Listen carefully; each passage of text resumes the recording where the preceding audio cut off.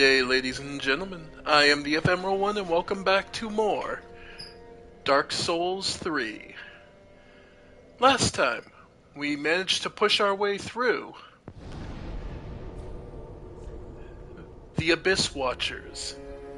After push our way through the darkness that is the Abyss and the swamp of Farron Keep and the ruins beyond, dousing three fires and bringing us to the Abyss Watchers, allowing us to reach what they were protecting the world against.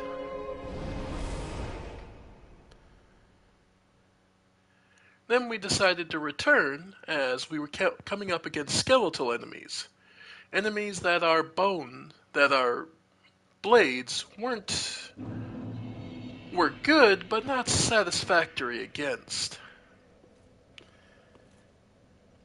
And I will say, yes, as I'll repeat as I said last time, the fight with the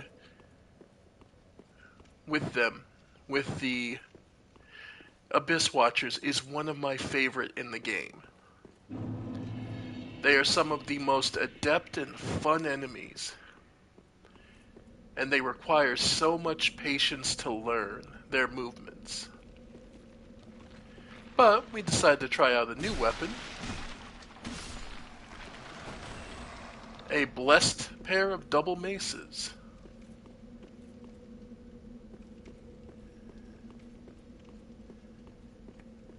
That are quite adept.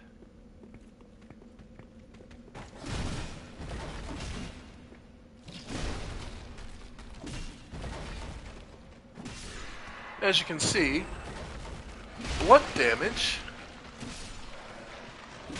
as ever, makes the skeletons fall apart pretty easily.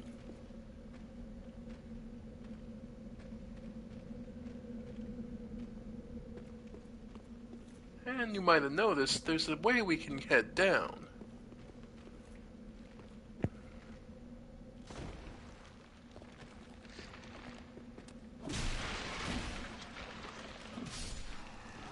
This is actually a shortcut to where we were before. Note that any further is a death sentence, but it is an entirely shortcut way to get to this lower area. Yep. And remember, one of the perks of the current weapon we're using, this blessed pair of maces, is a simple truth. It gives you rate regeneration. So, yep.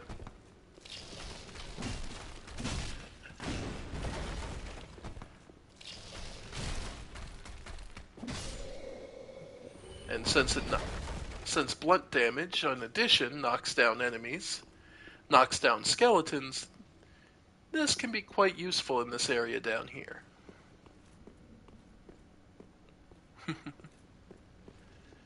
After all,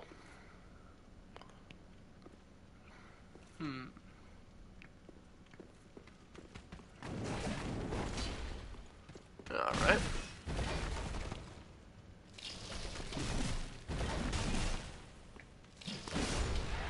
There we go. First one down. And another.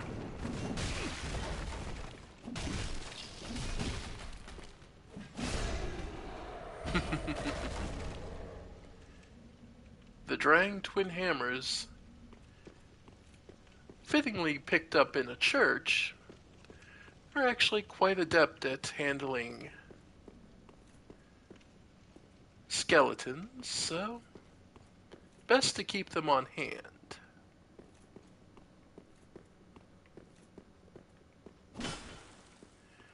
And yeah, I wanted to swing at these walls to prove there's a lot of places here that look like they should be hidden walls, but aren't.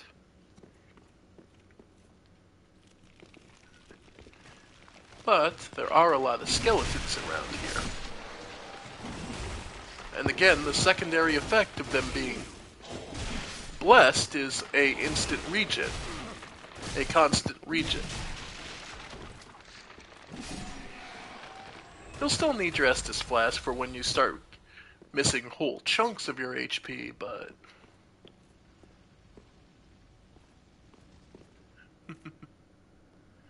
but you can still get away. And much like in Dark Souls 1, this area is very much similar to the catacombs. In fact, the catacombs there. In fact, it could easily be said, Queen ahead, therefore try finger. Right.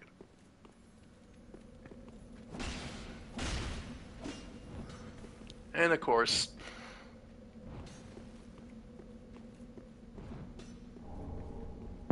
oh, we still got the Twinkling Titanite. Nice. Some blood red moss to help prevent bleeding.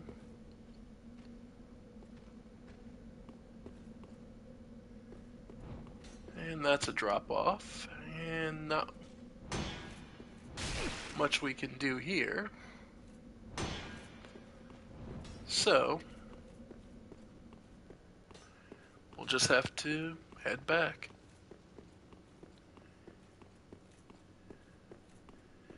I mean, even the design to the way the resting places in the walls are set.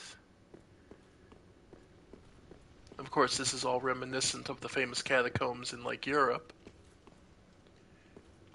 where famously people would be buried in lots when they were, in many, when things like the Black Death happened.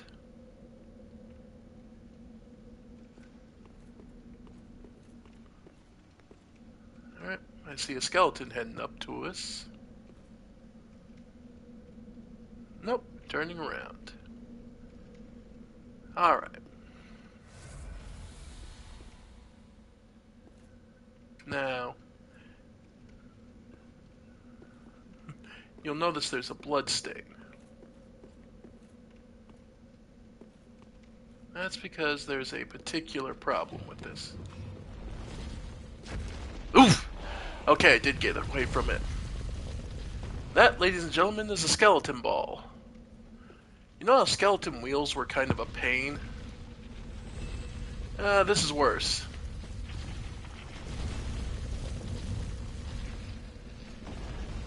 This is a self-aware living ball of skeletons that travels up and down the same path.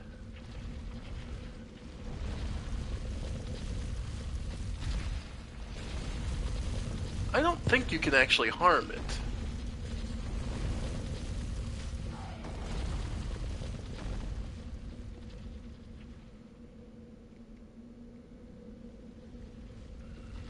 At least as far as I remember.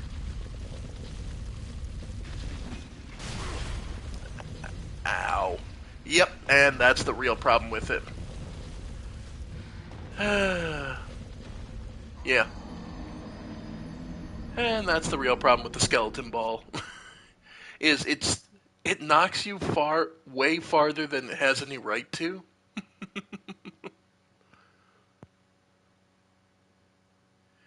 But yeah, that's the major threat for that lower area. Thankfully, most of this is not anything major.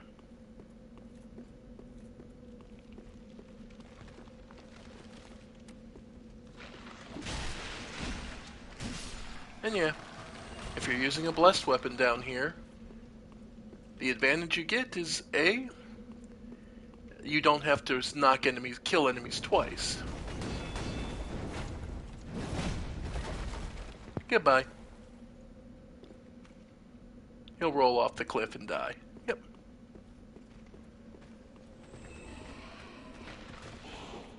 And there's its lunge.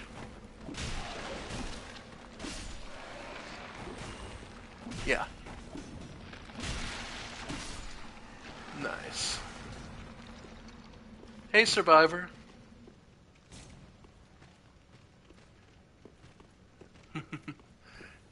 Well, I'm doing pretty good. I actually have the day off work for once, so...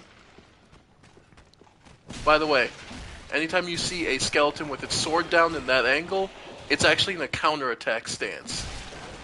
Which actually makes sense for a headless skeleton, because then they only have to react to your actions. Because more than likely, its spell is broken down to the point where its head no longer works, or functions as a head. Yeah. The upside is, you want to either... Yep. Oh, thought I had the roll. Got cocky, thought I had the roll on it.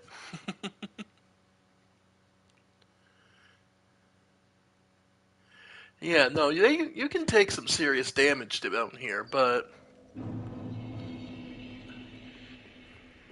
more often than not, you basically want to use a combination of shortcut ahead over here. Well, let's see. I've already died once. Don't have any souls to my name, so let's see where this shortcut leads us. Oh, this is how you get down to here.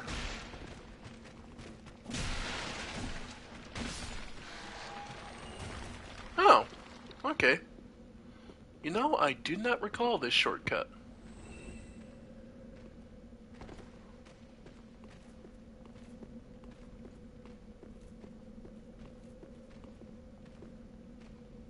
And yeah, wonder if that stops you from triggering the ball. Well, let's see. Nope, I heard it roll. Bye-bye.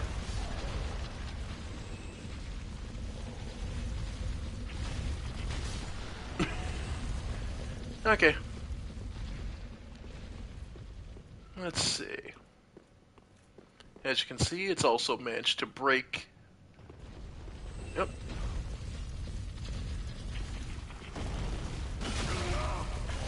Nope.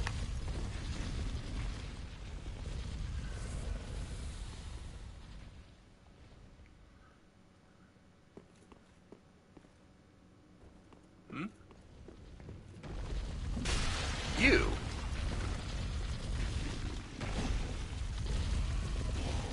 A skeleton with a mage hat running away from us. What could possibly be causing that? Well, he fell apart. Oh, and that's the counter. That's the counter I warned you about. Alright. Nope. Ow.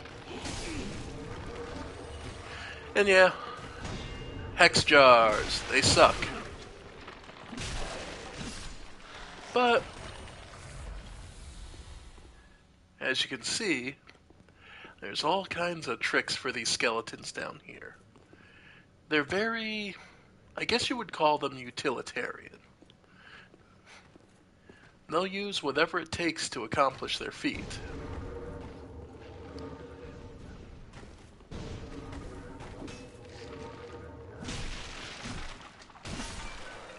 Nice.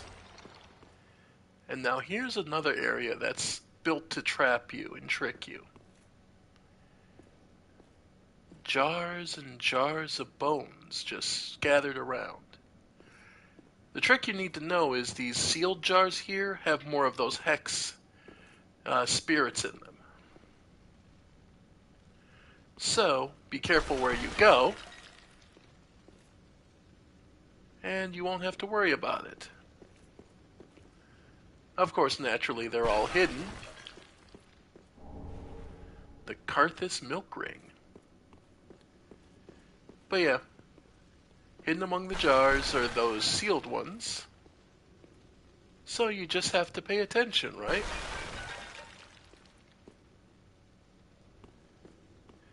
And that's true to some degree. But naturally, though, some of them will be placed in spots you can't really avoid. And these traps are actually well hidden in this game. It's easy to completely overlook them. Well, another one of these big blade wielders, the Karthus Knights.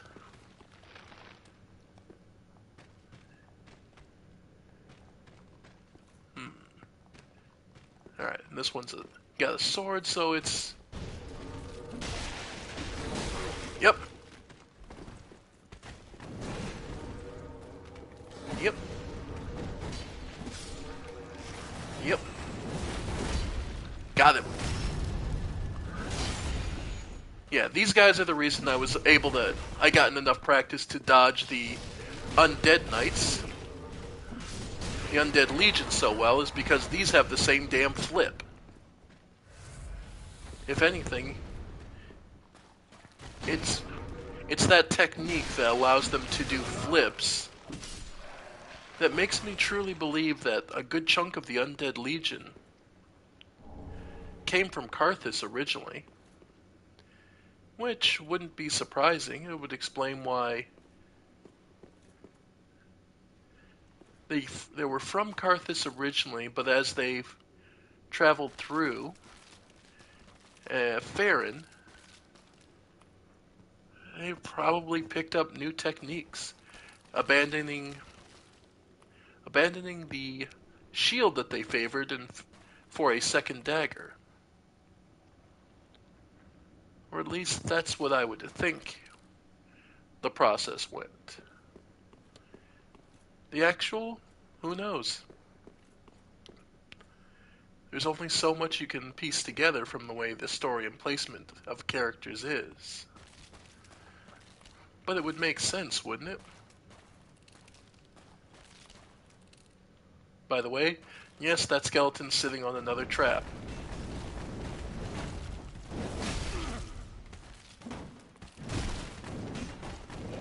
Yep. Yep. Yep. But yeah. Like I said, it's one of those interesting ideas of piecing together the world from what we've been shown. After all, the techniques and swings of each style of warrior exist for a reason. For example, the skeleton soldiers of Karthus.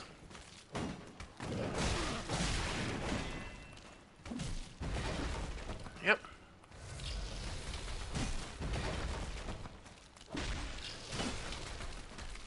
They were obviously not used to not fighting heavily armed opponents. Their blades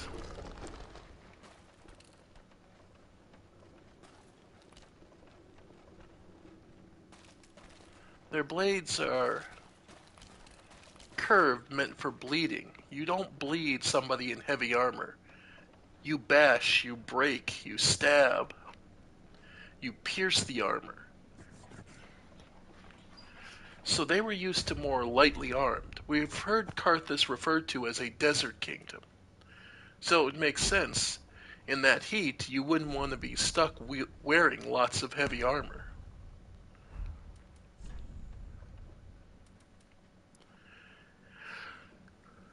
This weapon's thick, heavy blade is crafted to cause bleeding and requires ample strength and dexterity to wield effectively, suggesting that the swordsmen at Karthus were among the mightiest. Makes sense.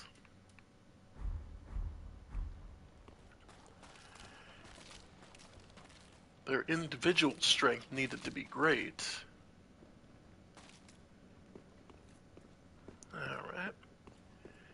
And if we don't walk... Yep, another ember.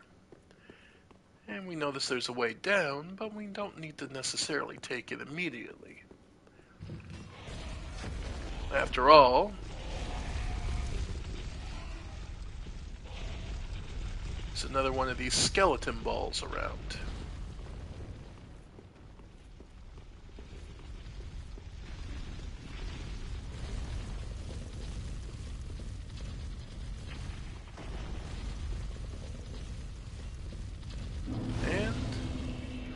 our first bonfire down here in Carthus.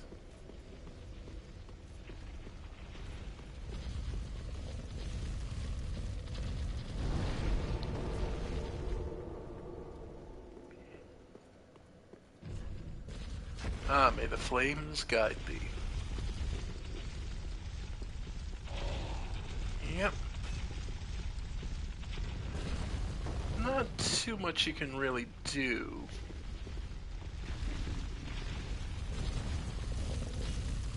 Alright. As far as I remember, these balls are just an obstacle. Okay, it's hit the wall, and it'll bounce back up here. I just want to grab the item so I'm not tempted later.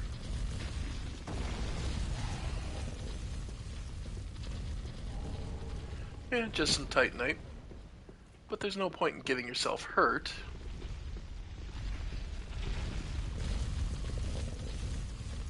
Alright. And... yep. Make it down. And now we'll probably have the most time we'll have a chance to.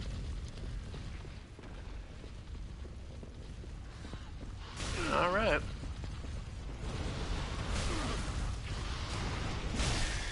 Yep. Luckily, breaking a rat's bones is just the same as breaking a skeleton's.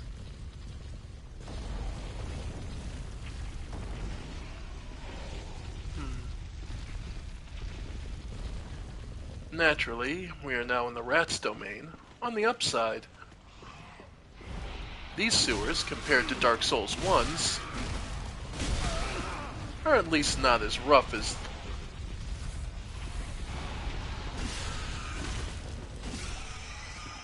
There it goes. Yeah, these rats aren't as bad as Dark Souls 1's. There's not enough down here for them to get as big. So thankfully even the big rats... oh. And there's an old foe we hate to see, the bone wheels. Well, it was to be expected. After all, it's... yep! And of course, they're not the only old foes to return. Thought we left you all back in the Cleansing Cathedral. Only, nope. There's a bunch of them all over the ceiling.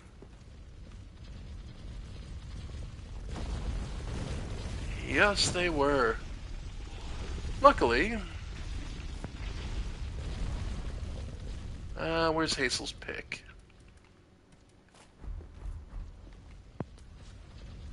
Oh, we only have Great Heavy Soul Arrow equipped, but that should be... nah, even that's not that great. Yeah, that ain't great.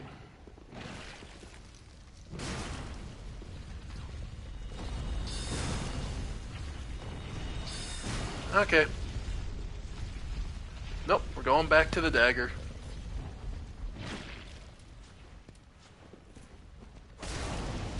Yep. Looks like we're gonna have to.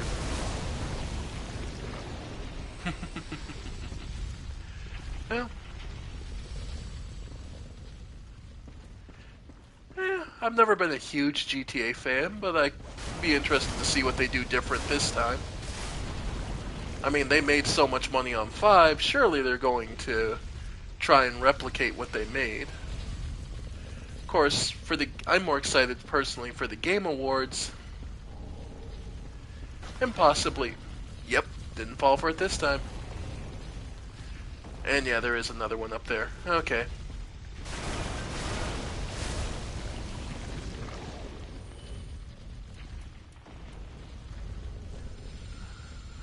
We got anything chuckable?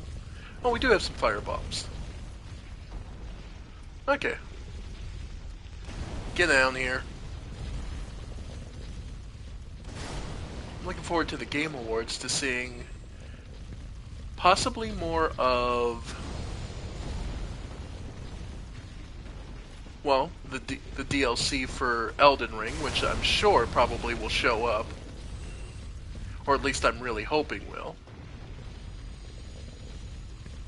Alright, now for these guys. Nope. Yeah. The amount of invincibility frames in this game that they get is part of what makes these guys so annoying. Because they do get a surprising amount.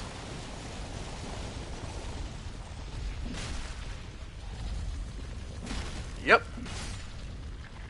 That's why I'm saying I'm hoping they try to at least match what they did with 5. But only time will tell. For now, like I said, I'm more excited to see what the... Ah, god damn it, not again! Get off, get off, get off, get off, get off, get off! That's so gross! Gods, you things suck. Oh.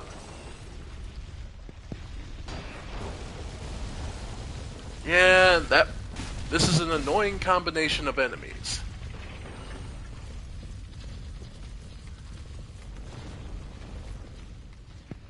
Sincerely.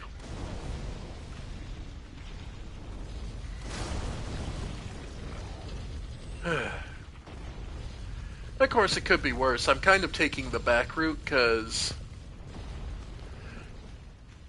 you could have dropped down here from the upper floor and been stuck with dealing with this from the other end.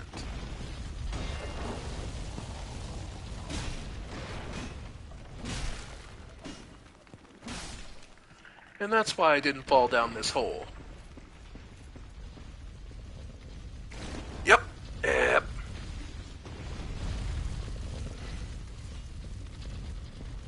But yeah.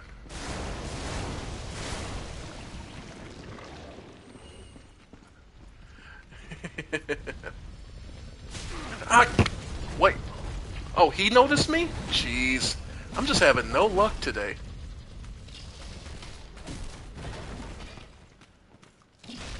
But yeah, the right weapon in the right area, folks. Let this be a testament.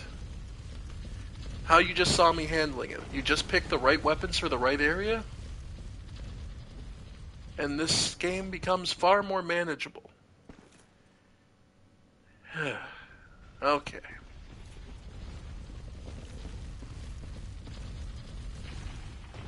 Alright. So, let's just trigger the slimes.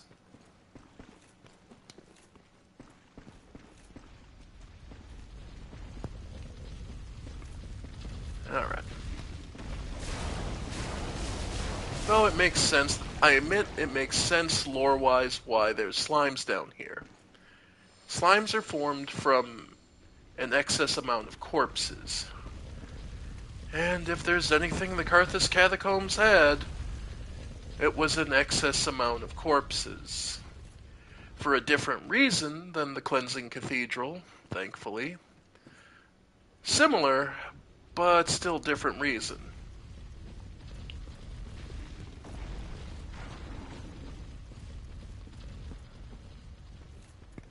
Because, obviously, a lot of people died in the Carthus catacombs. Like, well, just look at it. There's a ridiculous number of people. It's an absolutely disgusting amount of people dead. But we did just get access to 2 different rings, and depending on your feelings, both are extremely good. The Carthus Milk Ring, the first one we got. Ring worn by the warriors of the Sand Kingdom Carthus. Slightly boosts dexterity and obscures the wearer while rolling. The sword technique of Carthus allows for fluid movements with a curved sword. Masters of the technique are said to dazzle their opponents by moving as weightlessly as a grain of sand. They live for their High Lord Wolnir, conqueror of most kingdoms known to their people. And the Carthus Blood Ring. boosts your rolling invincibility at the cost of defense. So, this would increase your dexterity by, what is it, 3 points, and basically lets you see the invincibility frames while rolling. This then, second ring, would allow you extra invincibility frames while rolling at the cost of your damage absorption. Like,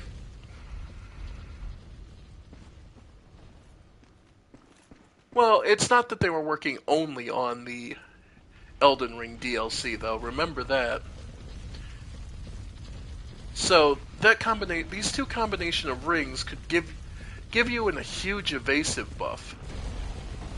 So if you're big on relying on your rolls and want to do just pure light armor, that is a way to go. And speaking of our rolls, I want to get back to our lighter one. Alright.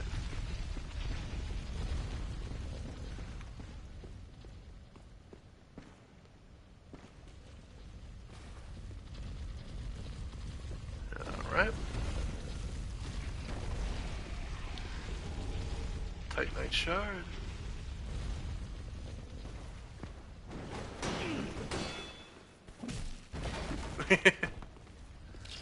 But yeah. So Karthus was a land in the sand that famed warriors came from.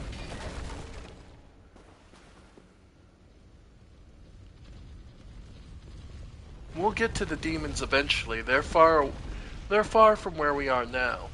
But we'll get to that when we get to it. For now,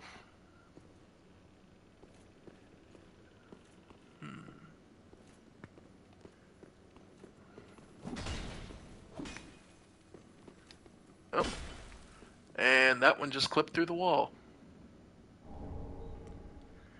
Yep, fire gem. How nice. Note that this one's weapon is enchanted with additional bleed. Bye-bye. Yellow bug pellet if you want to resist lightning.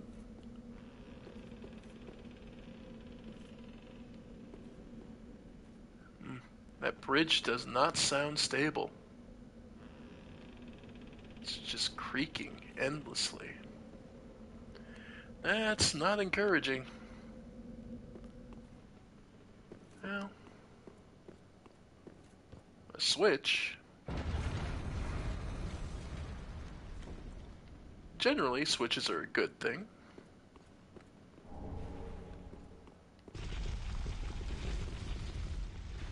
Huh?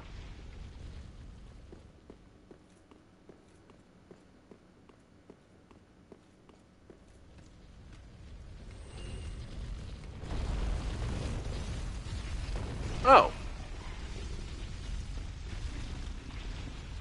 So, this is just showing you this is where the shortcut is. Now, saying that, you might have noticed the floor here kinda sucks. I'll give you a hint. There's no fake corpses in this place.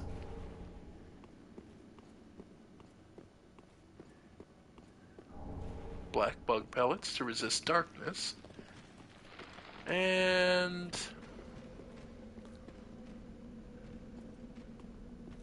yep.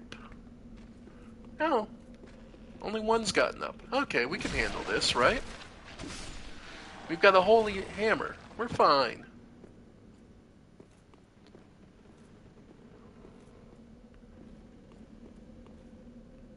Yeah. Well. Oh.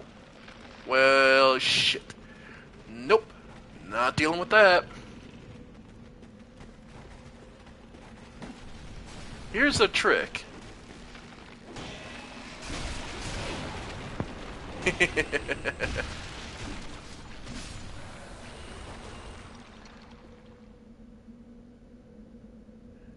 Yeah, if you swing on the bridge, it drops down and drops you into the abyss. Sucks, but at least it keeps us away from those skeletons. Now, here's a trick that this game pulls that took a lot of people a lot of time to figure out. Yeah, this bridge, once broken, acts as a ladder and leads you somewhere. At least it took us a little while when this game first came out to realize, that kinda sucks. By the way, you mentioned Survivor of a Demon. Well, there's one. Want to see a fun trick, though, about this demon?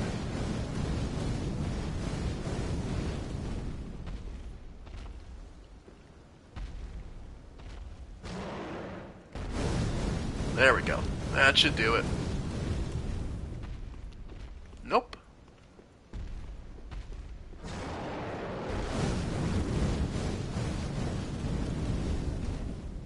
Really?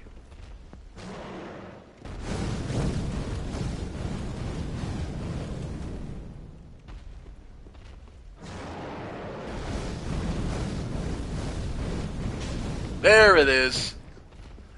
So, Mimic versus Demon.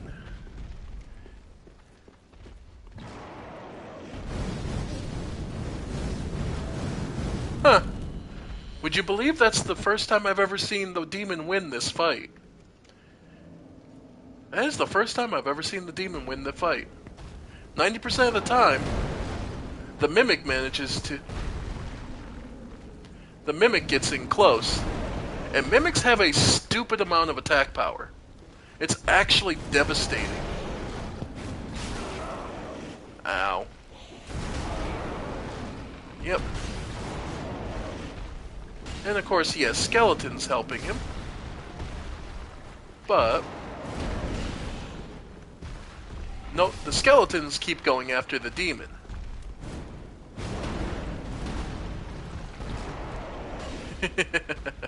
Again, note, even basic enemies have a stupid amount of attack power in this game.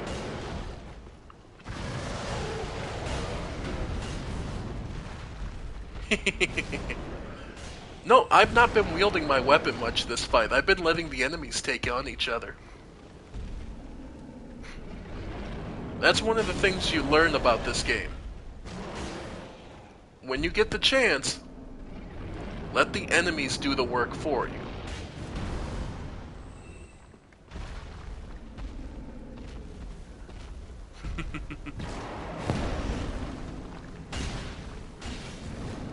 Nope. And that's why.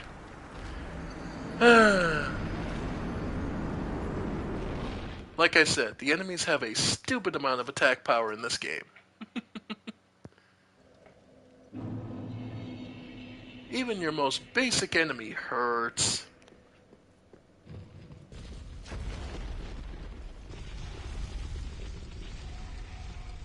Let's see.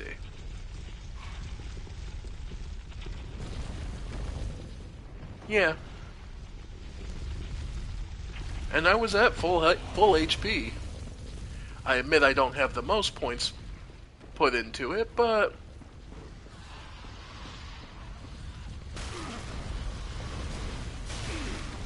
yep.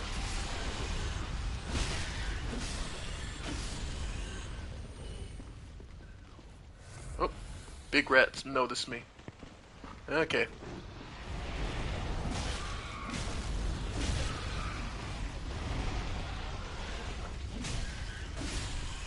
Nice. Like I said, thankfully this rat is nowhere near as big as the big one down in the sewers in Dark Souls 1. So he's not as devastating. Alright. And yes, the bridge gets restored each and every time. So, and now that we've activated them at least once, I've played it a bit on the channel if you look back. It's a fun game, especially with the updates they did the most recently. To the combat system and all that. They did a great job. It may not have been the most perfect game from the start, but it was a lot of fun. It's a very nice open world crime sim. Alright. So let's see. Rather than the poison bite, I guess I can throw on the extra. Yeah.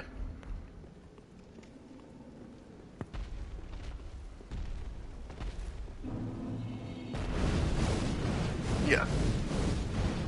Wait for the skeletons to get up. Yep. See if they can get up and do some damage real quick. Yep. Oh. Alright. Nice. Alright.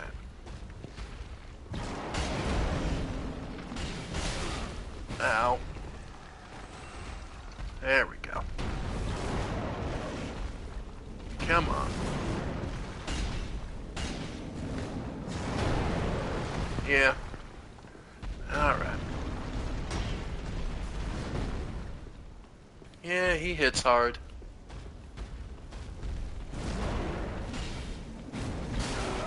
Ow.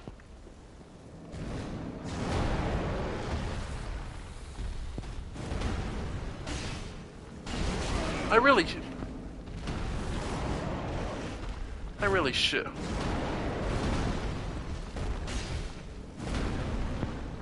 should get my ice blade out, but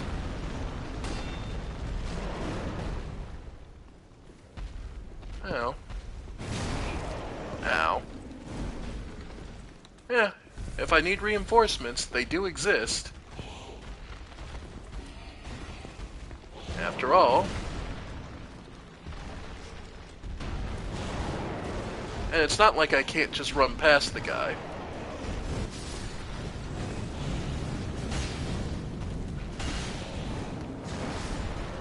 Yeah.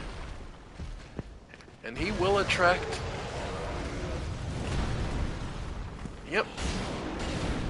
Again, letting the skeletons chip at him is not the worst thing.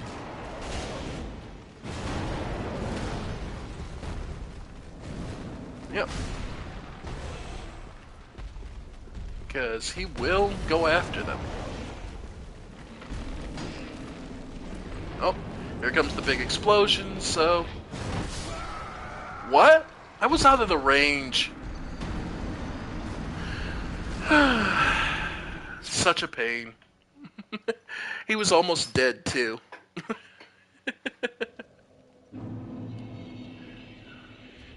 Alright. Well, since we haven't... Well, we won't need the daggers, so I'll go to there.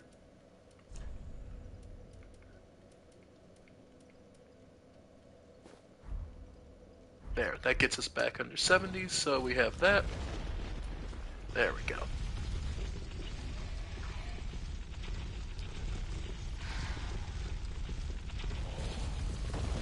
Alright.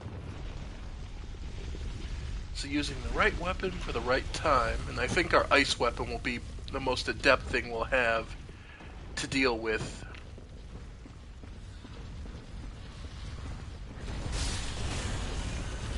Yeah. Yeah. For dealing with the skeletons, I'd say the hammers are the best, but our ice weapon is probably the best thing we have because it limits the stamina on the demon.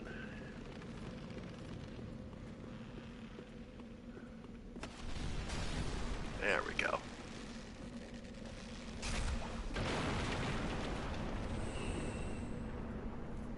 Alright.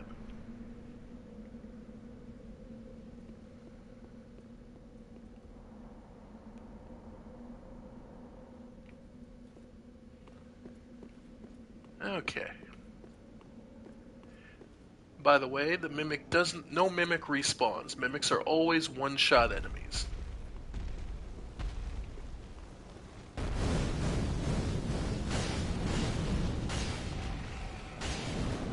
Nope.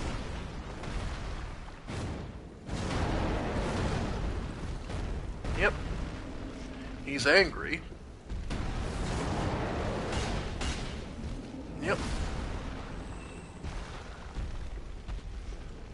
And yes, there are ways I could make this easier on myself.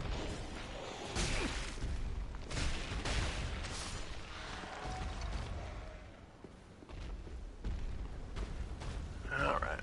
Gonna drop down. Heal up. Get my souls back.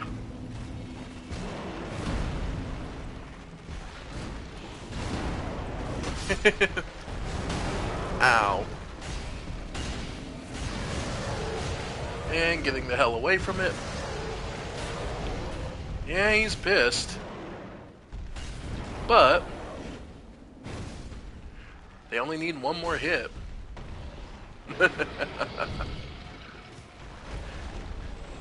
And the soul of a full demon.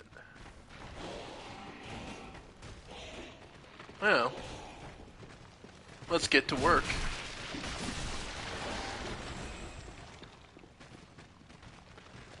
With the demon gone, this becomes actually manageable.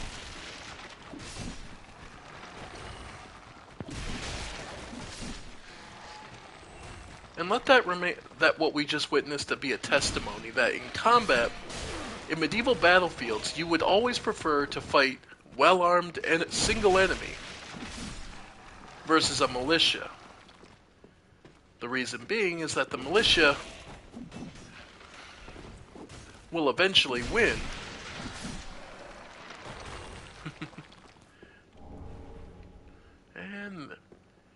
and they won't care how many they lost to do so.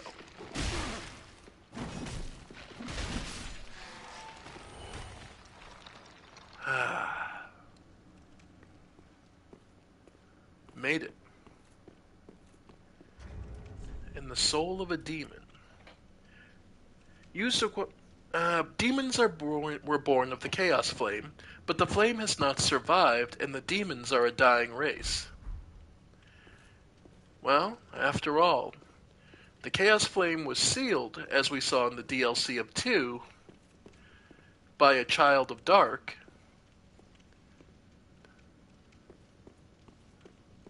and remains sealed.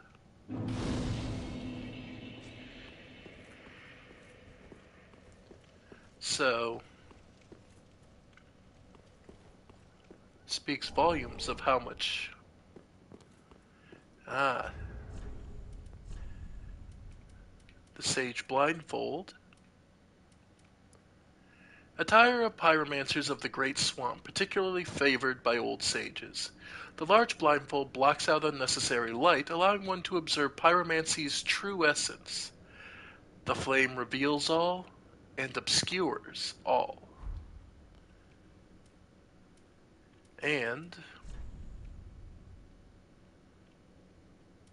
where is it? Greatly boosts pyromancies. The Witch of Izalith and her daughters, scorched by the flame of chaos, taught humans the art of pyromancy and offered them this ring. Every pyromancer is familiar with the parable that tells of the witches espousing the need to fear the flame and teaching the art of pyromancy to men in hopes that they might learn to control it.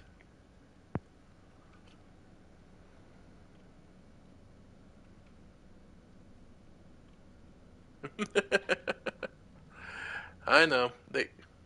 They did do an injustice to a lot of people with that Call of Duty. So, if you equip both,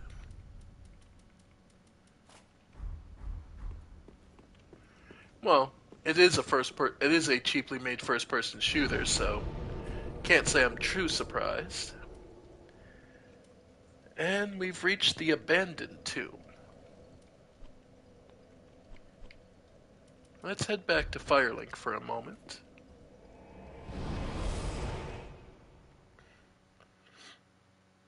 because...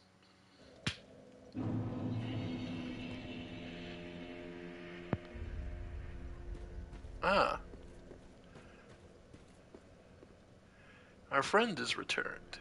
Ooh, yet to give in, eh? Yeah. Good. The firekeeper must be twitching with delight. But what do you really know about these Lords of Cinder? These supposed legends? Let's take Aldrich, for one. A right and proper cleric. Only he developed a habit of devouring men. He ate so many that he bloated like a drowned pig, then softened into sludge. So they stuck him in the Cathedral of the Deep. And they made him a Lord of Cinder, not for virtue, but for might. Such as a lord, I suppose. But here I ask, do we have a sodding chance?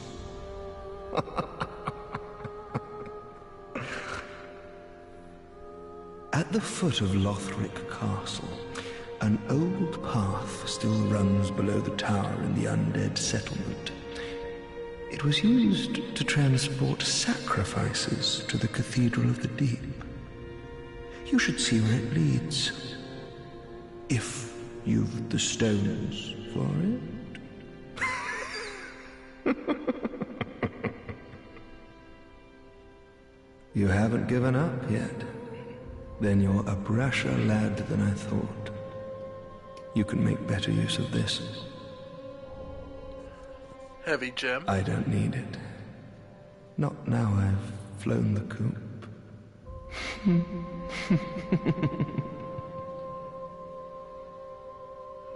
This is because if you take a closer look at our despondent friend's armor, ladies and gentlemen, he's a former member of the Undead Legion.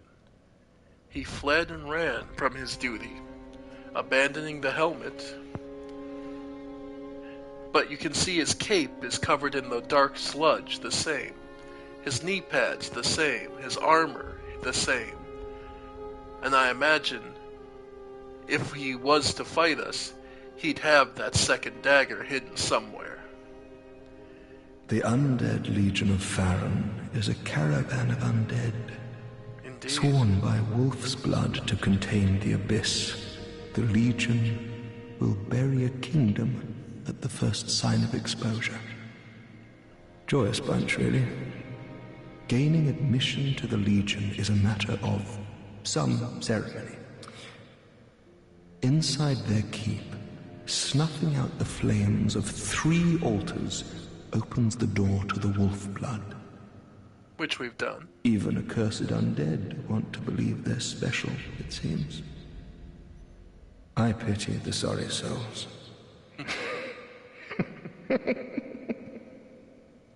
Gaining admission. So, yeah, now we know his story. And let's see. Welcome home, Ashen One. Speak thine. Very well, then touch the cake, nourish me. The next thing we need is start improving is our stamina. We haven't had enough to be able to roll an attack. Thus, we've been having much of the problems we've been having. I've made the flame. It's easy to get dazzled by your attack power, but you have to remember to take care of your defensive stats as well.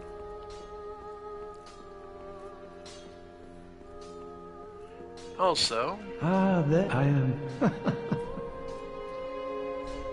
Alright, we do have enough large Titanite shards to improve the flame again. And...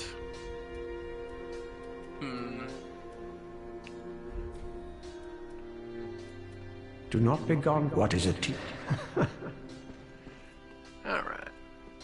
And we have both pyromancy rings, both the regular and the improved. So we'll want to take advantage of that.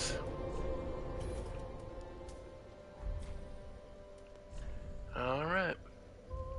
So let's explore the abandoned tomb.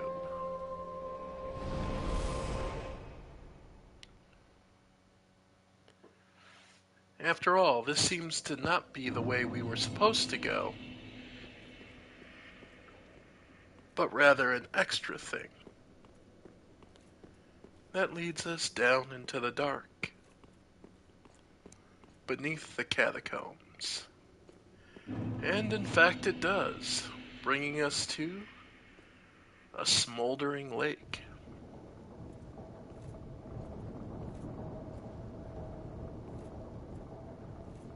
Awfully noisy this far underground.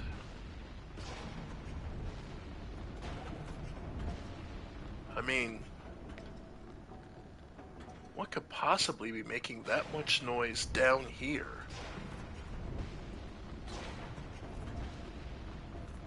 Well,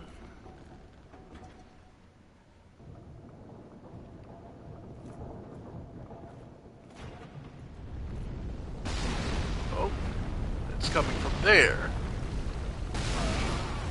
Yeah, there's a giant mechanical ballista up there. Even worse, it's homing. By the way, it will just keep firing at you down here. Luckily, it only has 3 actual bolts, so it can only fire in 3 sets.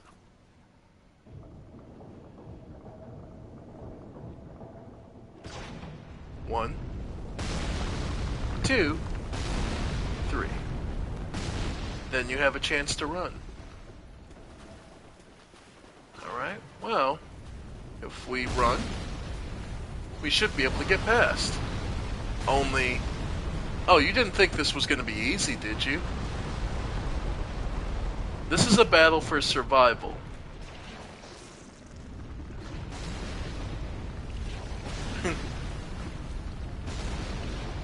Yeah, a giant worm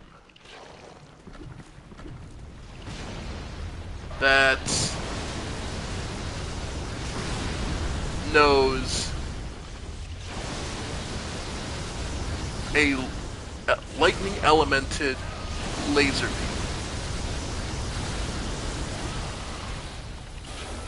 Well, your first thought is,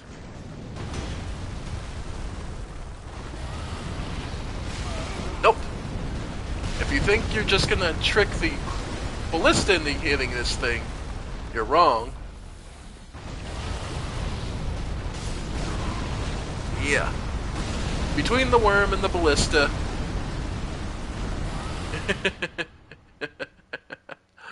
you can make it through eventually, if you try enough. And believe it or not, right behind that worm is the area boss. Good luck reaching him. Truly, good luck reaching him. I mean that with full sincerity. However, there are some ways to deal with this area. One of the first of which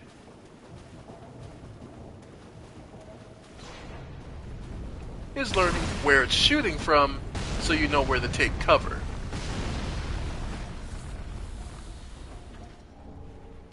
Large Titanite shard.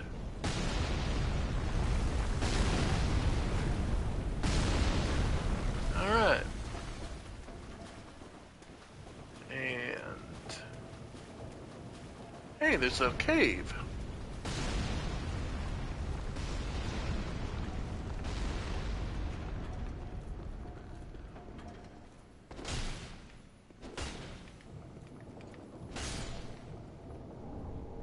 Twinkling Titanite, nice.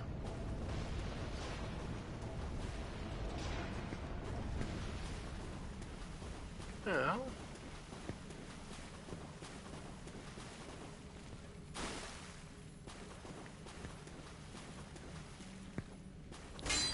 nope, it got away. Misfortune ahead, huh? Well, we've lost so many souls at this point. What's a little more?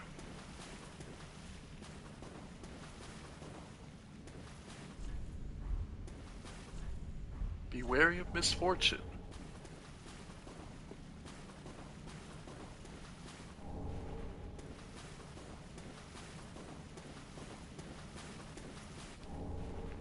Large titanite shards.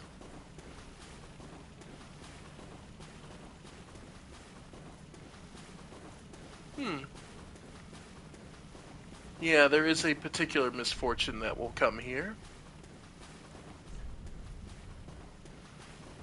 Alright. Thankfully, we haven't reached it yet. Still, one more bit of good fortune is the items we picked up.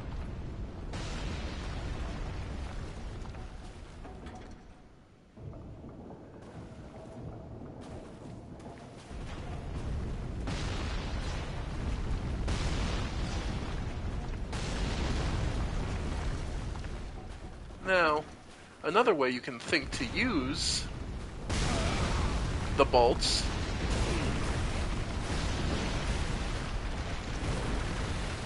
is kind of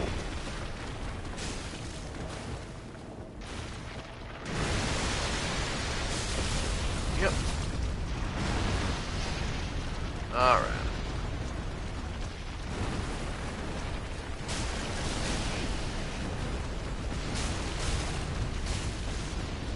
All right.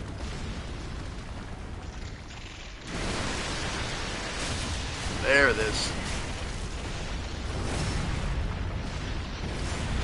Nice.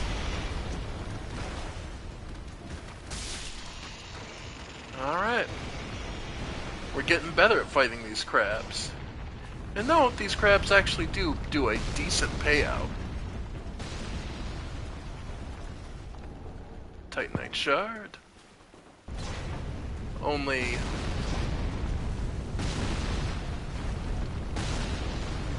There's another crab. And another crab, and another crab.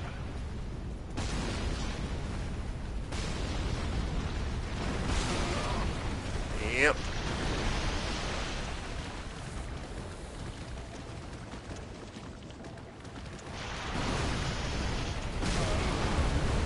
Yeah, this might be a bit rough with this being active.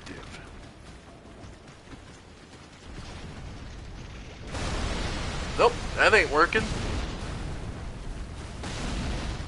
Well, we'll just have to get out of here.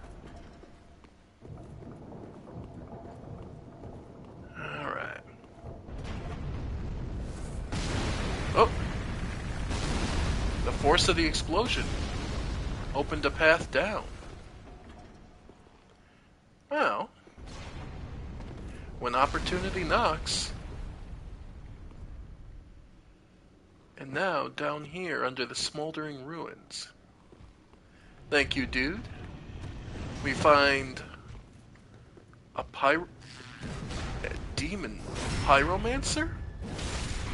4 arms wielding... It's interesting. Yep. There we go.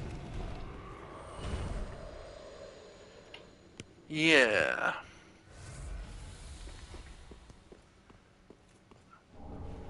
A 4-armed demon.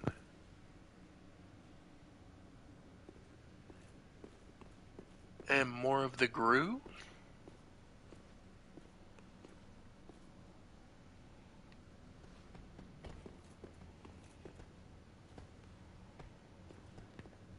More of the malformed servants.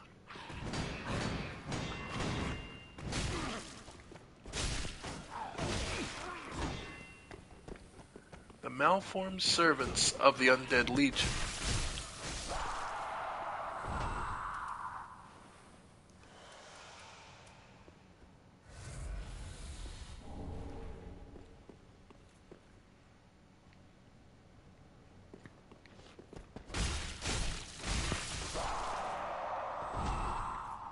Alright.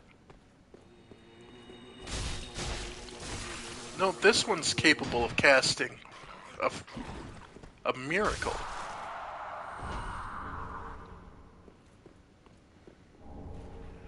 Easelith pyromancy tome, which was made as an offering, it seems, or was it rather bestowed by a creature covered in buds. It's deceased, but still new life sprouts from it. Like I said, this game would be considered a battle of survival. Pyromancy Tome from Easelith containing pyromancy of the witches. Give to the old master to learn chaos pyromancies. Chaos pyromancies manipulate lava and birthed all later forms of pyromancy.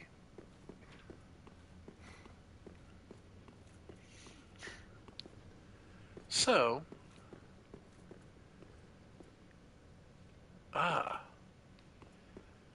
and of course, a bonfire down here. Because this is the easier way and the right way to try and get around that big turret.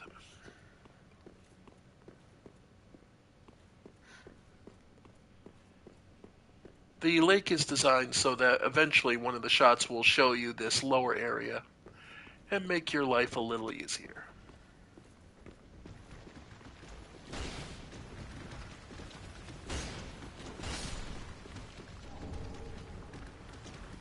And a chaos gem. By the way, what you're hearing is a crab. It's technically spotted us.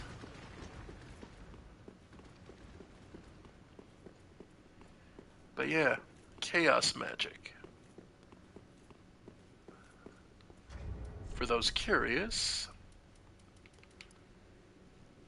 chaos weapons inflict fire damage and scale with intelligence and faith, whereas regular fire weapons don't. So chaos would be a straight upgrade, generally speaking.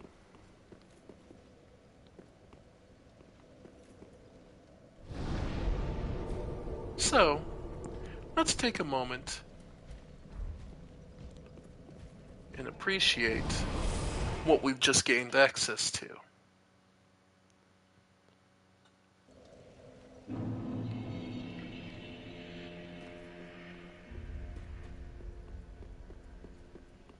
So, we'll begin with handing over the Isolith tome.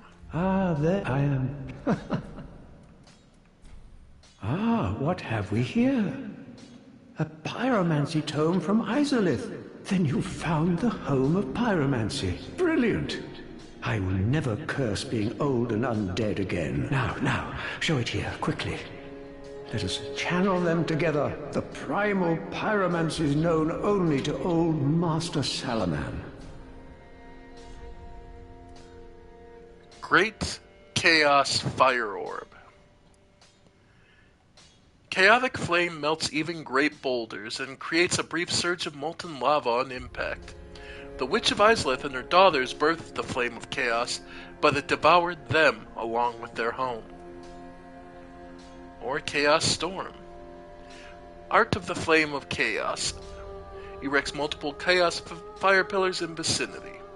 The all-engulfing chaos flame eventually formed the tumultuous seedbed, which birthed the twisted things known as demons. Yeah, that great tree we slayed. But yeah, hurls a great chaos fire orb.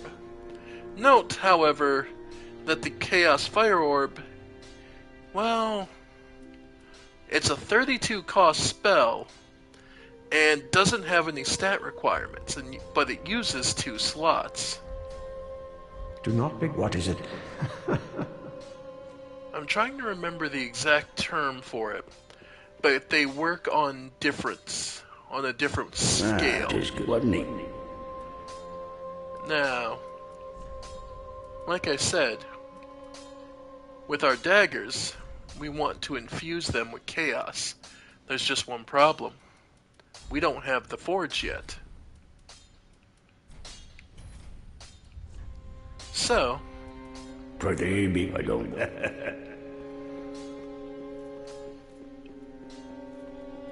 Now, with the area we're heading into, I actually want to switch which pyromancy we have attuned. I think this iron flesh will come in handy. The old king's antechamber. But, in truth, this area is actually a later area. We don't have to do this. Instead, let's follow the catacombs of Carthus to their end.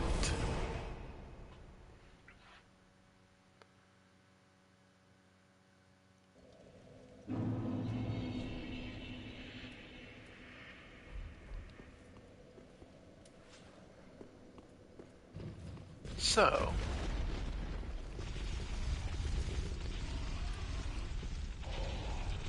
yep.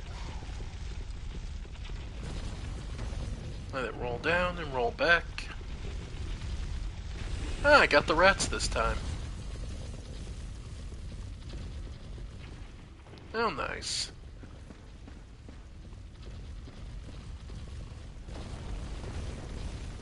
Alright. And this time,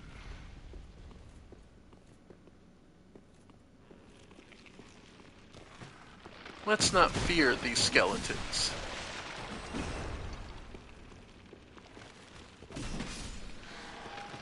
Because the fact of the matter is, I played it out like these was an insurmountable odds. It's actually not.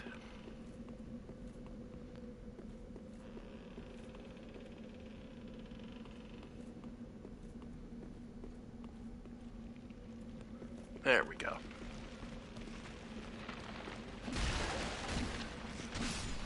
There's a lot of the skeletons, make no mistake. But remember, you stun lock them pretty easily. With the right spacing, this is mostly made to look more as terrifying than it is. And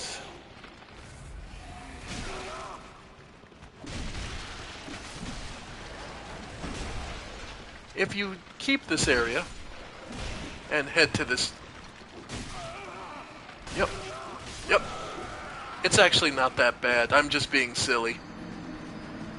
But yeah, if you choke point them over here, they're actually not that dangerous.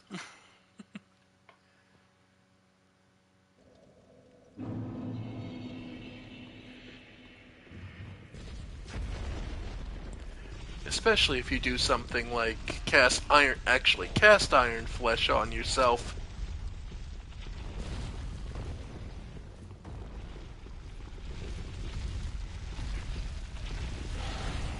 So that you don't take as much damage and aren't as bothered.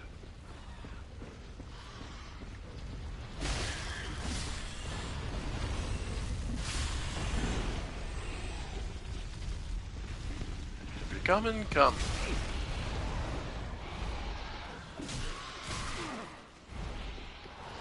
Yep. There we go.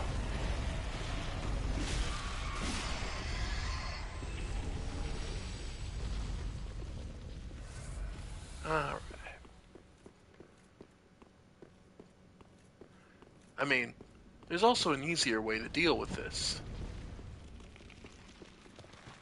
Want to guess what it is?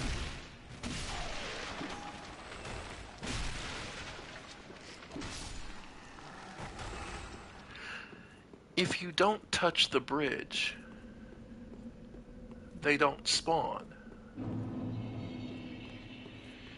If you instead choose to take this route,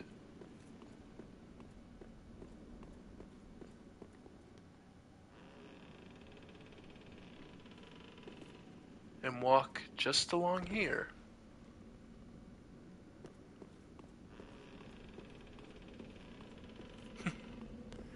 you can arrive just as safely. No lock-on required ahead. Yeah. We end up This is where the boss is. What they sealed away.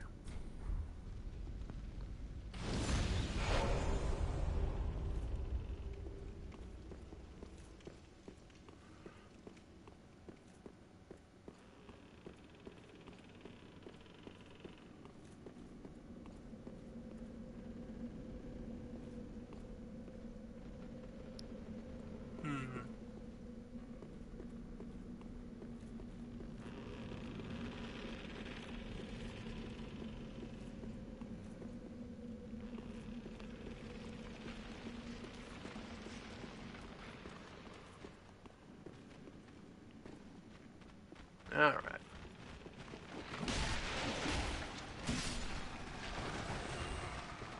Yep. Yep. If you watch your stamina, you can keep them. Yep. The problem isn't the skeletons, it's the dark spirit that's invading you.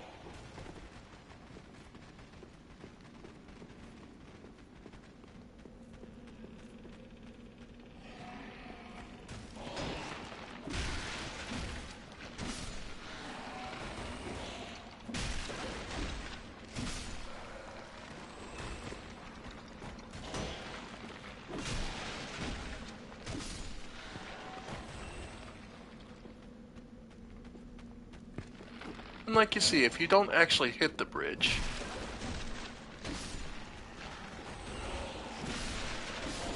yep. Yep.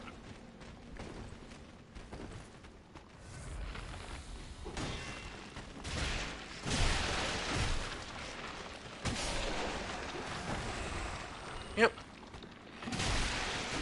Like I said, you can actually fight this horde.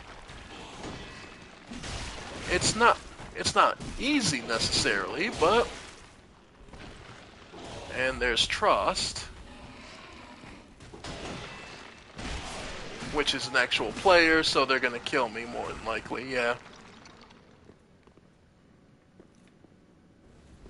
Yep.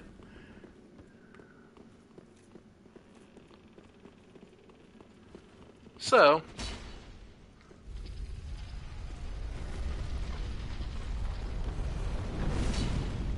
nope.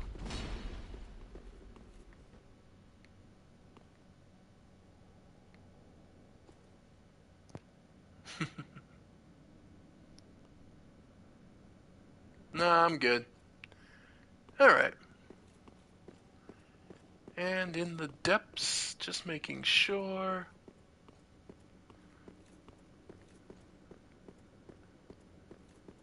Alright. Well, let's go investigate the boss. The goblet. A cup made of a human skull.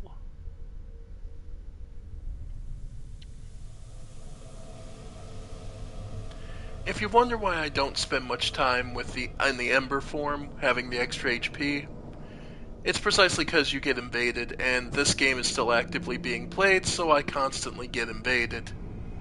And I don't find PvP fun, I'm sorry, it's not my thing. I'm here for this, the world, the lore, the story the game is telling, both overall and at the moment.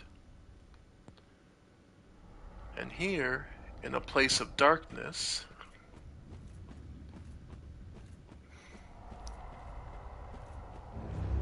we meet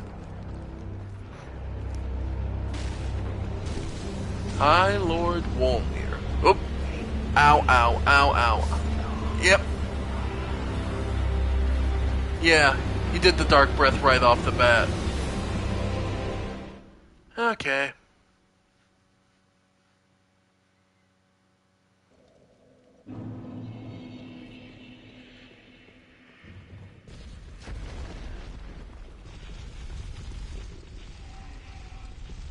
But yeah, that's the boss of this place, High Lord Wolnir, who the Karthus skeletons were said, the Karthus warriors were said to be absolutely loyal to. Effectively, The king wanted to take it all with him when he died.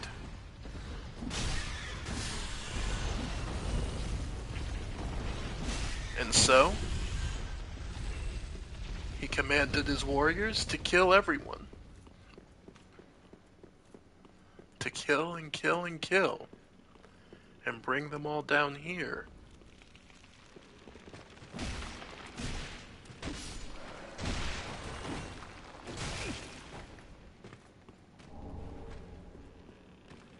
In addition,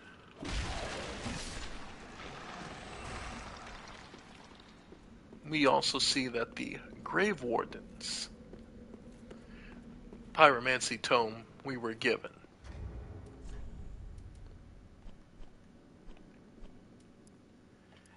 learn Black Flame pyromancies. High Lord Wolnir of Karthus succumbed to the Abyss, but the pyromancer later became a Grave Warden and discovered the Black Flame. But we know that he wasn't the first to, as the Black Flame reaches as far back as Dark Souls 1.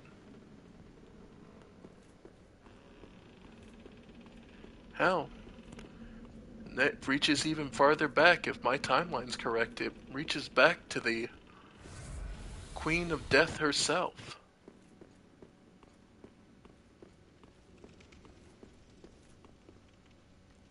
But yeah, if you're wondering why I don't play much, why I don't stay in the extra HP form with the Embers, and it's why I mostly sell them, that's why. I don't care for PvP.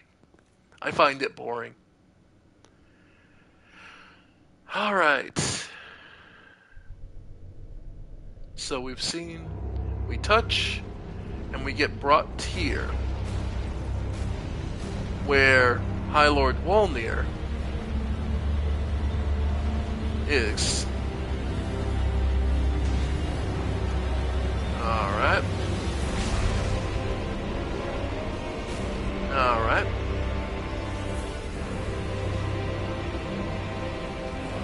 And here he's a giant skeleton being supported by these black rings.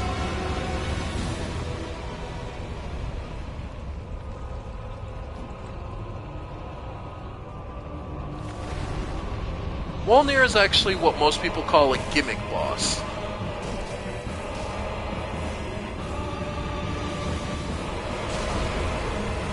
Because he's not just a straight fight. You have to break the rings on him. Yep. As Wolnir spends most of this fight slowly trying to climb up.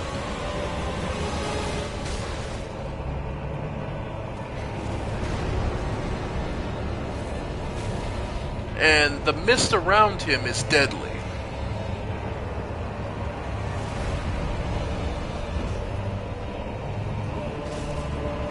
So,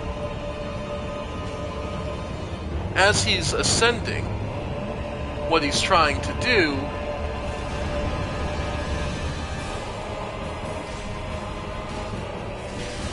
alright, broken the third one. But now he calls in for reinforcements.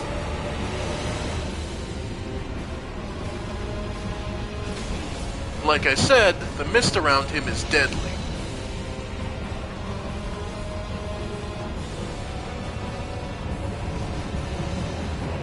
And he will hurt his own people.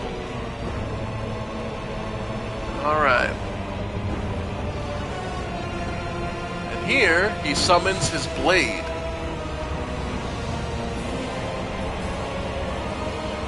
It is entirely possible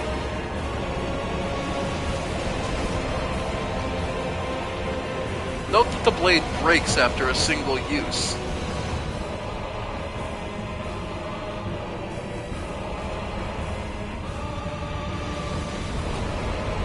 There. Getting a hit on the left one is such a pain.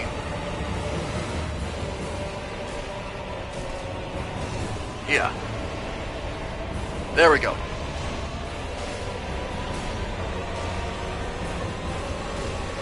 Alright.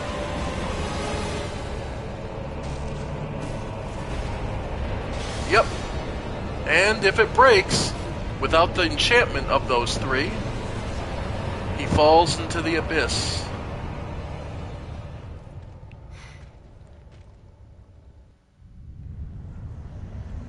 Taken away into the darkness. After all, we all live in the shadow of death. And at the end of the day, you can't take it all with you. From king to peasant, we all must fall eventually.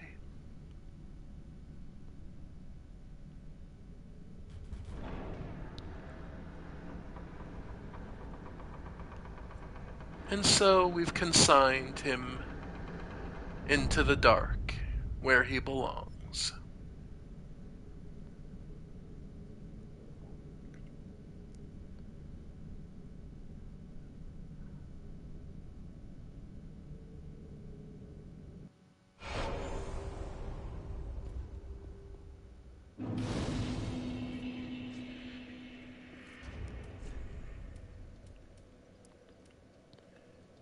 Lord Wolnir of Coithus sentenced countless souls to gruesome deaths, keen to outlive them all. Well, even if his soul managed to survive it, well, we managed to put an end to that. And let's see what we can gain. What Wolnir gives us. Aha, thou'rt returned, and a fine day it is. So,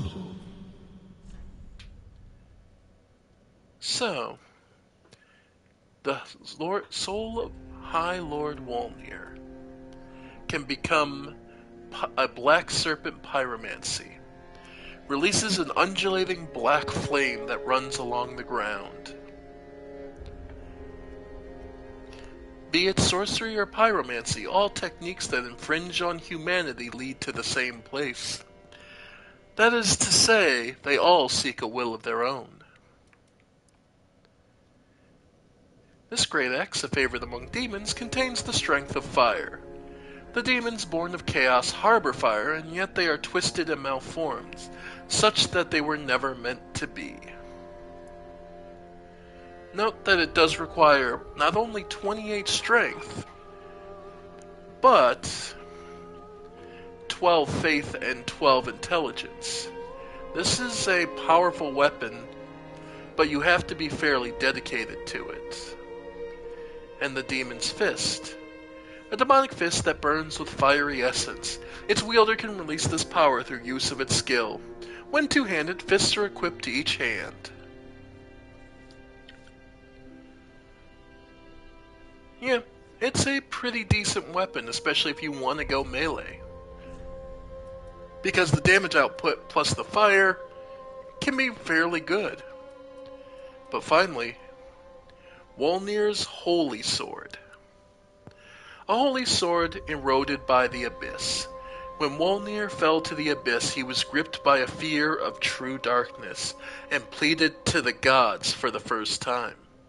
This holy sword, together with 3 armlets stripped from the corpses of clerics, gave him some semblance of comfort.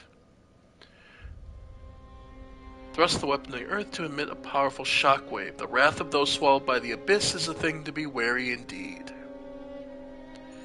Indeed, a good holy sword, forever now tainted by the abyss. But then, could you say it's still sacred in one way or another? Now. But simply sacred to those who fell to dark? Either way, we have nothing we can gain from these, so we'll start gaining power the other way.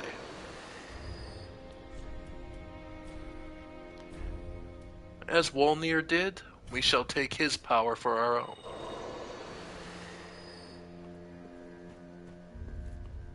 Welcome home, speak then. Very well, then touch the cake, nourish. Alright. Let these souls withdrawn from their vessels. Yep.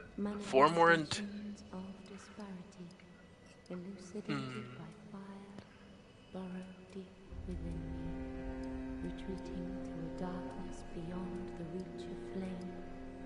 Let Yeah. them assume a new master. And get the luck up. Okay. Farewell, Ashne the Flame. Indeed. And we can hand off the book. Ah, there I am. The other pyromancy, the Grave I'm Warden. afraid I cannot accept this. This pyromancy tome is dark and delves into the depths of men where an untouchable flame resides. I cannot comprehend this myself. It is a spell forbidden in the great swamp. Only one terribly afflicted or burdened by deep sorrow could begin to understand this.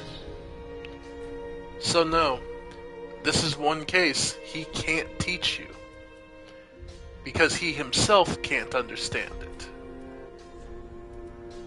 So, it is something to note. Do not be gone. What is it? Still,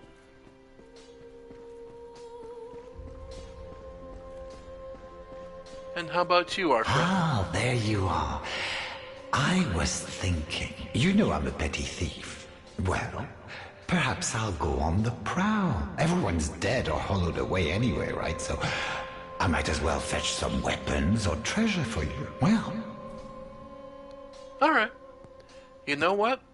He's a thief, he's well acquainted with it, and he probably knows how to get places we don't. Sure. thank you. You will not be disappointed. Grey Rat the Thief was once a well-known name until I ended up rotting in a cell. A cell so long that he went hollow. In this time, nothing else new we need, so good luck, my friend. Goodbye. I will leave for some time. So long for now. Do stay safe, you hear? Or my efforts will have been for naught. No, stay safe as well, my friend. Oh no. What? He's died. Who are you? Oh, prithee, art thou good Yoel's master? I am Uria of Londor, a close friend of his. Oh? Thanks to thee, Yoel's soul is redeemed. Allow me to express my gratitude in his stead. Another matter, thou'rt a lord, art thou not? Bearer of the dark sigil, and our Lord of Hollows. What? For the time thou remainst our lord, we of Londor shall serve thee. And I, of course, am also thine.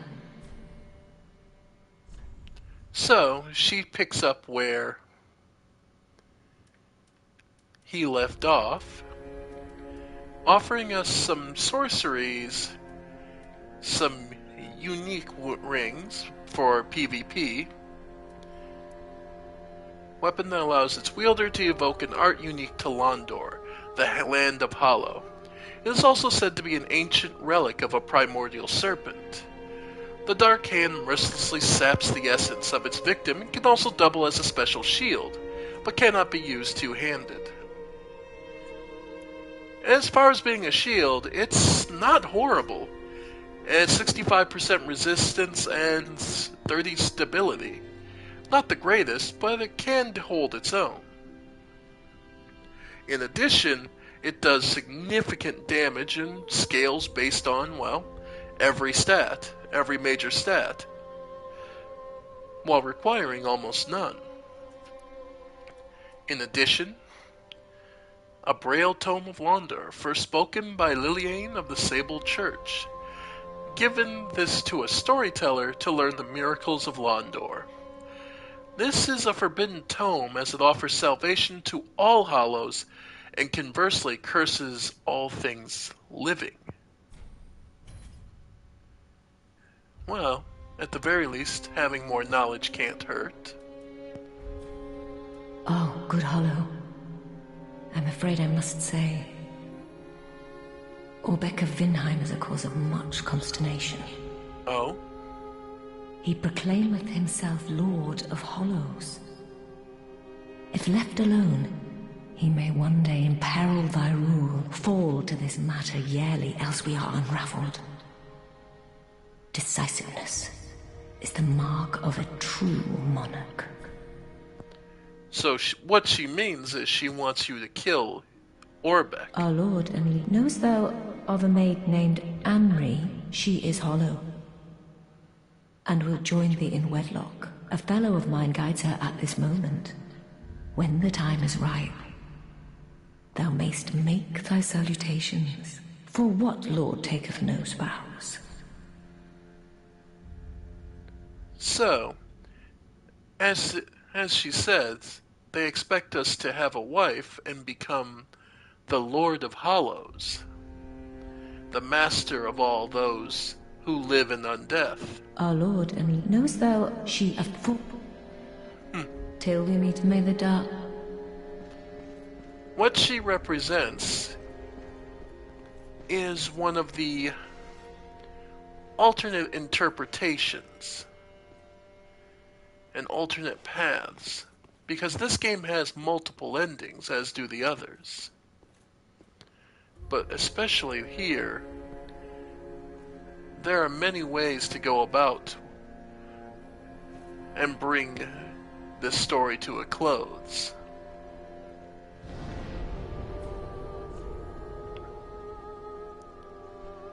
Well, we can ponder that as we continue our explorations.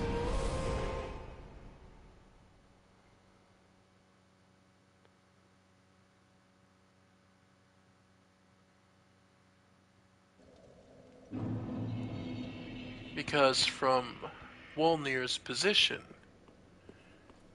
a door opened, leading us up and back out.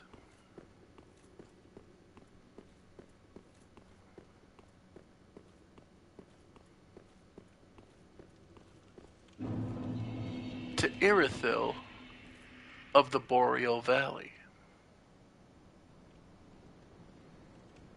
A great and beautiful wintry city. Praise the gorgeous view indeed.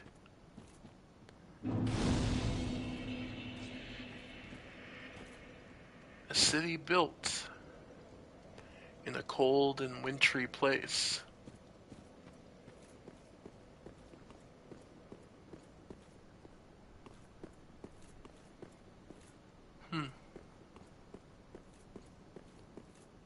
Well, could this be a you bastard in short good luck ambush ahead? Well, if that's the case, just to show this off, this is Iron Skin. Slows you down, but you can tank some damage. Helps you resist. And this is what they were talking about. Big nasty dog. Undead dog, too.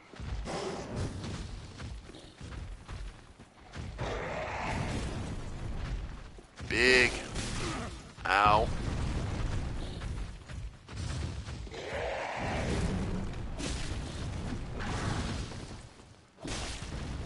Yep. There it is.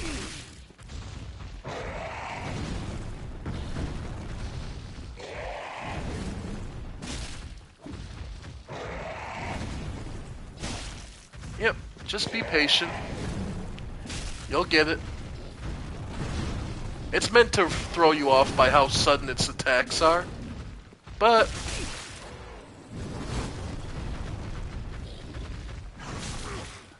It hurts, I mean, make no mistake. Nope. Nope. Yep, got me. Yeah, its lunges are basically where its major damage source is.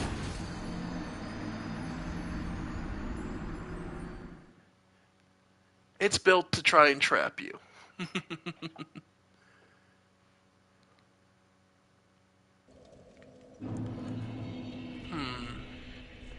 So let's switch.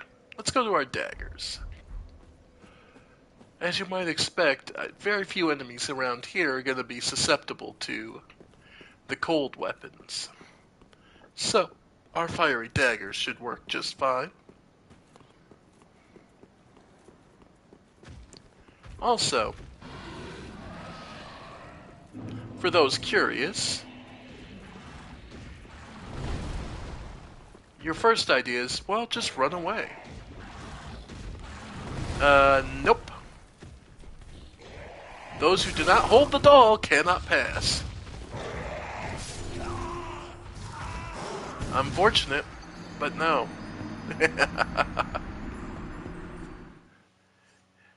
Yep, even if you fell this beast, unless you have the item you need, you can't enter this place.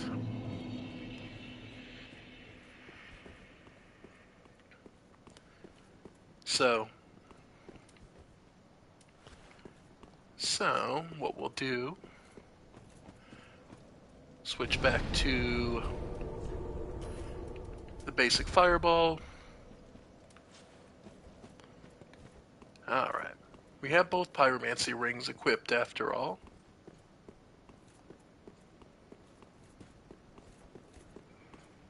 And if you're curious, there it is. 240. Not bad.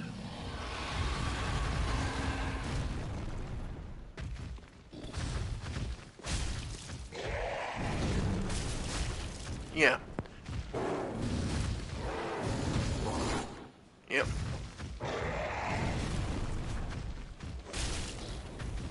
Yep.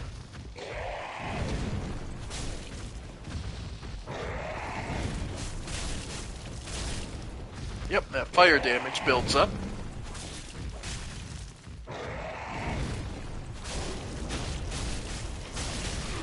Yep.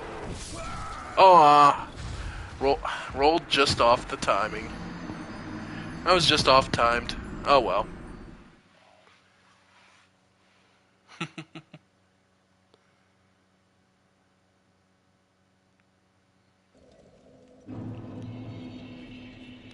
But yeah. So this is where the Karthus leads you.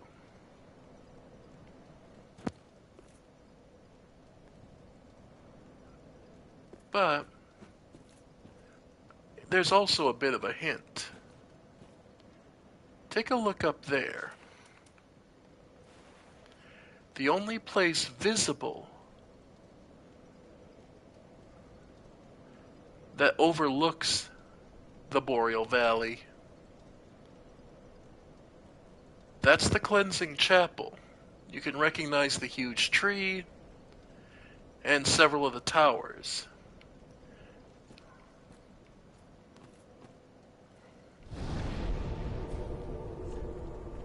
So, this is a place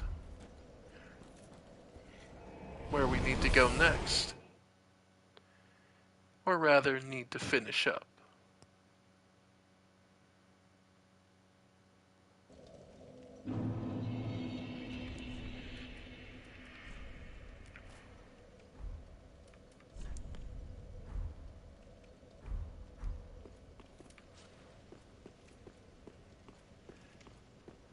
I wanted to show you all why you need to do the Cleansing Chapel, because this is the place where the doll we need is.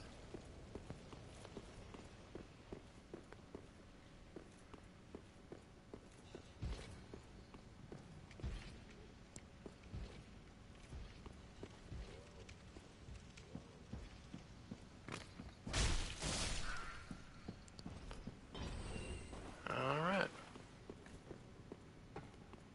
Besides, the levels we gained, just to show the difference, 367.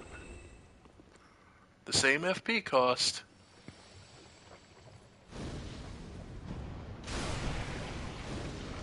But significantly greater damage.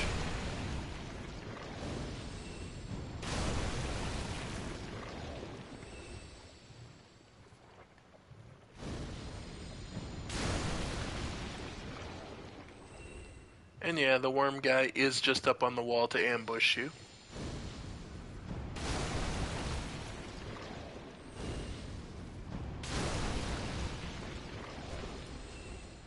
Yep. And no, he never really fits well.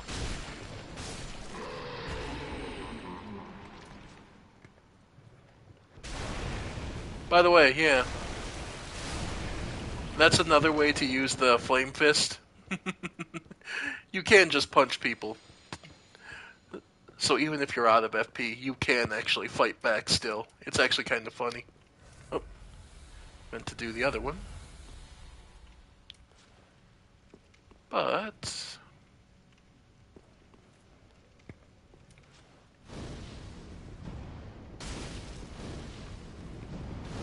and of course, alright. Got him. There we go. And with him gone,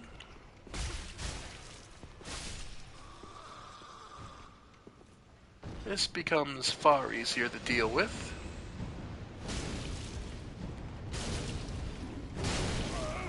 Ow.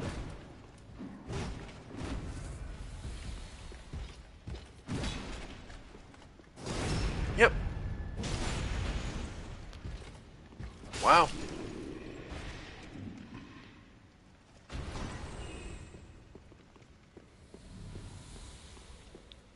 Nice. Extra charge back.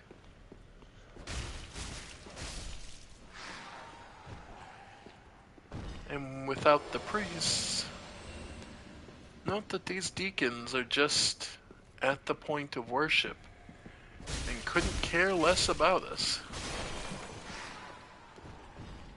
And the worshippers are just kind of sitting there.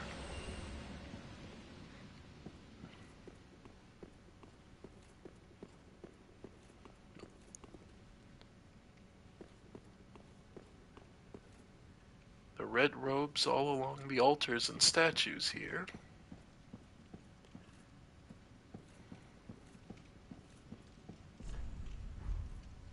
Friend ahead, huh? Let's see about that.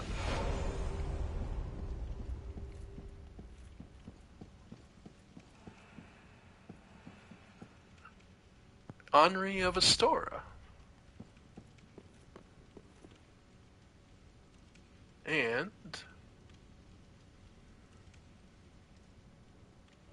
note you can only summon one at a time. Horus the Hushed.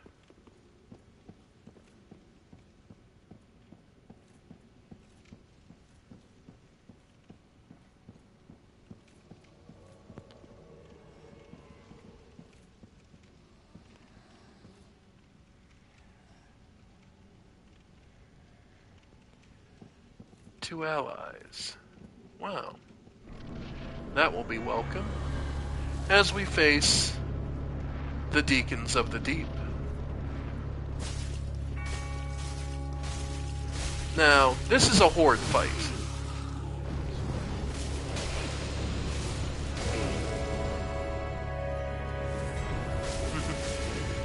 These deacons will just keep casting and resurrecting.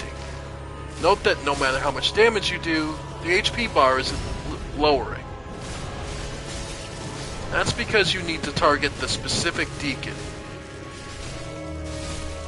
The one with the glowing red aura. Because all the deacons are sharing the same soul. The flesh doesn't matter. It will be reborn eternally for them. this is where their point is, so to speak. This is their respawn point, their bonfire. So, what you need to do is keep killing the one who is imbued with the soul. Watch your stamina and try not to get overwhelmed.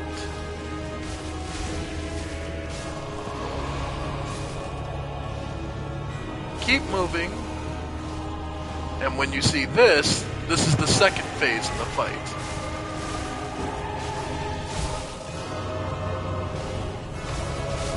Now the deacon will be the one in the middle.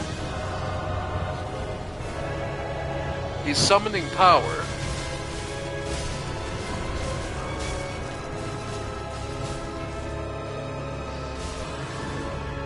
Try to get rid of him as fast as possible, but don't get overzealous. And again, it's an infinite horde of these guys, so... But clearing them out does... Yep.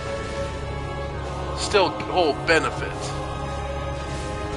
And both Henri and Horace are there to help distract. Got him. That big blast he was building was going to be devastating. And we've gained their soul.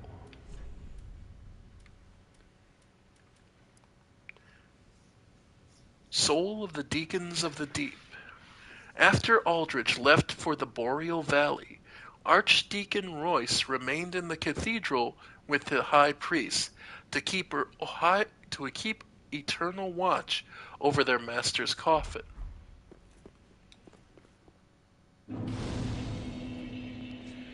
So, like we saw in the opening, this is the coffin of Aldrich that was made to contain his sludgy body. But he left for Irithyll, leaving the deacons without any guidance. And so, as ever, those who were here turned on each other, became corrupt, or at least even more corrupt than they were.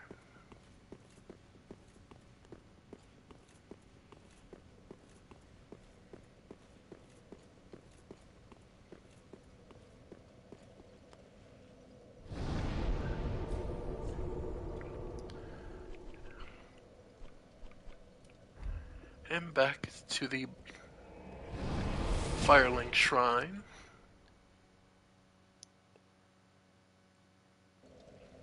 So Aldrich wasn't there. But what we did get is a strange small doll. Small silverwork doll depicting a young squire. In the legendary old city of Irithyll, situated in the Boreal Valley, the Pontiff Sullivan gave this doll to valued subjects so they might use it to cross the barrier when they returned home.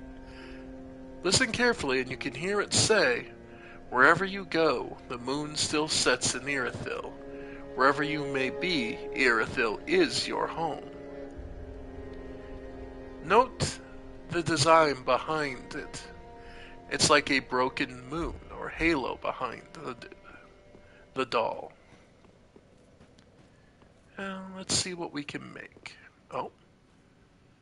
Henri and Horace. And we meet again. We spoke before on the road of I'm well pleased. We reached the Cathedral of the Deep, but Aldrich's coffin was empty. The man-eater must have left for his true home. The little doll in the empty coffin told me. Aldrich is said to hail from Irithyll in the Boreal Valley, an ancient fabled city. A pilgrim told me that the city lies beyond Farron Keep. It's true. And so becomes... Aldrich is on it, a pilgrim, and so becomes... Alright. Oh, Wrong chair.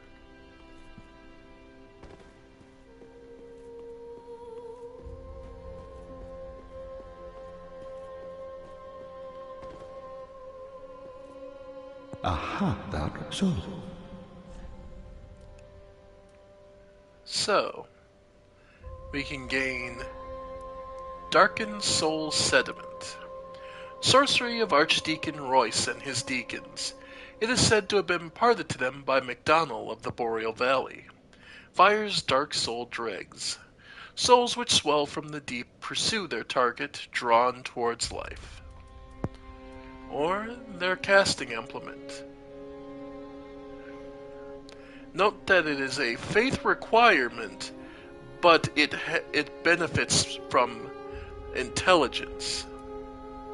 Candlestick used as both sword and catalyst, used for worship by the Deacons of the Deep. The Deacons, under the guidance of Archdeacon MacDonald, became both clergymen and sorcerers. A candle which provides a temporary source of light, which reveals additional guidance. A nice gimmick weapon, but I think the sorcery will be more useful to us. It's relatively cheap, doesn't have a huge intelligence commitment, and it's homing. Now.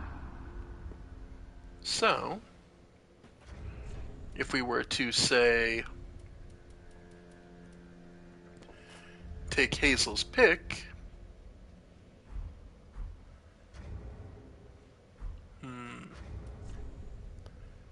let's see, how many souls are we at for a level? 15,000.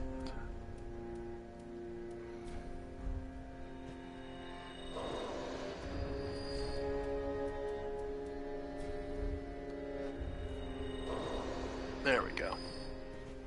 Welcome, speak. Very then take.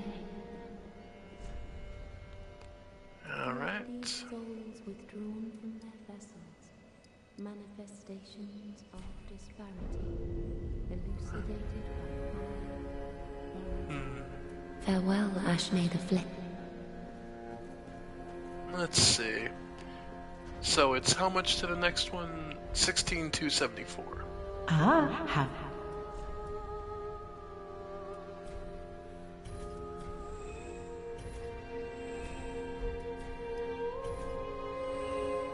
Yeah, let's see. What can I sell?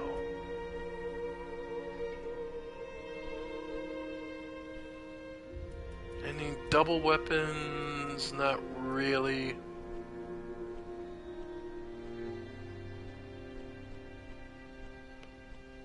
Yeah. All the bug pellets, I don't really use them, so... I mean, they can come in handy, but... if I'm honest, it's fairly rare they do. I tend to rely more on the weapon's inherent abilities, so... those don't come in too handy. Definitely don't want the branches.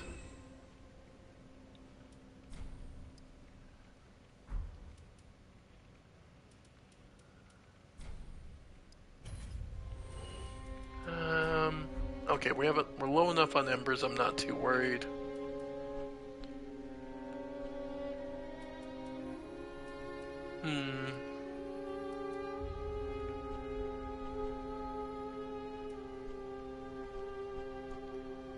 Yep. Okay. So just need a little more. Ashen.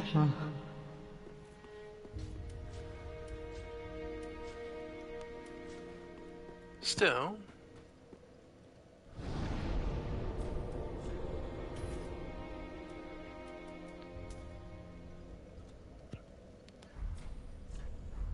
Let's test this out. Let's go...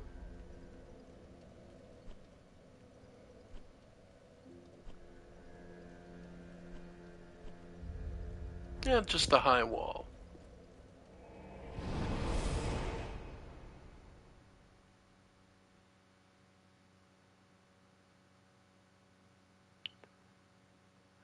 Wolnir's crown of Wolnir.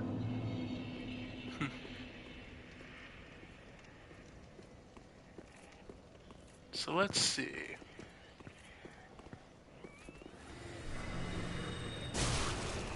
That's not great damage.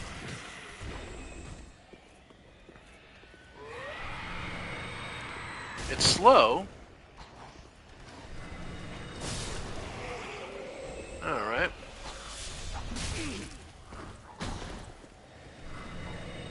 And Steady Chant puts it up to 66. It's not the worst, but it's...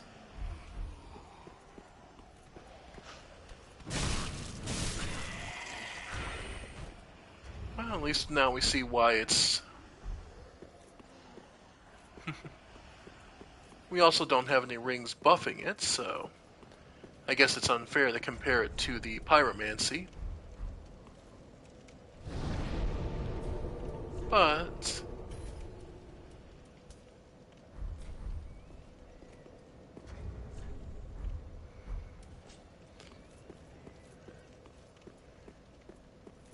it's still one of those things.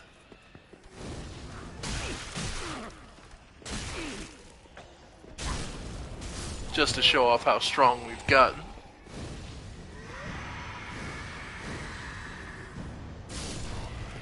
Yep, 200. Not bad. Alright.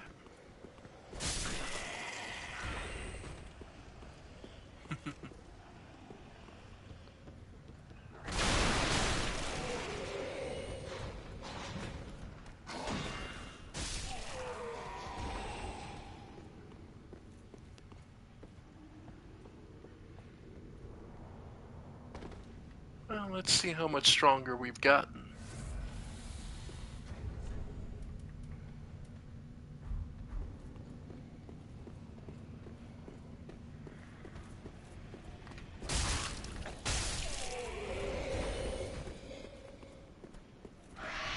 Let's see.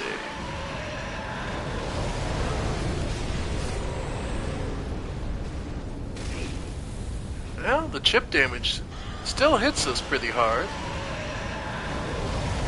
But at least it's looking like chip damage instead of just mauling through our HP. That's something at least.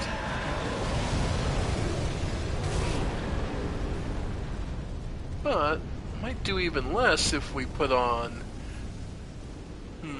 I thought... Oh, we don't have a fire resistance ring. Okay.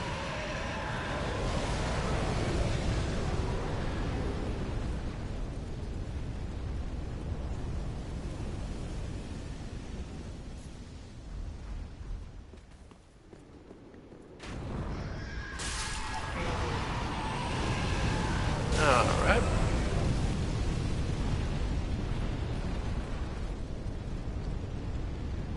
So, the actual trick to dealing with this is to bait the dragon to breathe down here.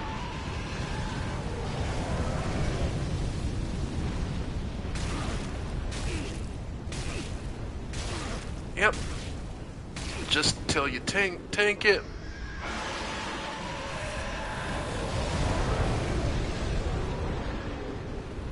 And then head over here.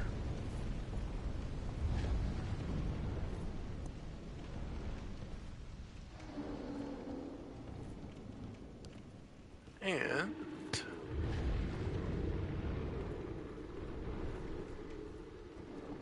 up here,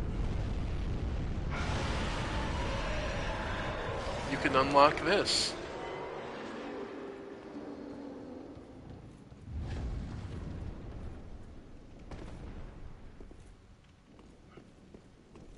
And that unlocks the shortcut from the second bonfire.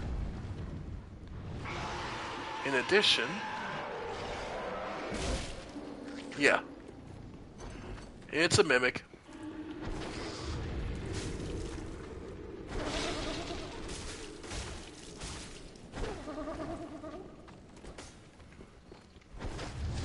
Yep. Though all it does drop is a deep battle axe.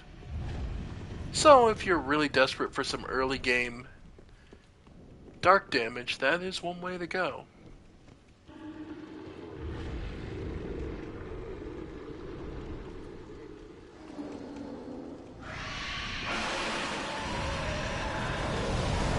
Yep.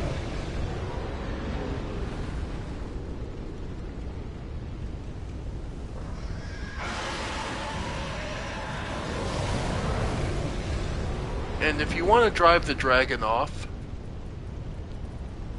even doesn't matter if you have the skill to use it. Just stand under its chin.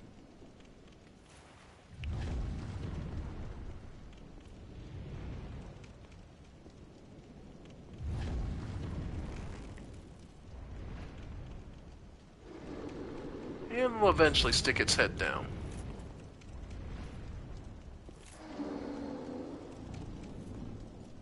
You can usually get a position here.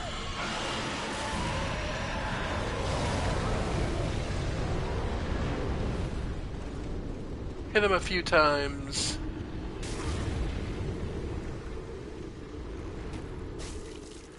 He usually will run away after a little bit.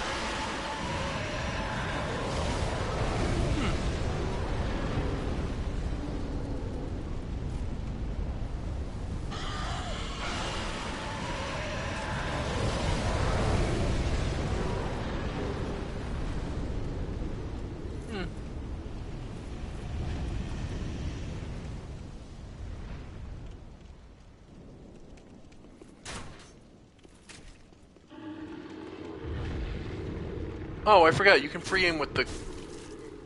Right, you can free aim with crossbows now.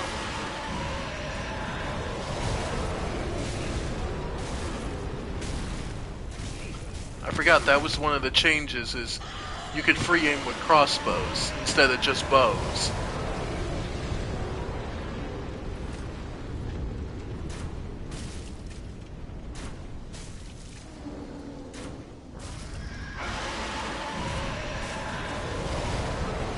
Alright.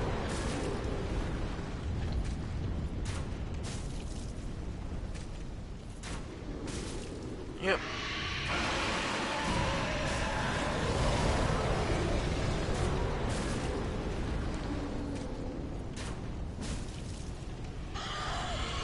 Have any more? Nope.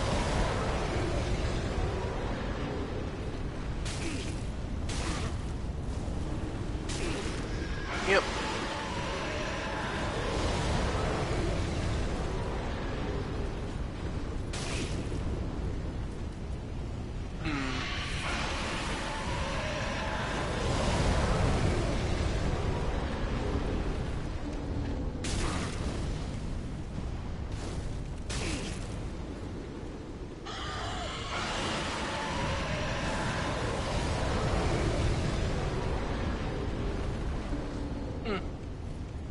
I guess I always killed it. I thought it... Because I know it usually flies away if you shoot it from different angles. Oh well. Not a big deal.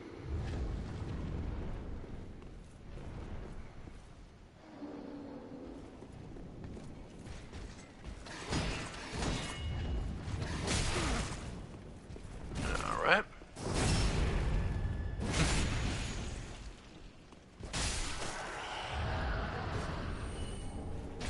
Hey, they got their leggings finally.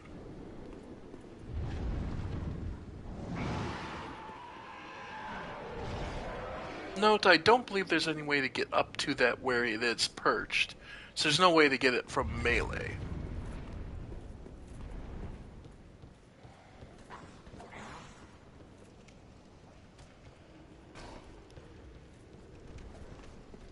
Alright.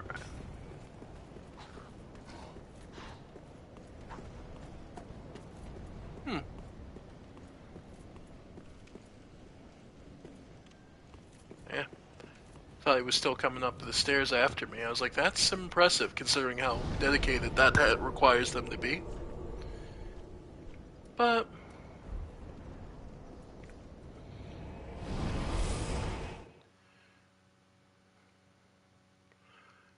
we're finding ourselves a decent position. And we did unlock that back way.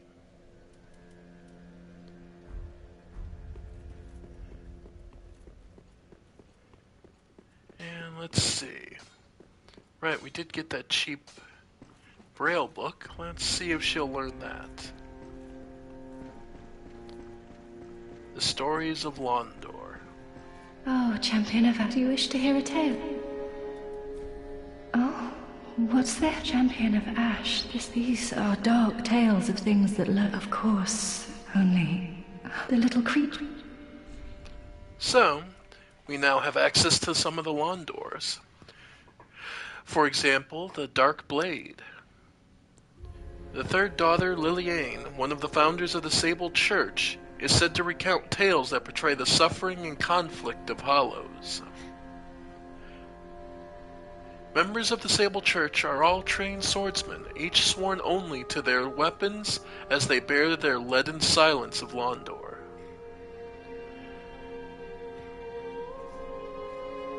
Londor, the Hollow Realm, is a society of undead, comprised of the corpses and shades of those who led unsavory lives.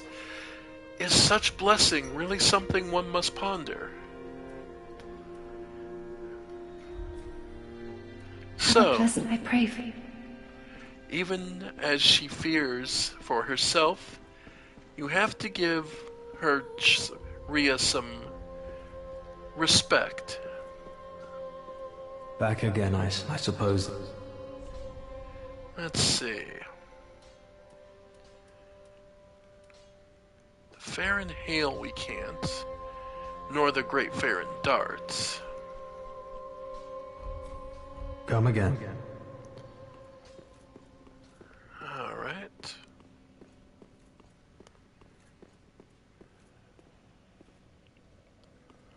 And actually, of all the people here,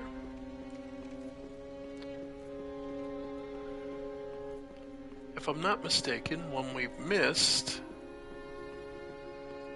or rather, we haven't seen yet.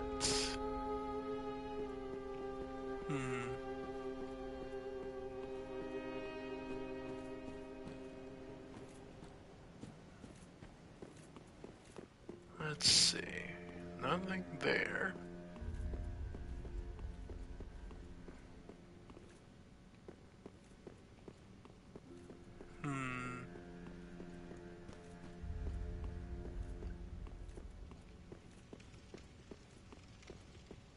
Let's see.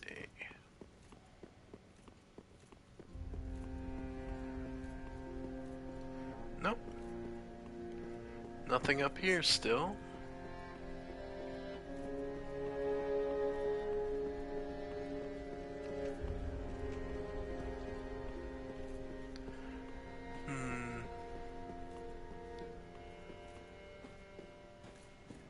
Well, let's see.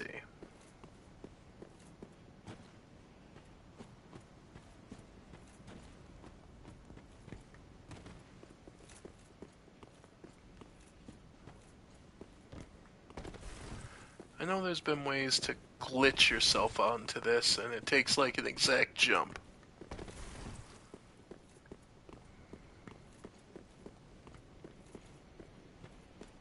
Or you can simply wait. So it's up to you. Just try and think anywhere else, anyone else's storyline we've not seen.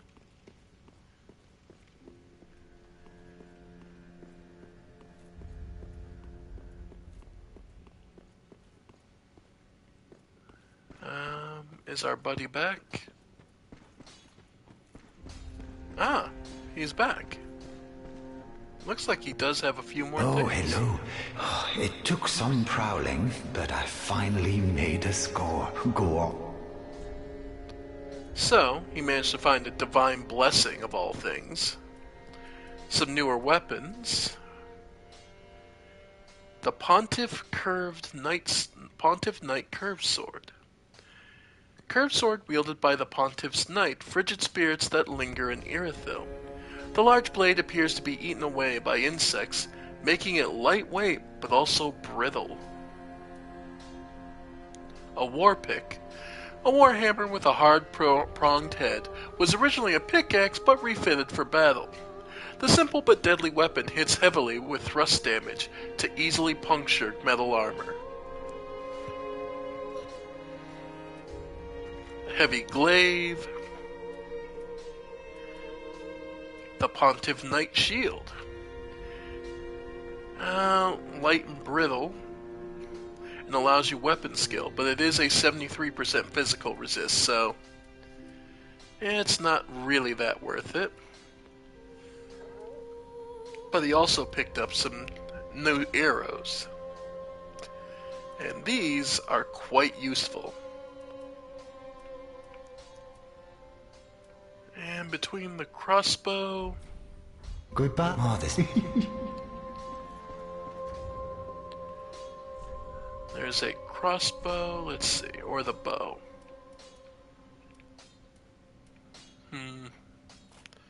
Well, and yeah, if the bow's got the better damage...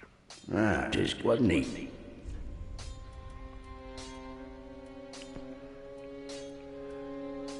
And that does use regular Titanite shards, so yeah, might as well at least use them up. Okay, still need one more Twinkling Titanite. Alright. The large Titanite shard's enough to finish that. Let's see, Hazel... Nope. Pretty big old Alright. So that puts it up to 112. Oh, if the tales are true, it is home to old moon-worshipping nobles. What do you think? All right, if that is your... But feel free. I hate to leave a city of nobles.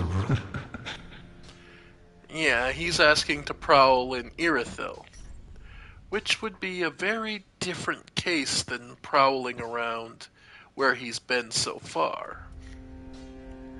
Let's not send him out right away. For now, I have...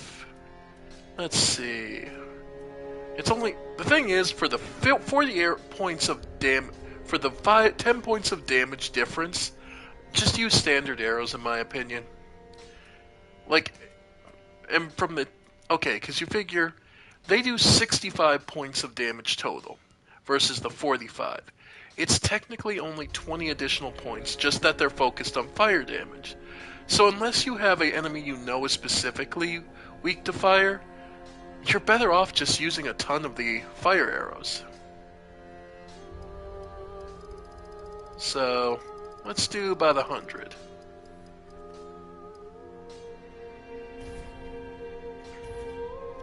Note you could only have 99, so... Goodbye. Oh, this... Alright.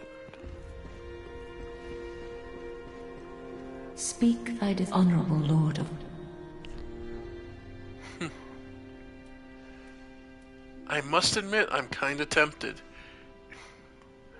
The Dark Hand is not a great shield. And the life drain... Yeah, can only be used against human-shaped enemies. But it is one of those weapons that is just... iconic.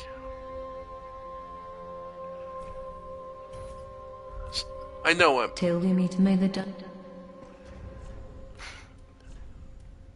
I know I shouldn't, but it's just one of those weapons that just sits there. That and the 317 damage.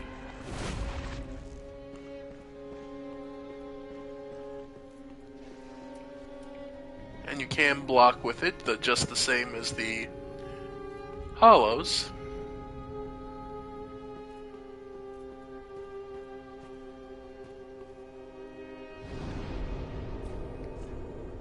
So, and then if you want to improve it,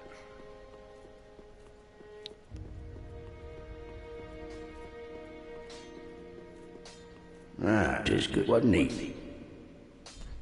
just to show off what it uses.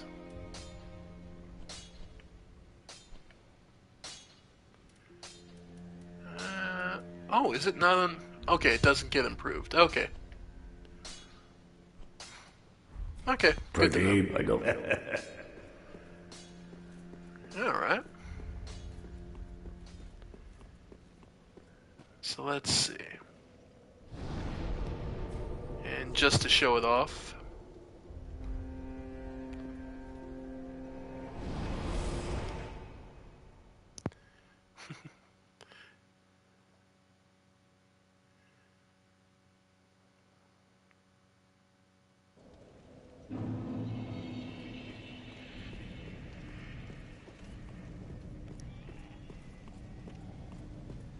So...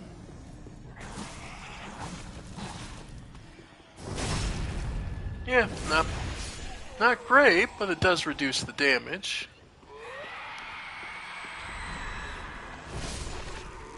But it does do a significant amount. But you have to be able to stand still and near them for the entire time.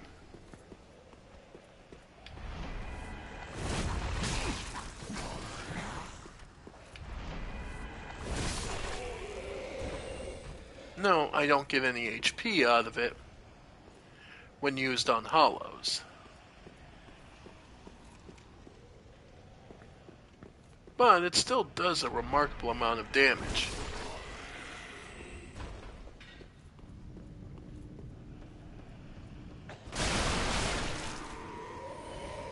So, it can be interesting, and it's a bit of a gimmick weapon, but,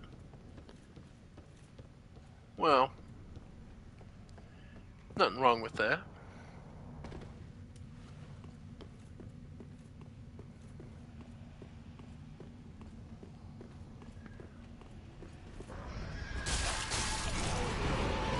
Yep.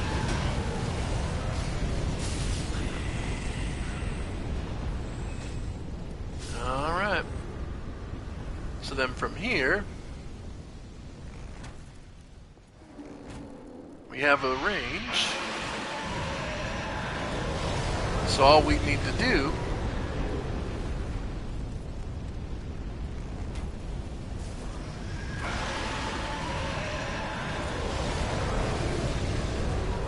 Yep. The slow, unfortunate work of putting this dragon down.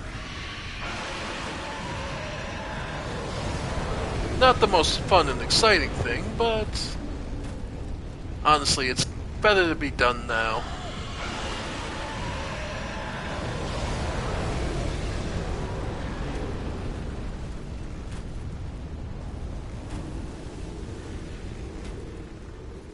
Having a consistent range damage option is pretty nice in this game.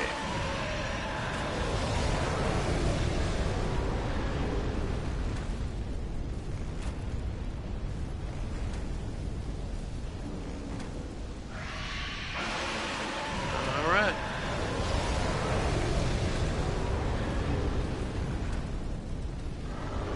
There it is. A large Titanite shard. And there it goes.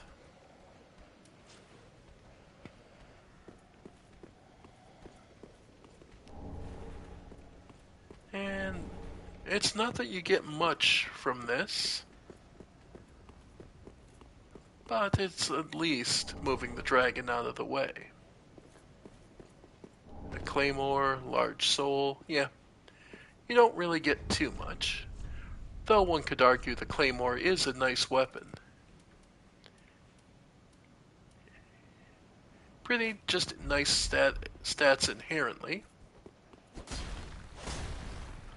While not requiring huge amounts of stamina, it is still a fairly dependable greatsword.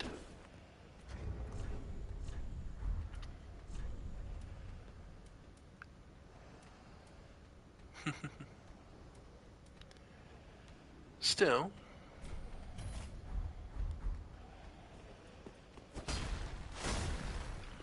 I'm of the bigger fan of this.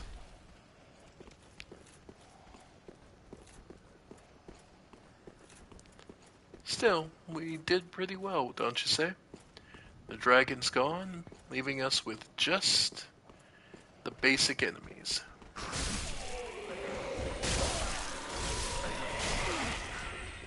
impressive.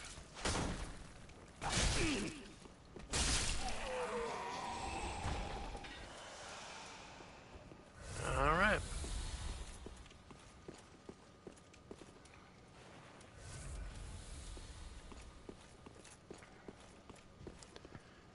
And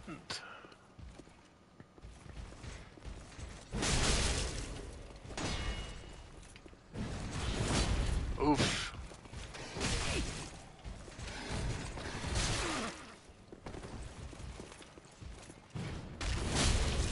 Nice.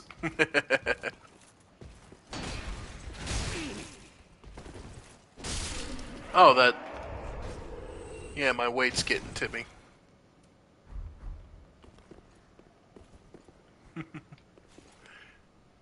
Not quite like we remember it, but it's still not as powerful as it used to be. But who can ever say we were?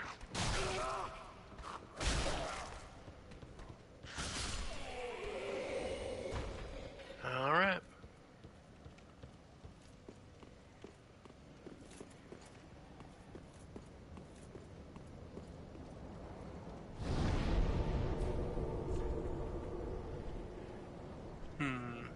I forget.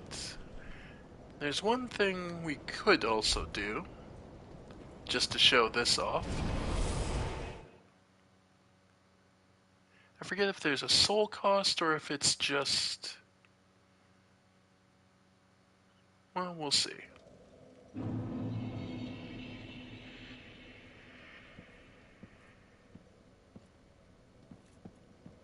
Or if it's an item you need to reallocate attributes. Oh, the price is paid in paid tongues. Rebirth during this lifetime.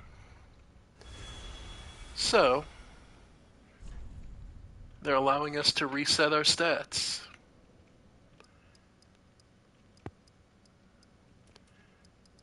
Let's be honest.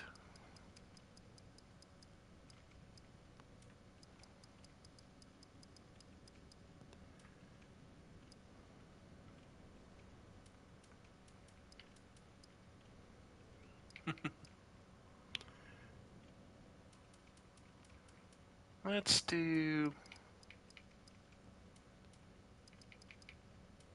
16's fine. 15 intelligence and 10 luck. Actually, 15 luck. Blue always had more luck than I ever did. Alright. Yeah, I think that works better for us. We'll be more... it's... yeah. Alright. So, we can now wield the Wolf Knight's greatsword.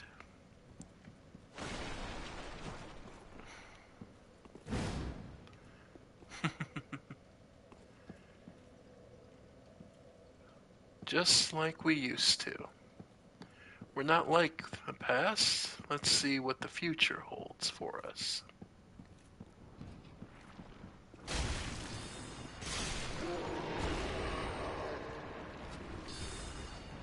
Yep.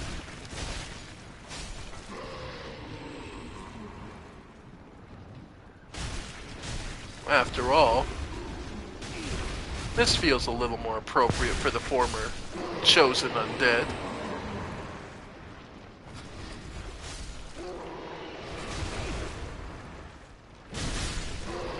Oh yeah.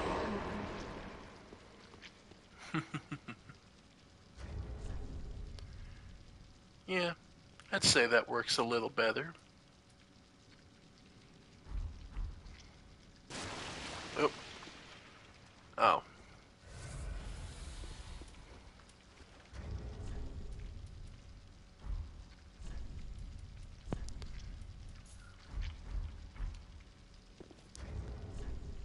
Let's see. There's that, and now we can throw on The extra life ring.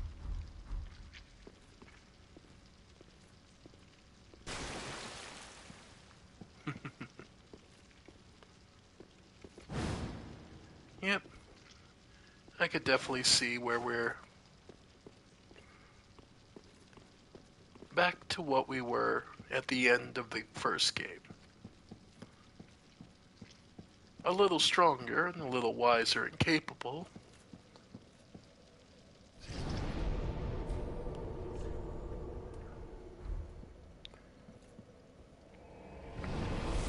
And if we change our mind, we can always switch. So, I think this is where... what time is it? Okay, no, we've got plenty of time still. So, Irithyll of the Boreal Valley.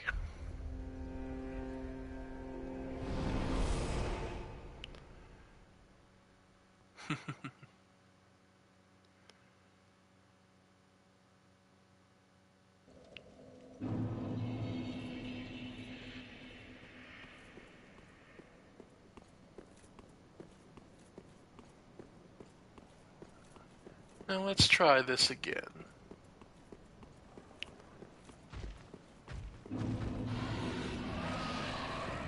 Yep. That seems a little better.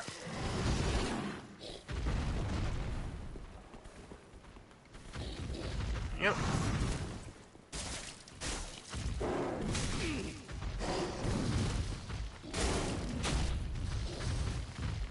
Yep.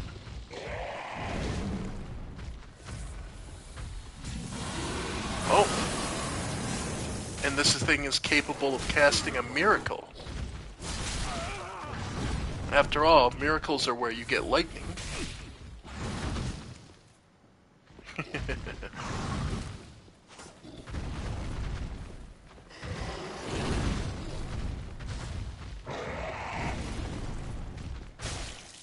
Alright.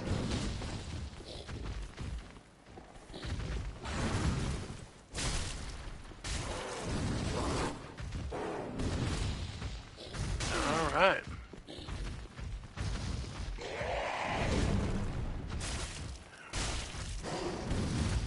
Angry, aren't you, buddy?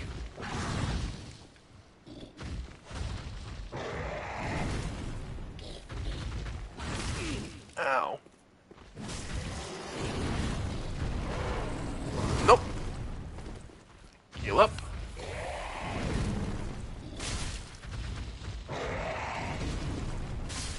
And there we go.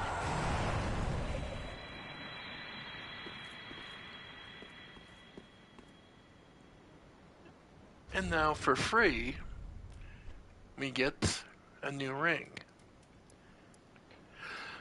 Boosts attack as long as attacking persists. A bewitched ring that Pontiff Sulivan bestowed upon his knights. Boosts attacks as long as attacking persists. The knights who peer into the black orb are lured into battles of death, transformed into frenzied beasts. No wonder Pontiff only provides these rings to those dispatched to foreign lands. Yep, he didn't want them here. But, all the same, this place fell apart. And with the doll, we are now permitted to return home. Yeah.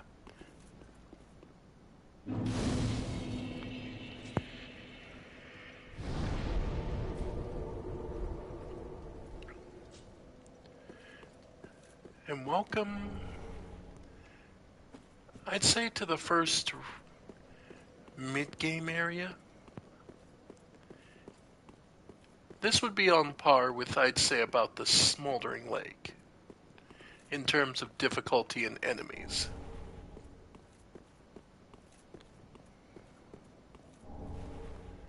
So, feel free to explore them in tandem, where, if you feel like you're not making any progress in one, head to the other. this cold, chilly place and the smoldering heat. Explore both. Here we can see the ghosts of soldiers that left, those dispatched to foreign lands.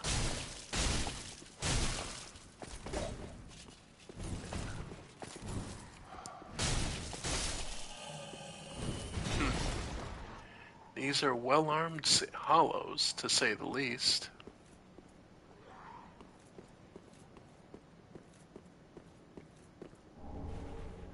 And souls of weary warriors.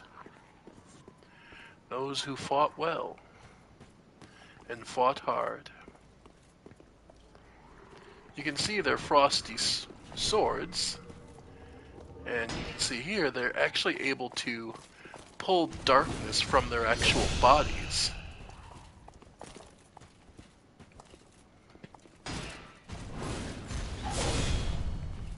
Yep.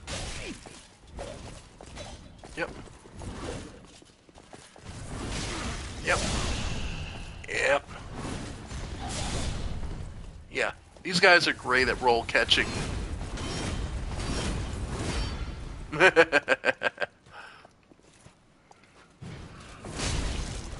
But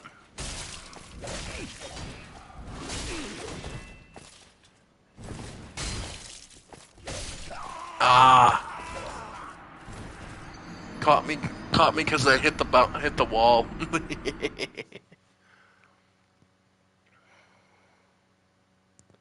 But yeah, note that these hollows are all well armed and extremely capable. I mean, they're a neighbor to Karthus in some way. Well, then again, we were told the Undead Legion would bury a kingdom at the first sight of infection. And as such, it's no surprise. They literally buried a kingdom.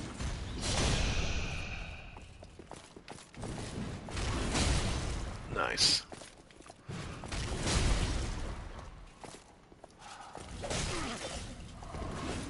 Yep.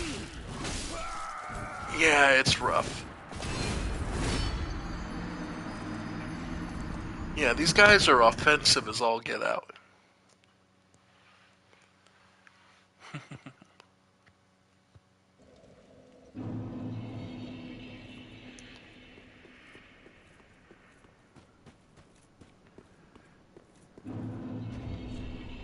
Let's see.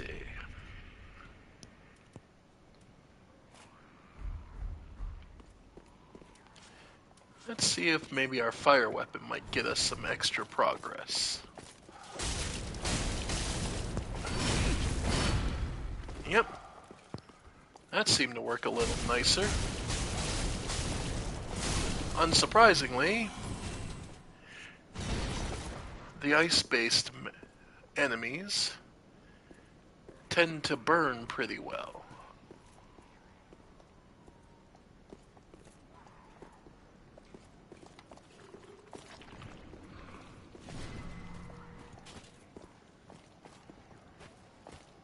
Alright.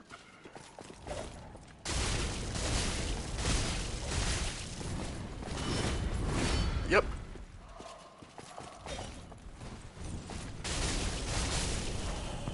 Yeah. See, a lot of the problem we run into is with this place, these guys are built to break any defensive player. If you're just looking to protect yourself and defend, these guys are going to rip you apart every time. Yep. So, be faster on the draw. Ow. Know your timing, know the pacing.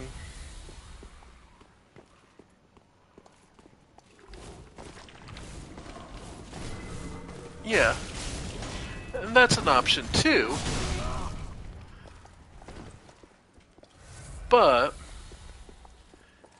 Where's the fun in just running past them?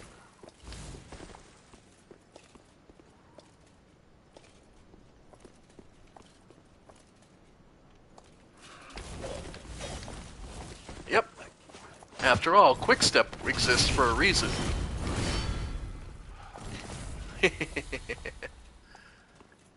I love Quickstep.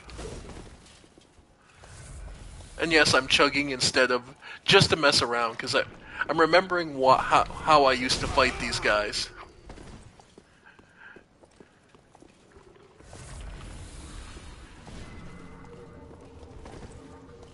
There we go. Yeah, I'm just remembering how I used to fight these guys. Because it's far more thrilling if you're going to push yourself.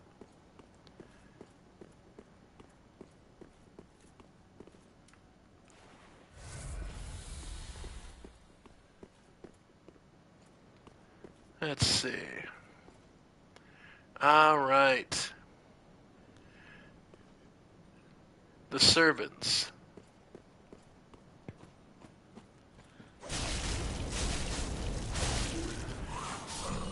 They're fast, I'll give you that. But everything has its weakness.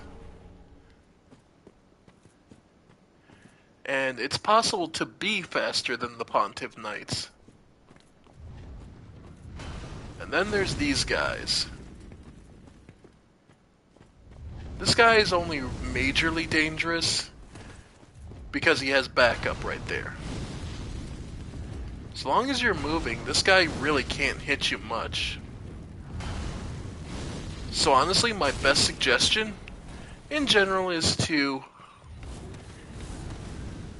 draw these three idiots out. Note that one of them has an enchanted weapon. That's the one you need to watch out for the most because he does do significantly more damage. So, alright, we should be far enough he can't summon the fire pillar. Alright, now the deal with the three idiots. Yep.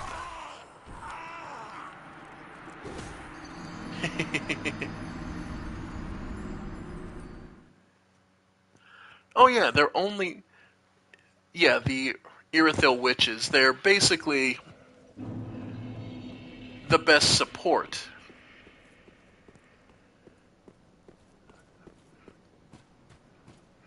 Now to properly do this.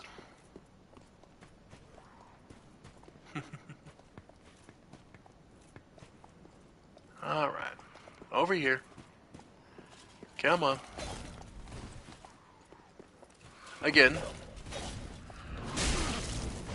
Remember that these guys also have a weakness to fire damage. Yep. 1, 3. Ah, caught me. I thought they only had a 3... I thought it was only a 3-hit combo.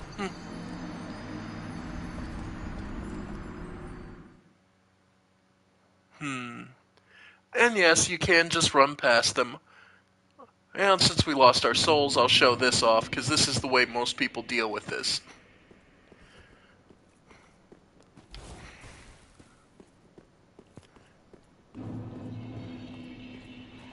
The way most people deal with this area...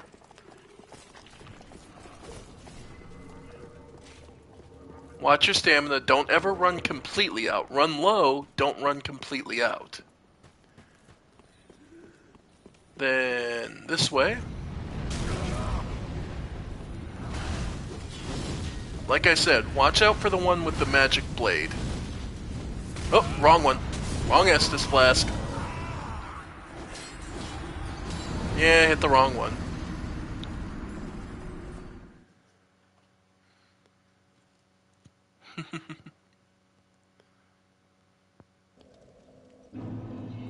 But yeah, most people do just run through this. Because it is, without a doubt, one of the more frustrating areas to deal with.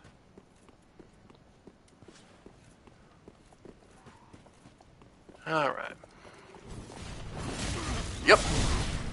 Yep. Yep.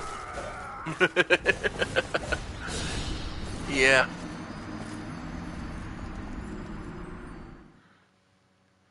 Well, I'm most Sullivan isn't that bad, honestly. Like, the boss is not that bad. The hard part of this area is getting to the boss.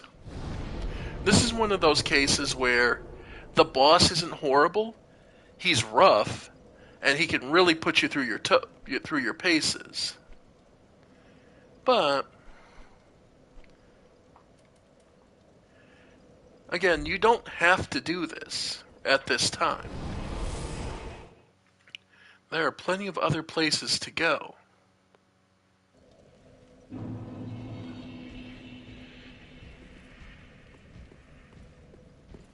For example, down here, under the smoldering lake.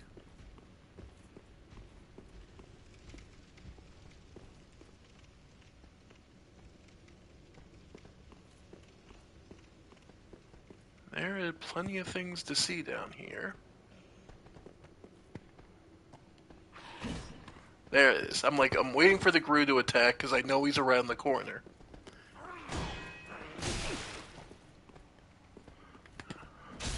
Get your shield down. There it is. Oh, and there's all your toxin. Alright.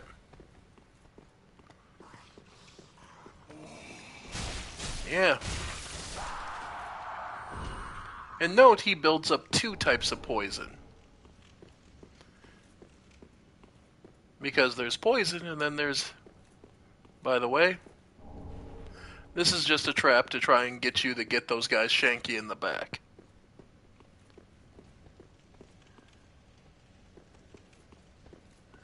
And here, more of the Gru. Note, that's a Capra demon. Oh, Toxic is almost worse than is almost worse than Scarlet Rot in some levels.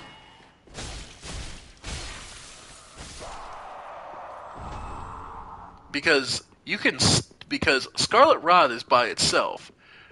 You only ever find Scarlet Rot by itself. You don't end up getting poisoned and Scarlet Rotted.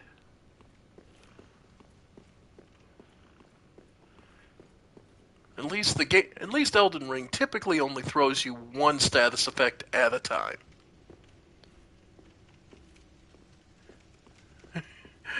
No, you can be poisoned and toxic at the same time. But yeah, note that down here, there's the corpses of countless Capra demons. I mean, we butchered them and bullied them in Dark Souls 1. And even here... Oop. I love both games, so I can't really say I love one more than the other. I view each of the Souls games as a different thing. Because each one is telling a different story.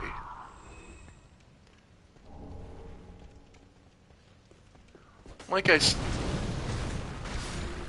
Dark Souls 1 is the story of making do with what you have. Dark Souls 2, everything is a trap.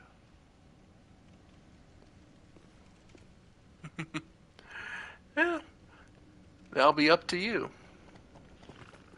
If that's how you want to view me. Dark Souls 3 is about survival. Bloodborne is about transformation. And here we see Taurus demons.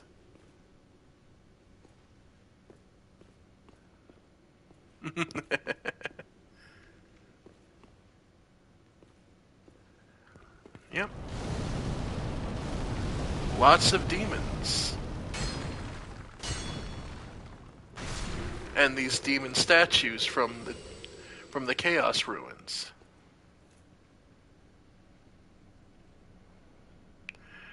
You know, 2 has its own charm, and 2's difficulty comes down to me whether you plan to do the DLCs. Basic 2 without the DLCs is a fairly easy run, and I could almost recommend it for a newbie who didn't want to push themselves and maybe run at a slower pace, because that makes the game easier to understand. Is the game is slower, yes, but that means you're able to tell when you should dodge versus roll versus parry. It's easier to tell in 2. So teaching someone on 2 is more possible. The DLCs, however, are going to push those skills to the point, especially Fume Knight, basically all of Broom Tower, and of course the ice area is going to push people hard. Alright. Hey, they weren't lying. A secret tunnel. However, like everything in this game, it's a battle for survival. Yep. Ah, you didn't finish it.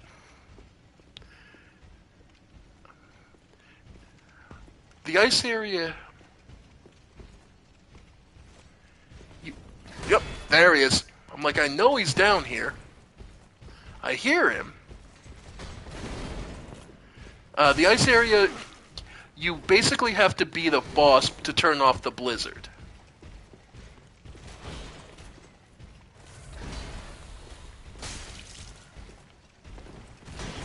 If you want to see it, though, I did just finish Dark Souls 2 before we started playing 3.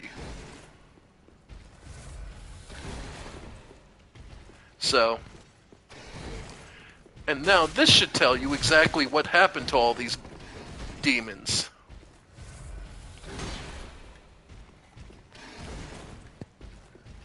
Yeah, these Black Knights were hunting them down.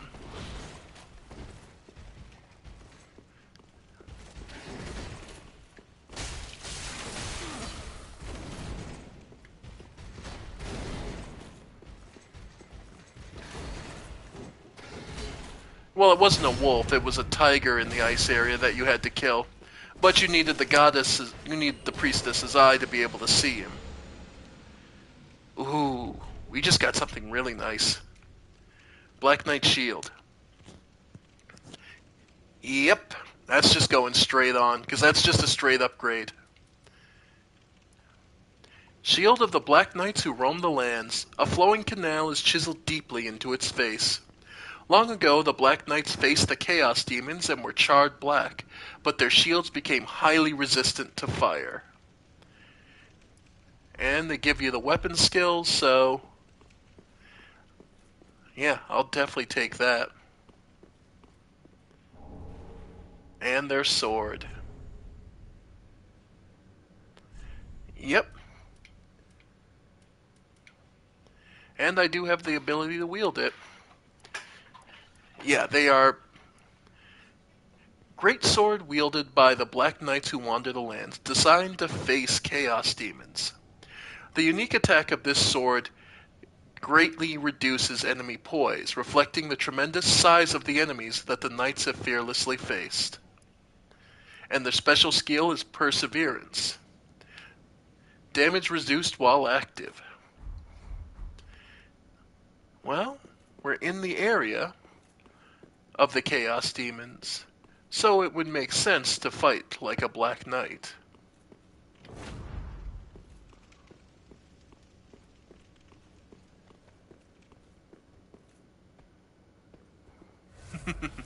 And I'm doing that specifically so people don't invade me, because unfortunately for you all, I'm more here for the story and the world than I am PvP, so... you'll understand when I go play Demon Souls, I'll spend most of my time completely as a ghost.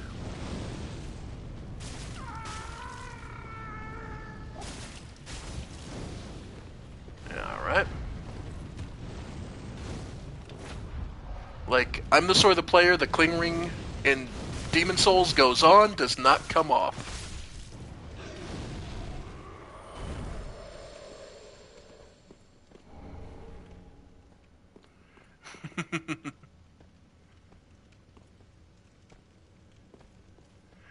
Oh, we'll get to that. Because for those who don't know, part of the reason I'm playing these games, is because I'm of the belief that there is a connective storyline being told through the Souls series.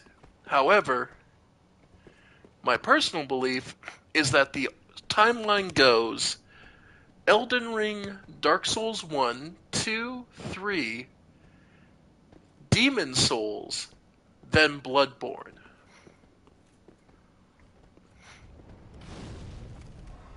That is my personal timeline.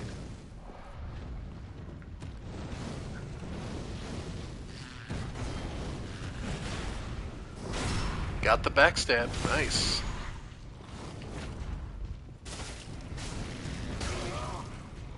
Yep.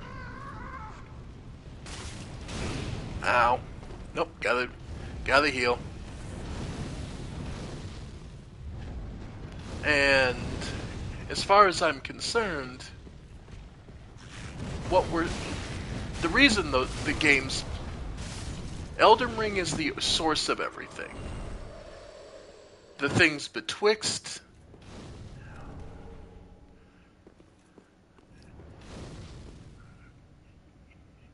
Alright. The things betwixt and 2, I truly believe,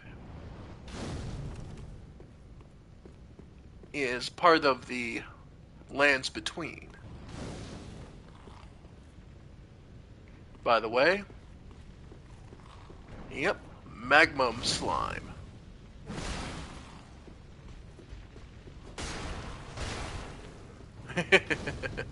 Even a Black Knight would struggle with these things, but after enough chops, the weight of their blade is such that even if it takes them a while, they'll eventually break through. An undead bone shard. So welcome to that. More power to our swings. And yeah, that's a trick because this drops you down to a giant rat. So don't want to take the fall. But I believe we're close to a bonfire.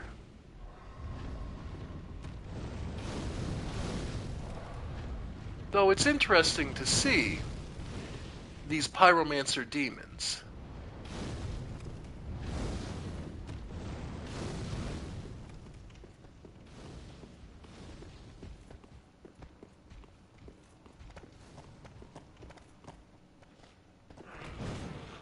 Yep. Yep, there it is. Yep, I'm lost. I got ambushed. Yeah, well. At least I didn't have a whole ton of souls. Because there is a bonfire somewhere near there.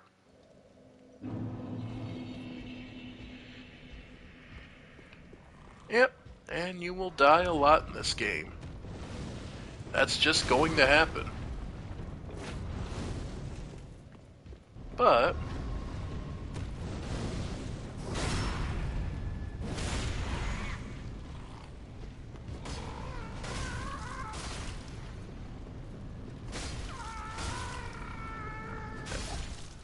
yeah.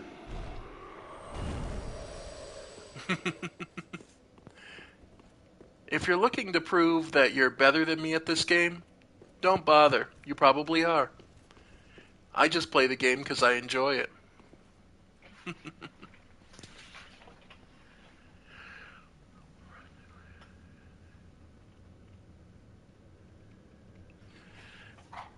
And that is an interesting point, that the Frenzied Flame ending is one of the only endings wherein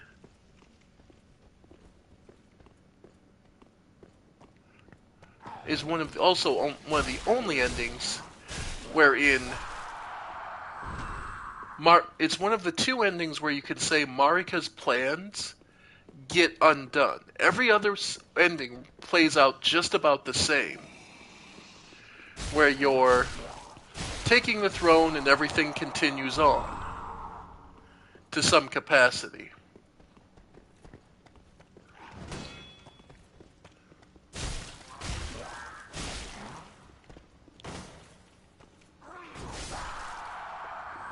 The Frenzied Flame and Ronnie's endings are the two endings wherein the world truly changes. All the rest, well, you're just playing out the role as you need it to be.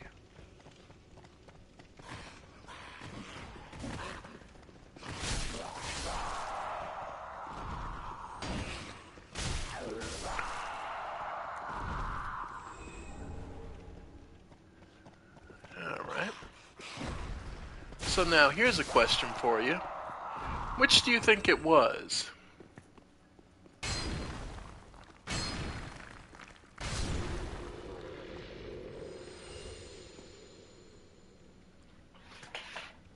Mad with your power.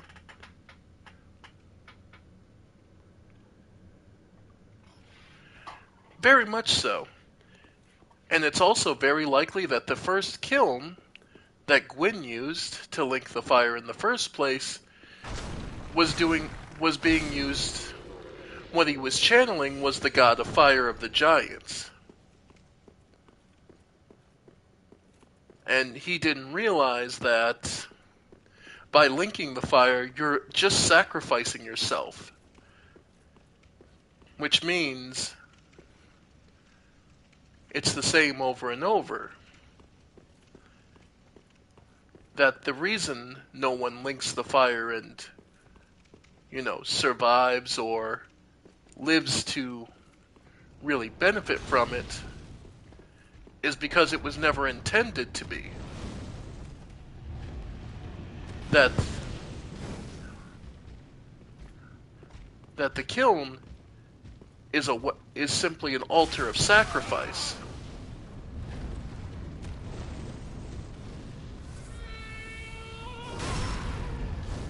Well, actually, that's the interesting bit. There's no one who doesn't turn hollow. Oop.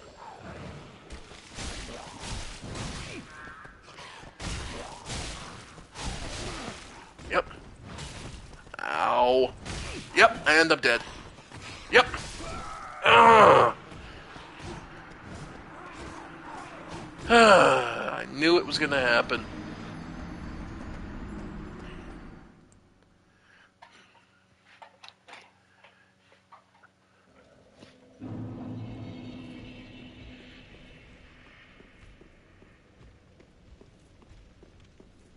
But yeah, more than likely, Gwyn just basically did what the fire giant did, just on a grander scale. Now here's the question. Why did Gwyn feel the need to go that far? What was so dangerous?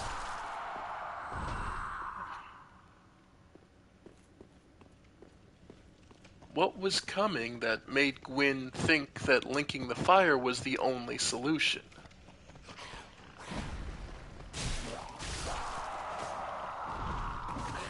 The funny part is we play it out. For me, it's gotta be what happens to Artorias.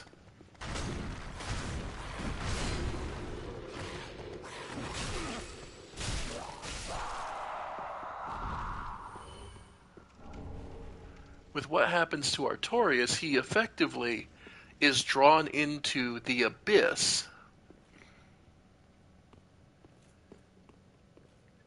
Gwyn did it to push back the dark, to continue his age of fire.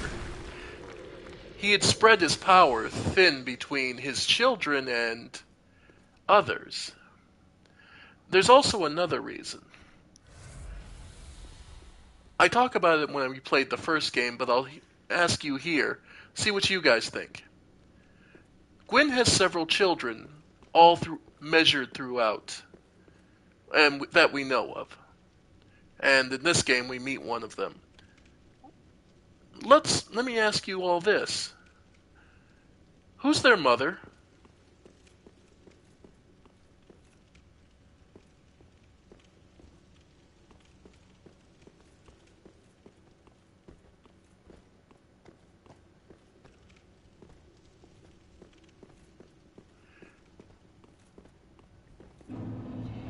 It's not a trick question. There's no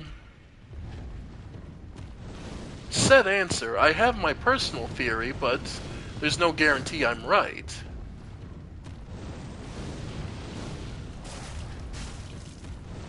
Really? What if it was the person whose gender is never specified, but were only announced once in the entire game?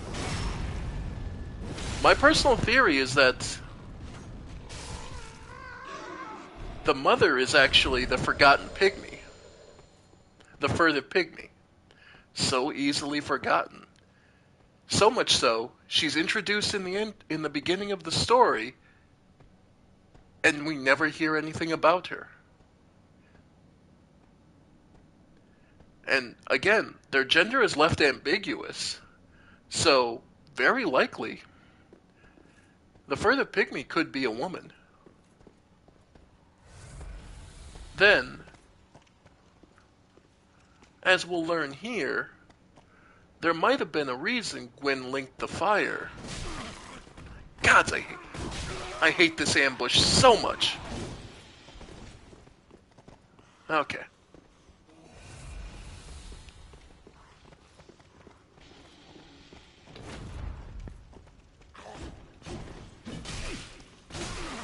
Yeah. Get off the wall.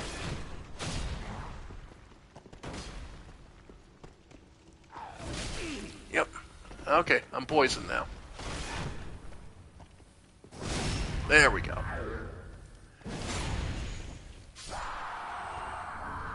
Because the further pygmy would be human.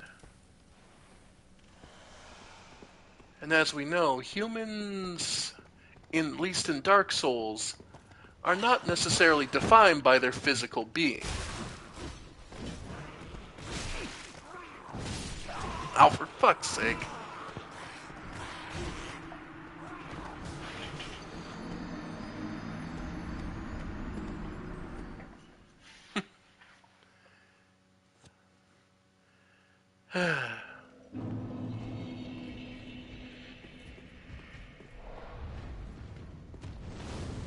But yeah, my personal belief is that,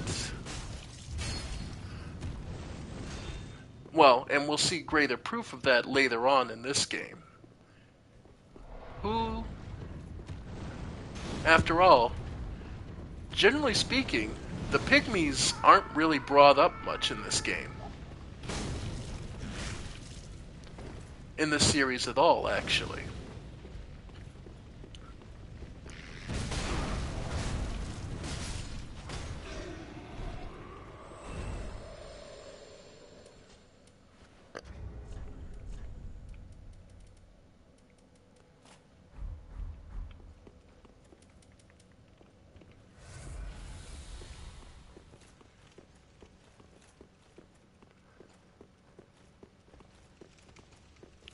But it's my theory that it's the further pygmy, and it explains why Gwyn pushed back the dark was to save and keep the human form of the pygmies.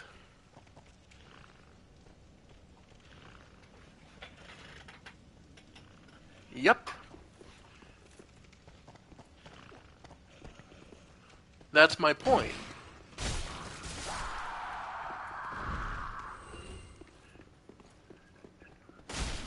Now, here's another question. if that's the case,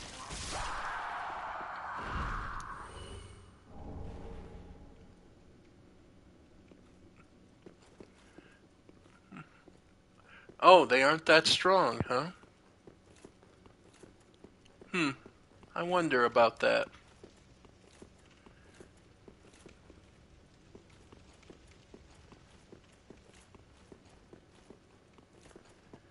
After all, or maybe they're so strong that they had to be downplayed. After all, Gwyn needed to be the big damn hero. So much so he tried to save the whole world by linking the fire without realizing what it would accomplish.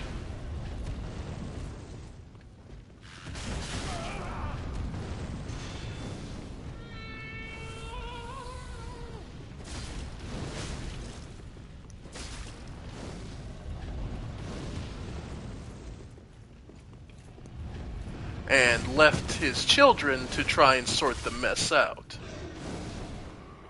After the fact.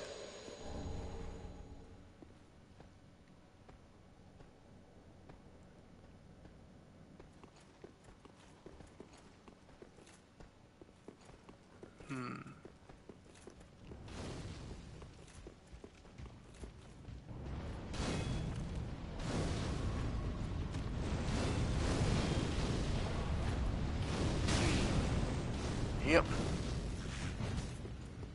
Now, if I'm not mistaken, I believe there's a bonfire up here.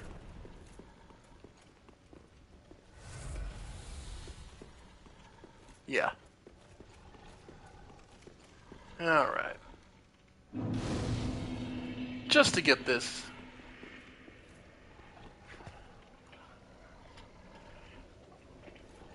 Yeah, it's inconsistent, isn't it? We'll get to that when we get to there. But I just want to point out that there are many inconsistencies with the story. And part of that, I think, ends up getting explained a bit in this game.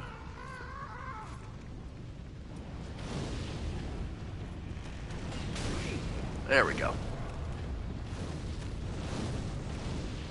Yep. Like I said, each of the games, I believe, is telling a different story.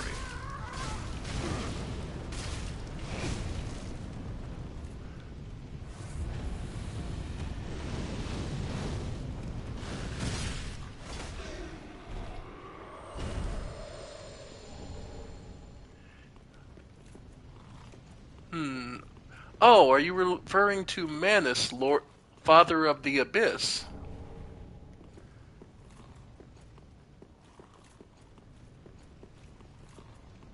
Because if so, well, I don't believe he was a pygmy. Or he may very well have been. It's hard to say.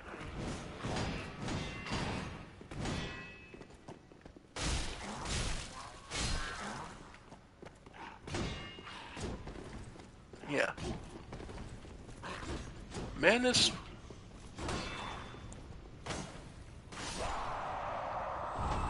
There we go. I don't believe Manus was a pygmy.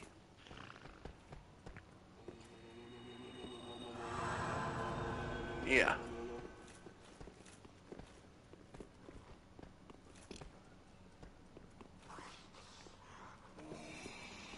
Yeah. You and your stupid cloud. Trying to just draw him out.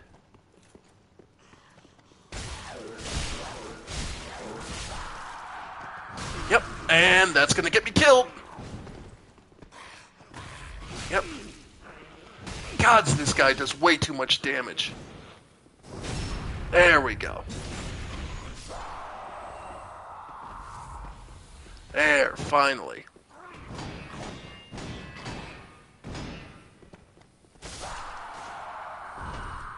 Though, Ulasil, the one thing to note about this game is it uses two terms not interchangeably. By that I'm referring to abyss and dark.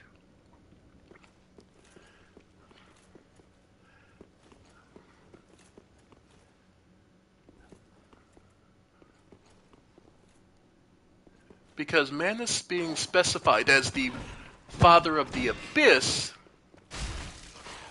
and dead. Yeah.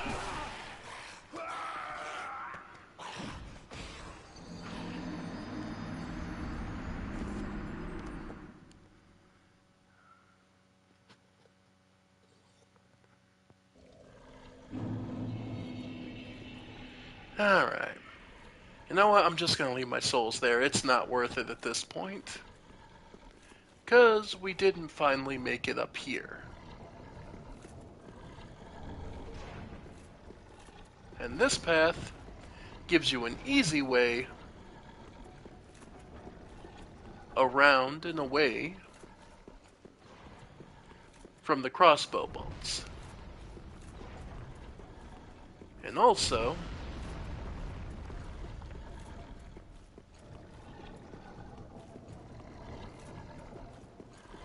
so it gives you an easy way to the boss. And to hiding away from this thing.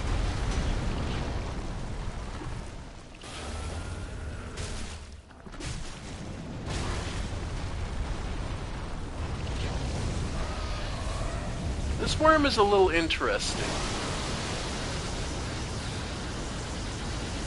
It uses a faith-based laser.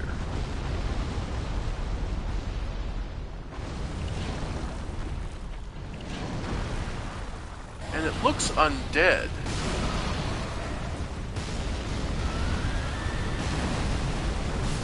Oh, is...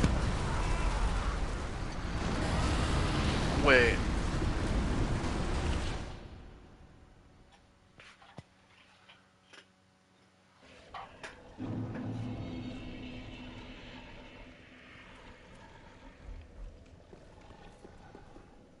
Well, I guess a bit spoilery, but he's a pygmy lord.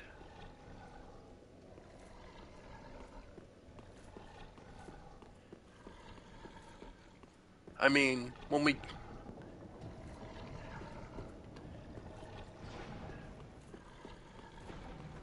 Manus could be a pygmy lord. He is a primeval man.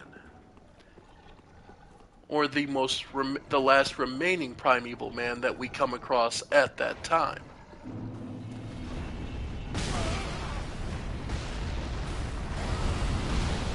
Because that's one of the other things. He's the last remaining one.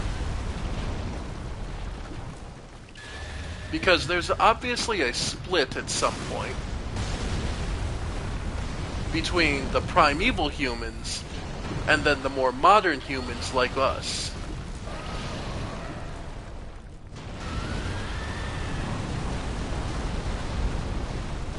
Which there's a clear distinction made.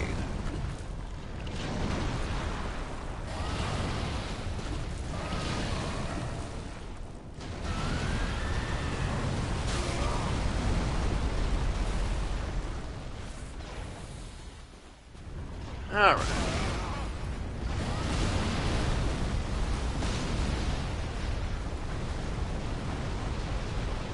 And that's where... So then the question would become, what is the major difference between the primeval humans and the modern humans?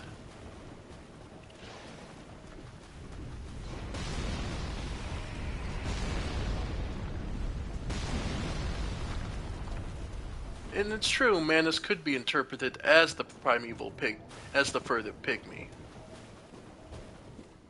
Very much, very possible.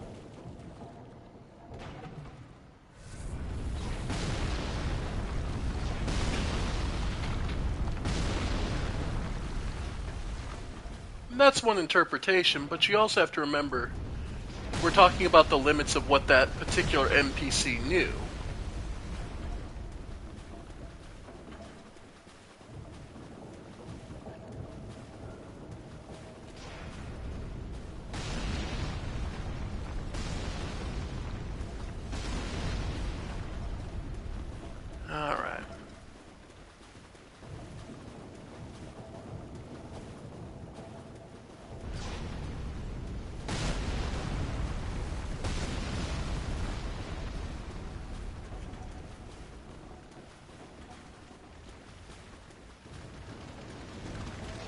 Goddamn crabs. You're not even that tasty.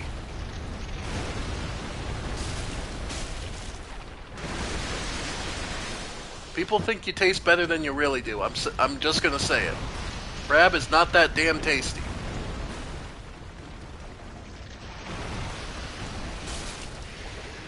Oh, that's the crab.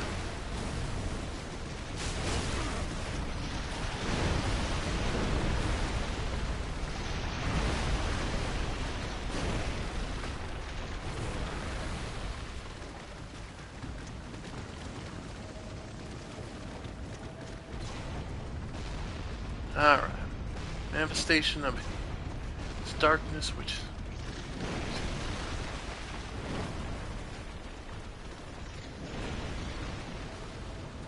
Okay.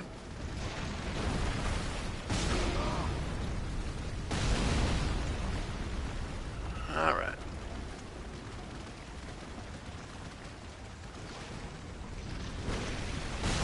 Yep.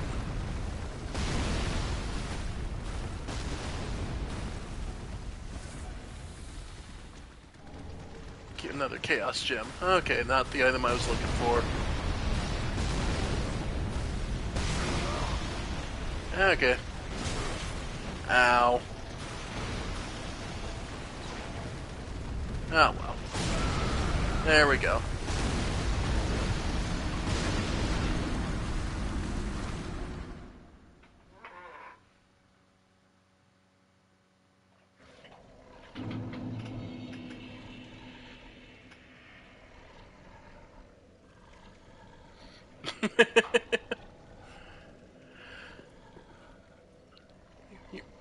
Are you talking about Gwyn as we fight him, decayed and broken at the pit? Or are you talking about Gwyn at the height of his power?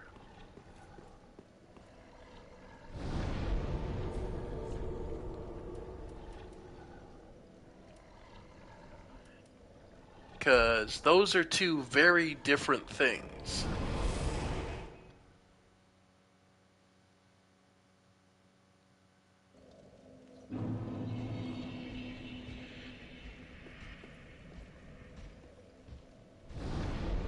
Wait, wrong box. Abandoned tomb. There we go.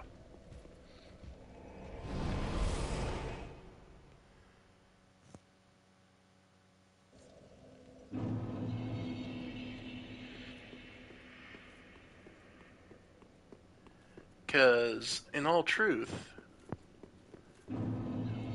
Gwyn at the height of his power, him and the Silver Knights were basically cleaving through whole full ancient dragons. Yeah. And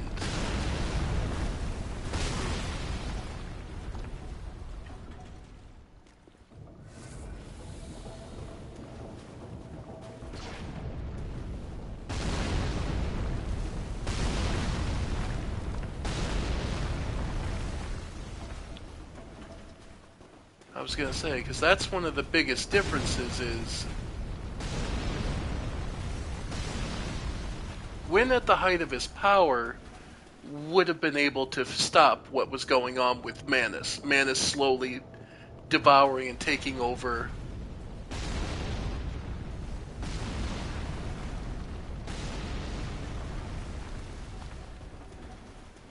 Alright.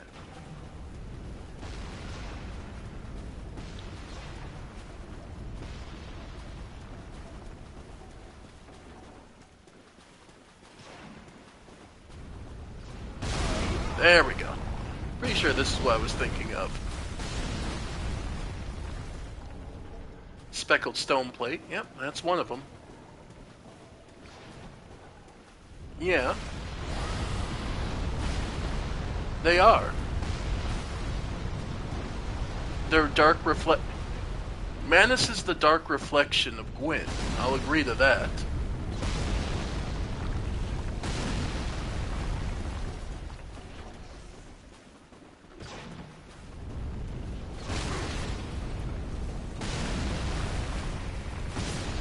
Oh, got me. Yeah, I'm just cleaning up the smoldering lake right now, but one of the things you have to remember is one of the failings of Gwyn was that he gave power away freely to his family, to his children. So he ends up, which is where then he feels that he needs to link the fire to reabsorb the power.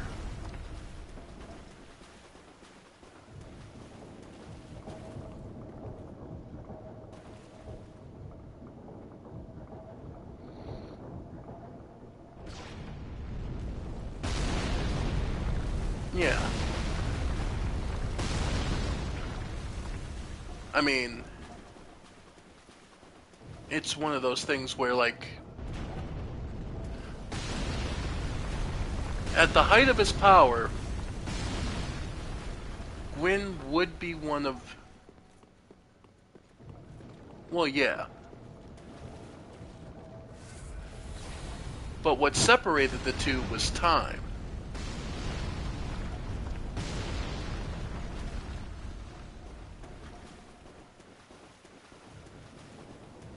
Let's see.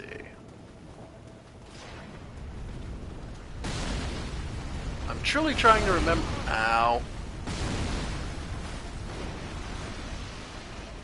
I'm truly trying to remember how the hell you get up there.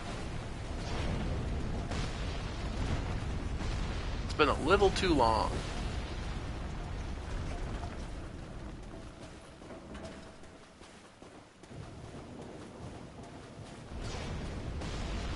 Yeah, I think you gotta go from the underground. Okay.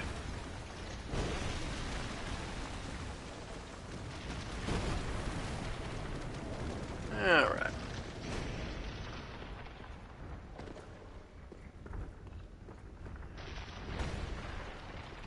Now I just gotta remember.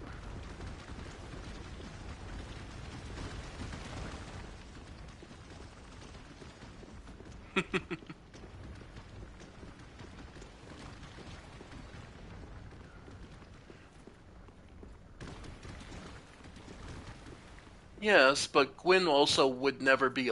Unlike Manus, Gwyn wouldn't be alone. You have to deal with all those Silver Knights, and Artorias, and Havel, and everyone else.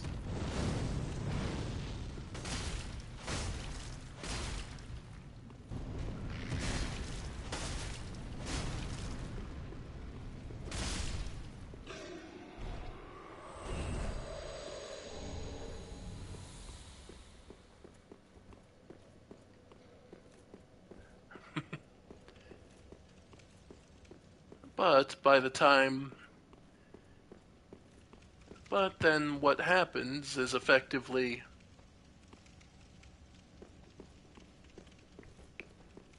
That's nice to talk about, but that wouldn't happen. Simply put, Gwyn's not going to fight. Gwyn didn't become king by fighting fair, and wouldn't have given a half a damn about any honor and principle in that, especially fighting something like Manus, which just threatened everybody. I'm sorry, but Gwyn even sent 3 of his best knights. Go, oh god, the one female knight, as well as Artorias, along with Sif. When he views something as a threat, he's not going to care 1v1.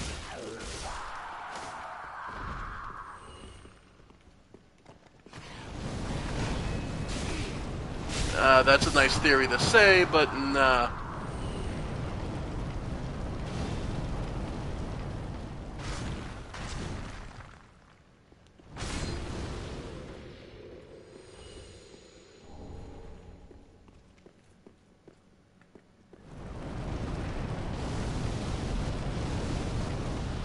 Alright.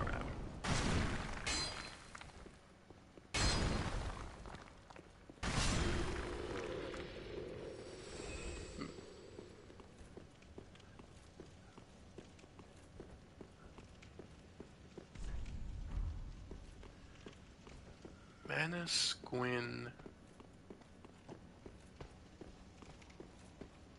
Alright. Now we've gotten...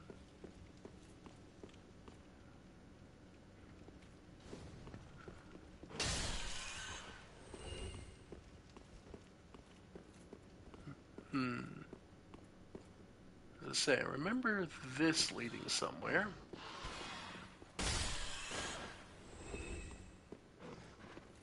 Yeah, a couple more rats.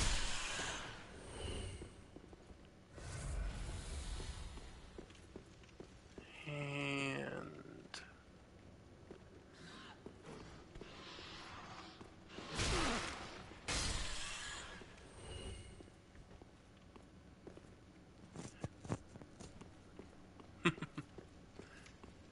Well, considering the presence of Artorias, I'm gonna imagine Gwyn's got that same... has some clue about the same thing.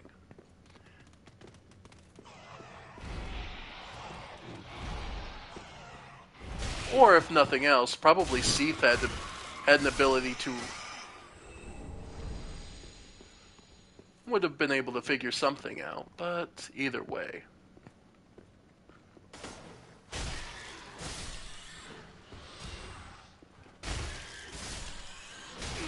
But either way.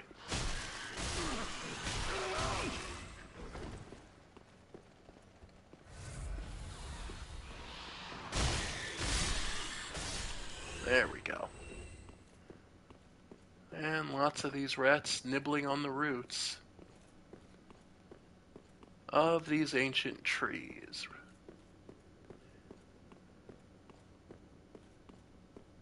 And down here...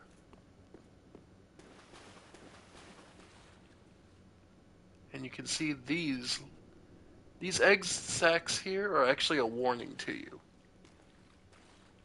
because those indicate the presence of a particular creature.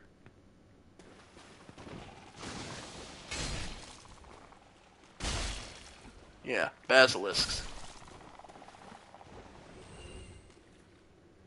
Thankfully, they're not as bad as their Dark Souls 2 counterpart, because they don't have the body slam, if I remember right. The curse buildup can still be pretty rough, but...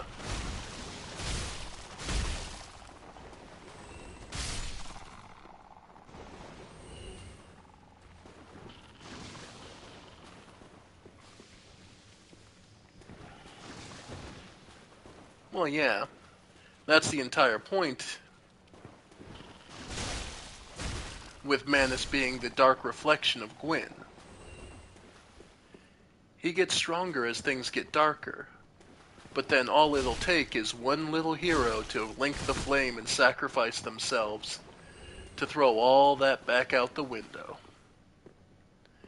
And how many of us have been willing to link the fire without understanding a single reason why?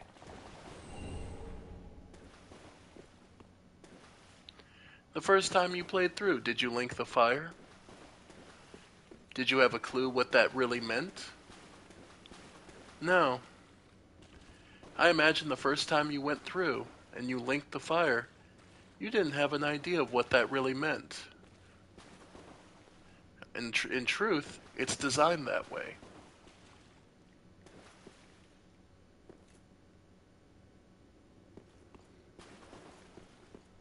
And in fact, here's a question. Why do bonfires look like what they do? Why are bonfires how we save and move around?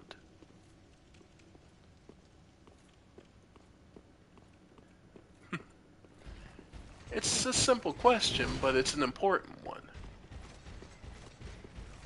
Why bonfires?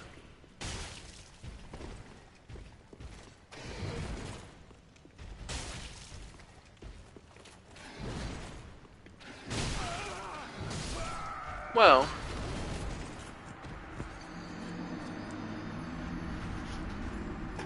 when would you normally have a bonfire? When would you build a little fire like this? A coiled sword buried in a heap of bones.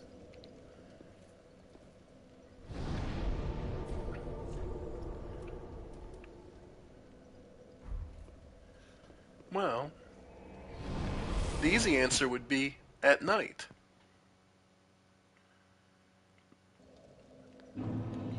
That's when you'd use these. That's when you need a bonfire, at night. Well, the one who set it up in the wake of Gwyn's passing and becoming hollow was Gwendolyn, the one of the few of Gwyn's children we see in Dark Souls 2, Dark Souls 1.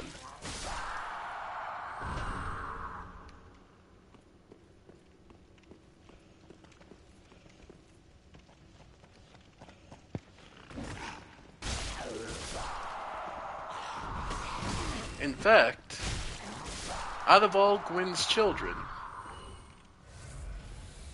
Guinevere we don't really see. It's a fake.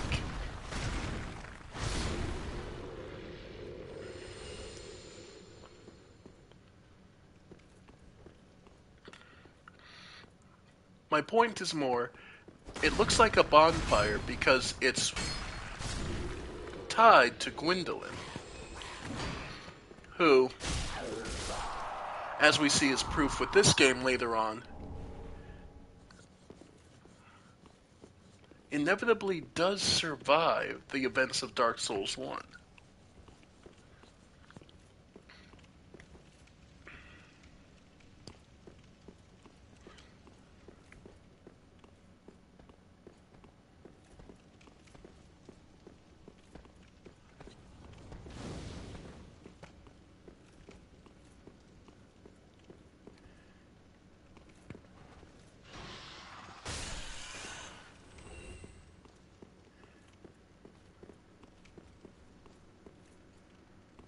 Alright. The reason is, okay, the best way to say it is, it's tied to Gwendolyn. In a fight, Nameless without a doubt. But Nameless left in a mix of disgust and anger with their father, with Gwyn.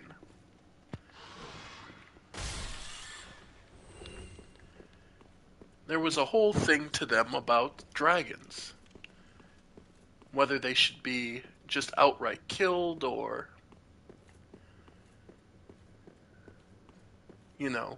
or they should be allowed to survive. Gwyn, of course, had a large vendetta against every dragon.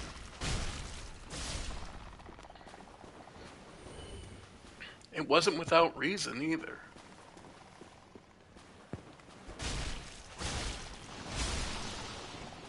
Alright. I mean, dragons as he knew them were the source of the misery of his early life. Dragons ruled the world and took all the good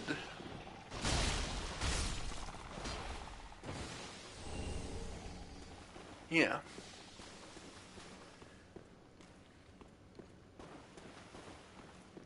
But to be fair, there were reasons for both sides. And as we see in Elden Ring, it's not unheard of for someone to side with dragons and be friends with them. But that was obviously a different situation. Still,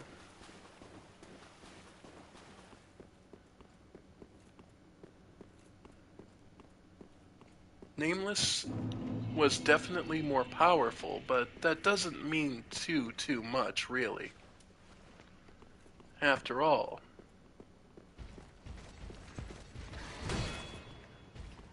well,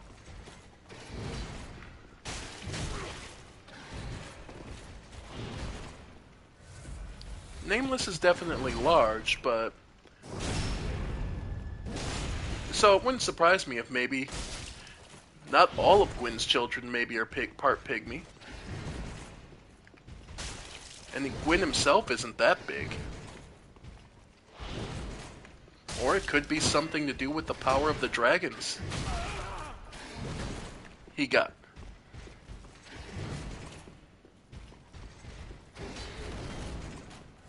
I mean, nothing for nothing. He hung with dragons for the longest time. It wouldn't be unsurprising if it somehow affected his body. After all, we know dragons can do that.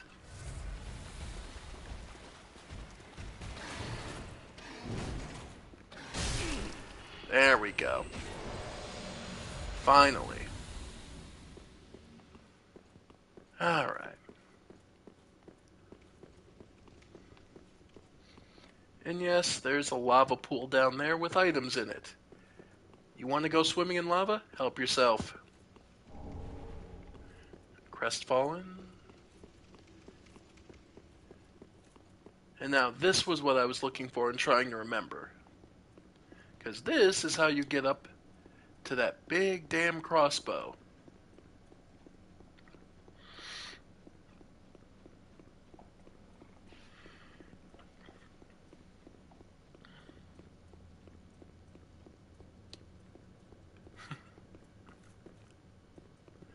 Yeah. Yeah, he's very large.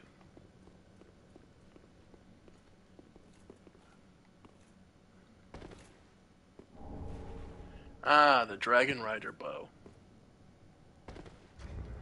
Well, if you want something heavy and powerful for a bow, you only get some, I think in the end, like B and E scaling. Longbow of the Dragon Riders, who served the old King of Want. The Dragon Riders were the old King's royal guard, and great strength was demanded of them. Merely drawing this bow calls for inhuman strength. The worthy few who can master this bow, however, use it to devastating effect. Nowhere near as strong as it was in Dark Souls 2, but still a potent weapon.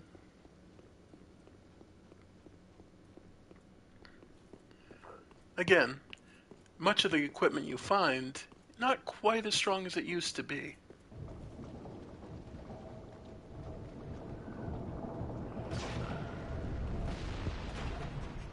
Yep. By the way, yeah, the bow's up there. You're not done just by reaching this place.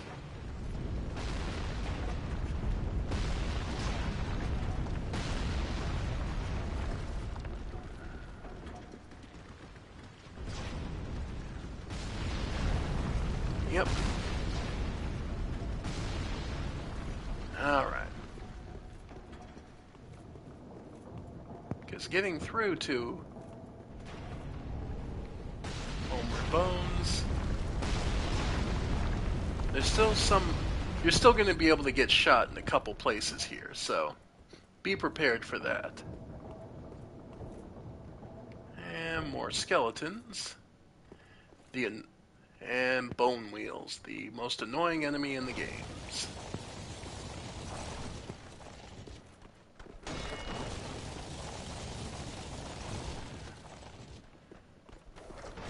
Come on. Ah. Yeah, the fact that they get that free hit, basically.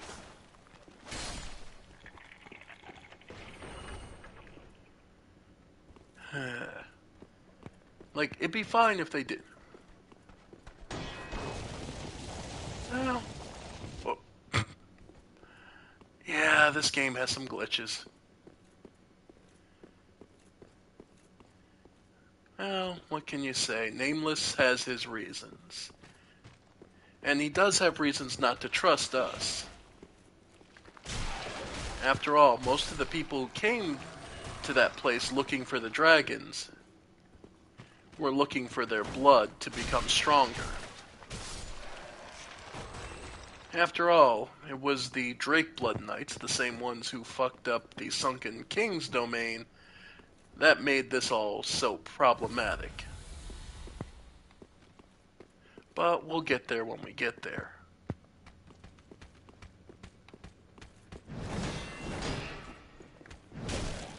There we go. Yep.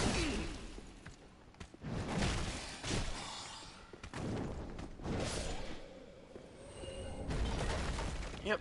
Nice. But yeah, time and time again, humans, we fuck up our own selves on this stuff.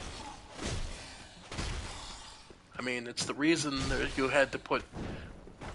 It's the reason Vendrick had to put so many defenses around the last dragon.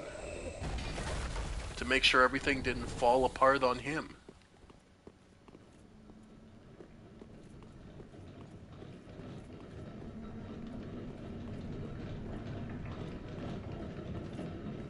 And yeah. And with the simple push of a switch, this area is now so much easier to deal with. And unfortunately, though it begs the question, this huge contraption, probably running on some kind of version of thermal energy, and basically being used to defend this lake.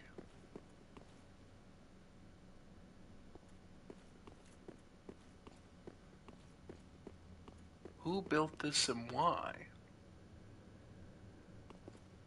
Well,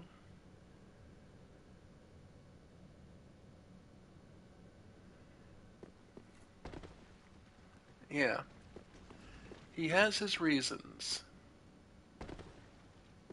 But we'll talk about him when we get to him. For now, Smoldering Lake.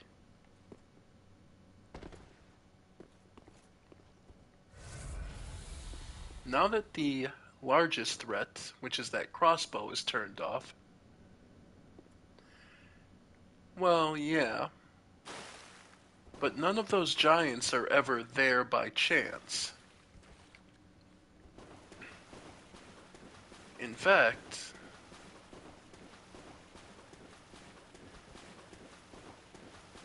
well, more than likely it was moved there and was used to try and clear this area out. Back when it was basically it was a siege weapon used to keep the demons at bay. Remember what the final boss is?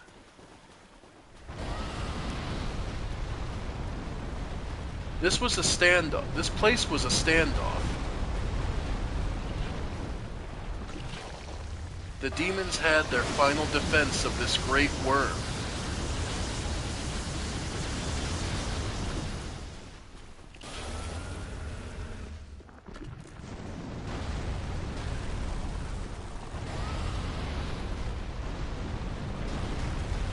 Yeah, the demons had this final defense of this great worm.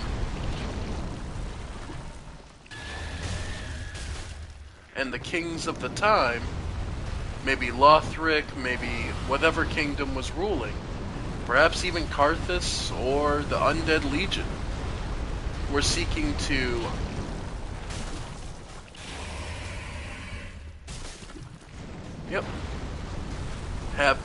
we're seeking to keep the demons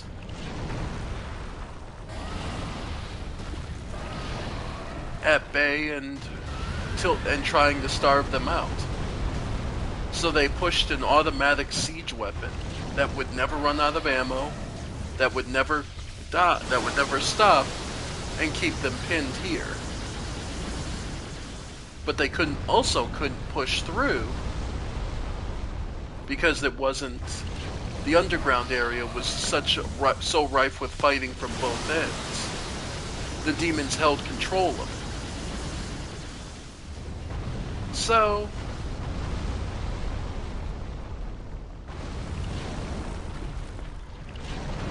the fighting simply became a stalemate. And at the end,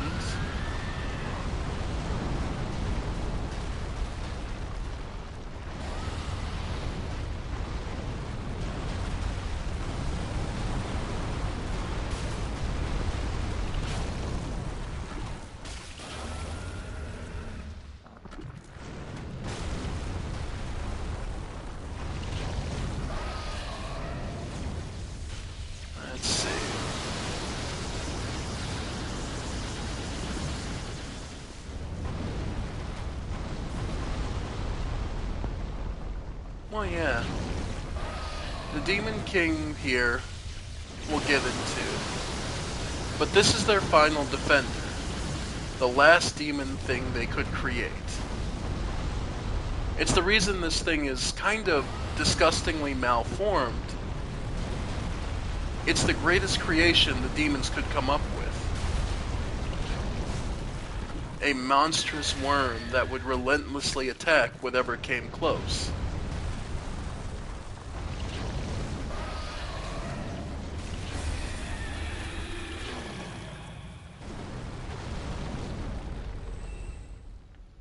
Lightning stake. Yeah.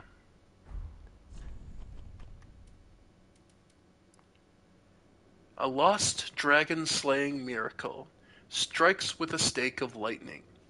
This tale describes the lost practices of ancient dragon slayers, who found that in order to pierce dragon scale, lightning should not be hurled as a bolt, but rather be thrust as a stake directly into the dragon's hide, to be truly effective. Unless your name was Gwyn, whose soul had the ability to peel it off with just the basic bolt. Of course, his version of the bolt was something of a miracle all its own, so... Regardless. Alright, we're looking at 16...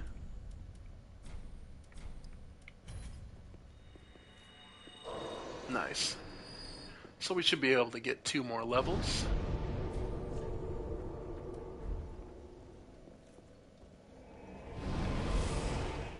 And at least that explains the giant beam of energy that the demons found, tried, and used everything they knew to create that worm. Welcome. Very well. Then take note. Let these souls withdrawn from their vessels, manifestations of disparity. There we go. Farewell, may the flame. Alright.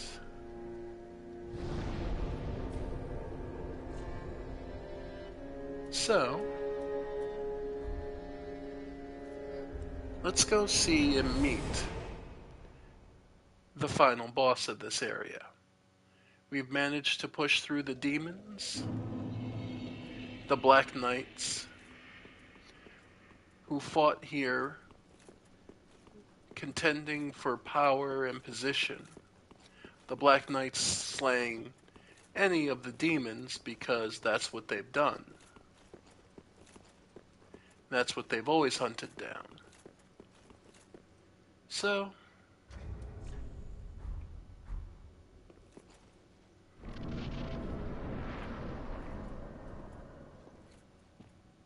and here we find burned and smoldering.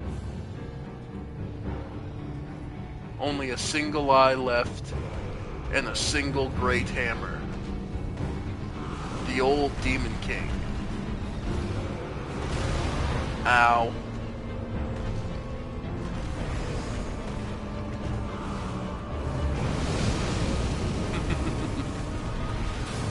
Yep.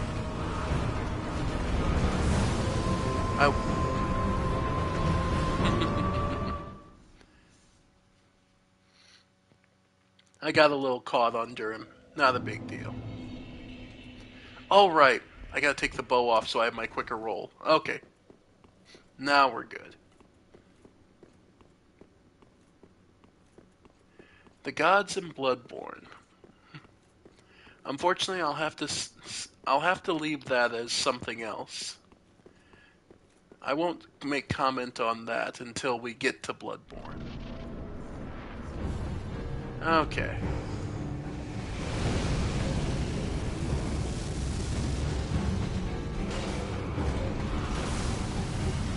Yep. The old Demon King.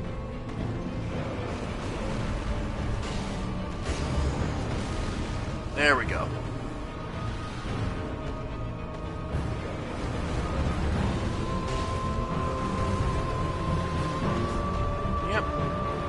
He's tired, though, you can tell. And look at the arena. It's covered in the corpses. The greatest demons. The largest ones. The ones that were the strongest. And all that are left is this one old demon king. Burnt out, lacking the color. But not the desire to survive. Alright.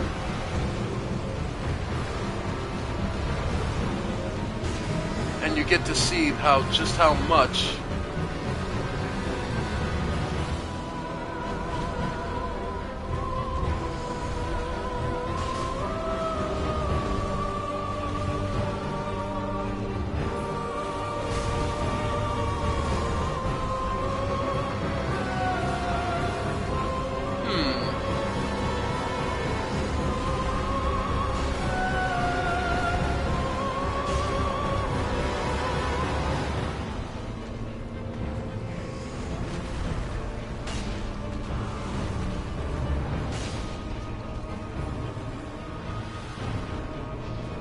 oh, he's getting hot now.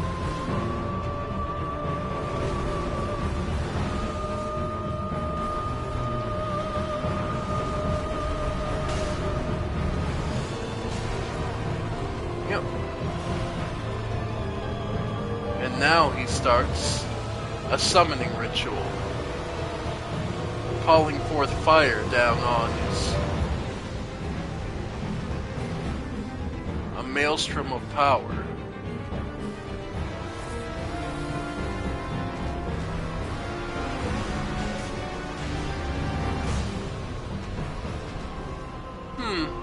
That's an interesting thought. Though, have we ever seen at any point the demons fighting each other? I mean, even incidentally, have the demons ever fought each other?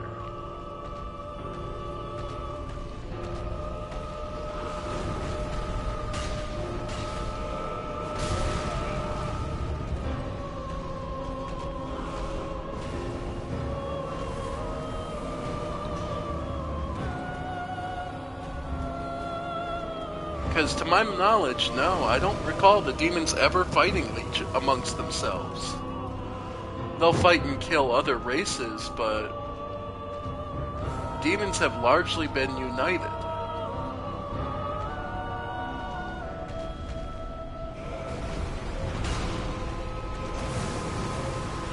Alright.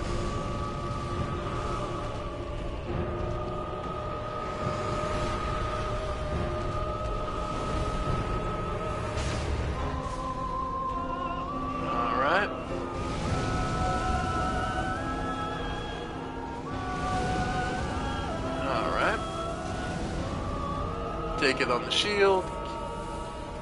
We're doing alright.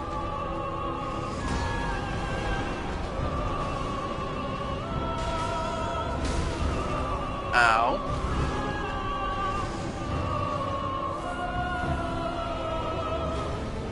Alright.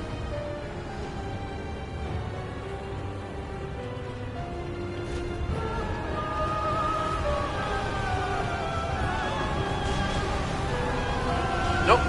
Nope.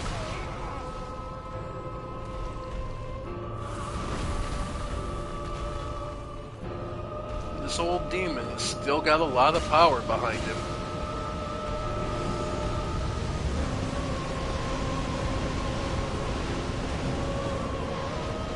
Even when we fought the deep...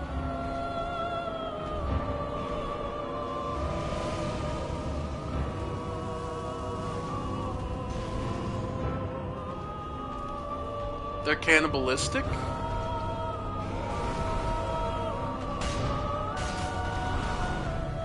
Alright. He's exhausted. And he blows himself up one final time.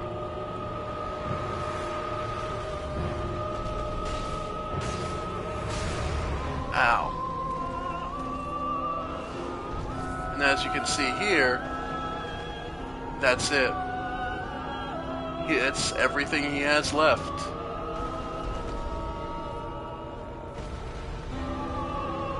He can't even lift his weapon. He swipes at us with the last of his strength. But that's the end. And the last Demon King falls.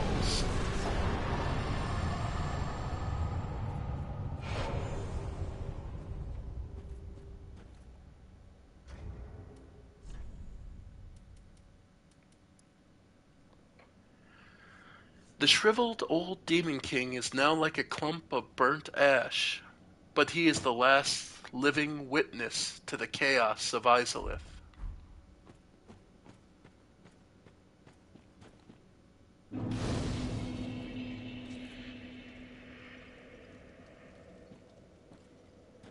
Rather than saying they were fighting each other, it might be better to say this is the last remnants of where they could live. They were cut off, forced to hide from the organized kings. Because remember, we had to pass through Karthus catacombs to reach this place. And beyond was the Undead Legion, and on the other side, Irithyll. None of these forces would be welcoming to these demons. If anything, they'd pursue them without hesitation and seek to end them. And with Nashandra sealing permanently back in Elium Lois in Dark Souls 2 the Chaos Flame, there's no new way for demons to be created anew. So they were slowly and methodically executed, trapped down here at the smoldering lake, and anytime they would try to escape or seek out fresh prey or what have you, that big bolt, that big crossbow up there, manned and moved by giant soldiers, would be firing at them, relentlessly and endlessly. Out of sheer desperation to keep the Black Knights and everything else from killing them, they managed to create that giant worm we slayed. It was a simple answer. After all, the worm could simply hide underground, pop up when it needed defending, and go back hiding from the bolts.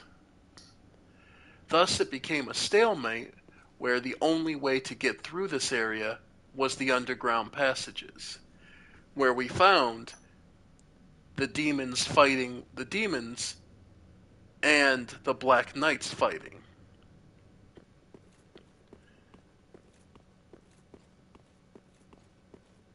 Remember, it was a Black Knight that was guarding the path up to that crossbow.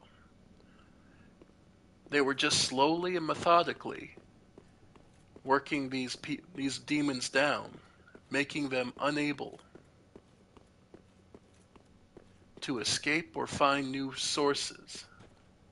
But yeah, Nashandra, as we know from Elium Lois and Dark Souls 2, is keeping the Chaos Flame frozen over.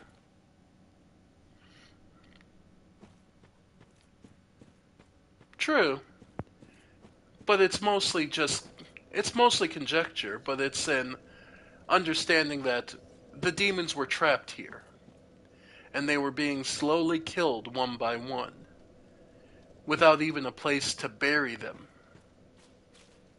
or put them away. They simply piled them up. And the last one left was the old Demon King, till we came along.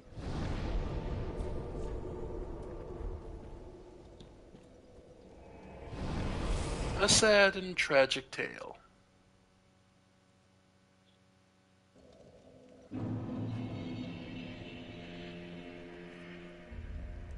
But it does mean the world is not completely free of demons. There will be some strays. But the main source and bodies are no more. That's all. Chaos Bed Vestiges. Traces of the tumultuous seedbed that birthed beings known as demons. Hurls chaos flame that scorches vicinity. Demons born from the fire bore its smoldering essence and perished soon after. Man shares this rapport with the flames to this day. And the great hammer of the old Demon King. The weapon has survived since old Izalith and is imbued with the remnants of the chaos flame. Yep. Note, it requires 10 faith and 10 intelligence to use and 30 strength. Does get fire bonus damage and is very heavily physical too. So, but I don't think that's a weapon we need. So long, King. We salute your sacrifices.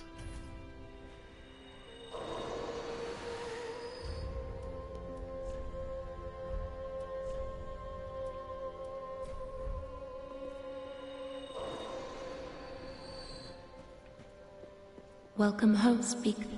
Very well, then take me. Let these souls withdrawn from their vessels, manifestations of disparity, elucidated. Farewell, Ash, may the flame. Alright.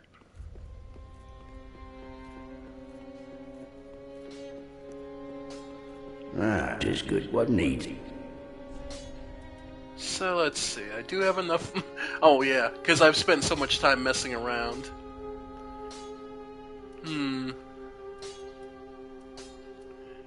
Yeah, I still need... Yeah, so... Make the fire... Alright.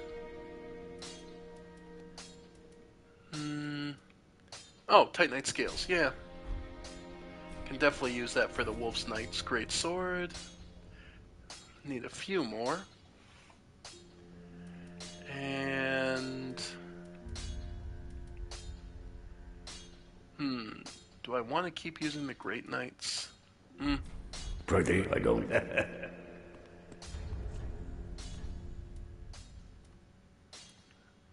Yeah, the Wolf Knights is pretty damn good overall.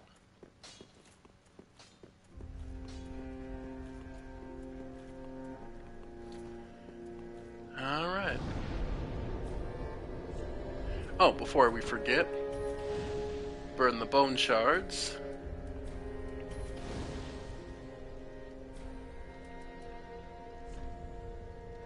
And Central Irithyll.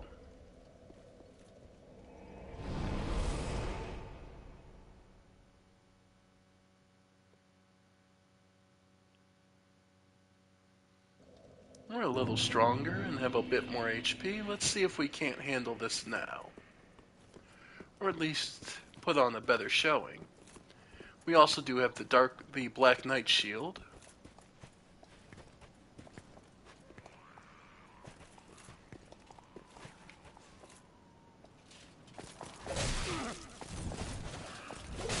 Yep.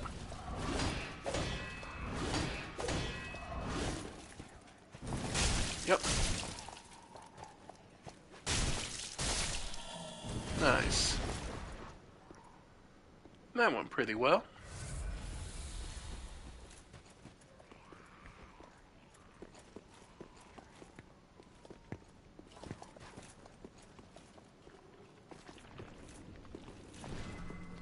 Yeah. Yep. Gonna just keep chucking those, huh?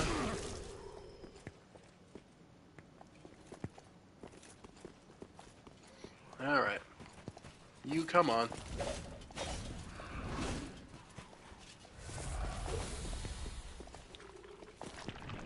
Good grief.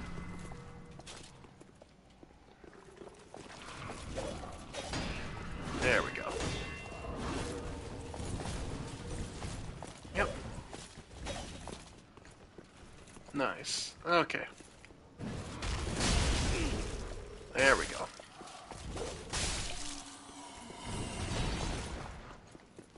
There it is.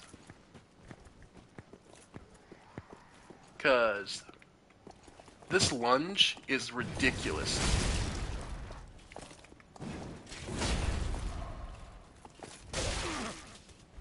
Oh, I'm on heavy roll. I just noticed I'm on heavy roll. Okay. And gotcha. And I'm at literally perfectly 70%. That's funny. Okay, and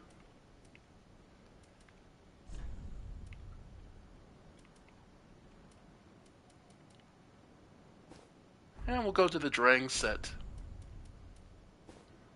There.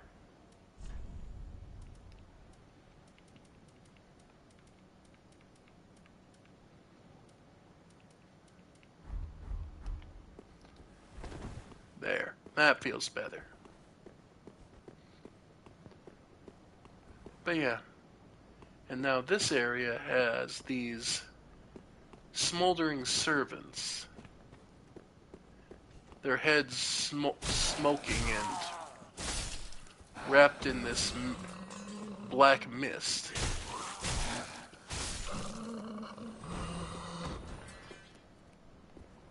Alright.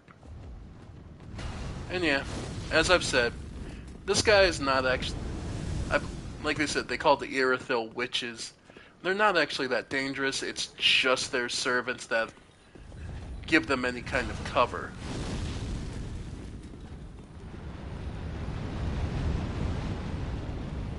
Nice. Alright.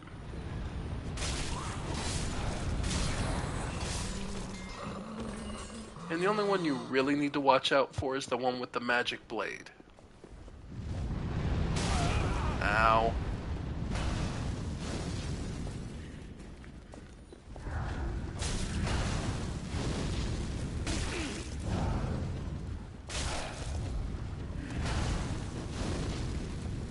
Yep. Yeah.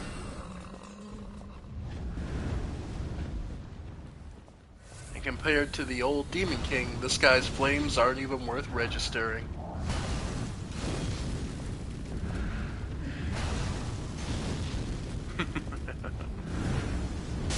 Oh, thank you for making this easy.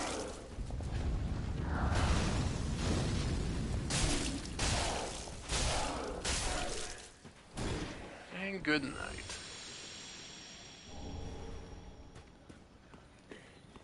More of their servants.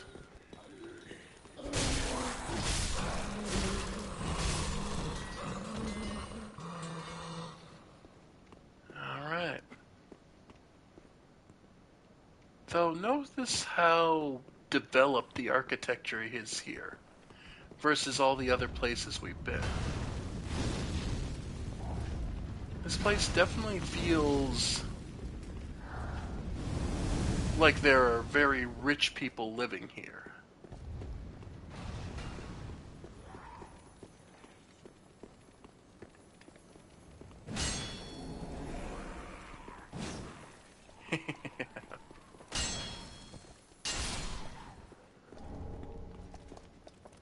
Alright.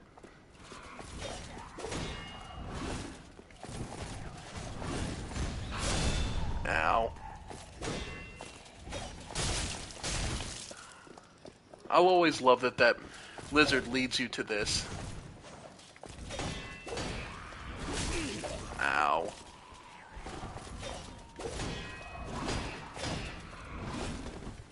Yep.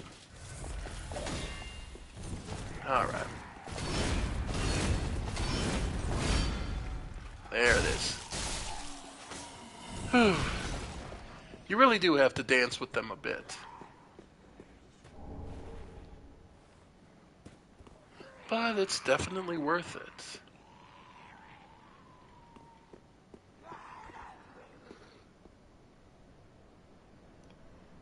Now here's an interesting thing.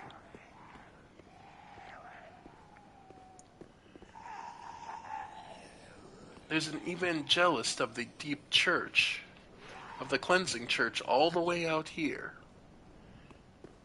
And she's kneeling in prayer, it seems.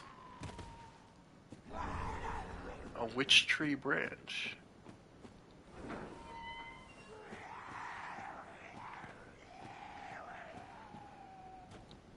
And as we've seen, these sisters are large.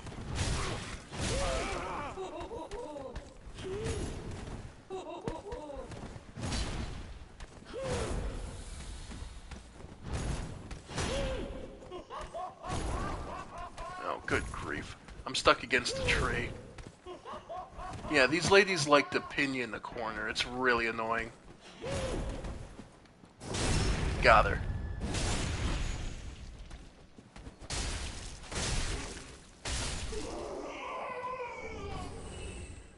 Doris's gnawing.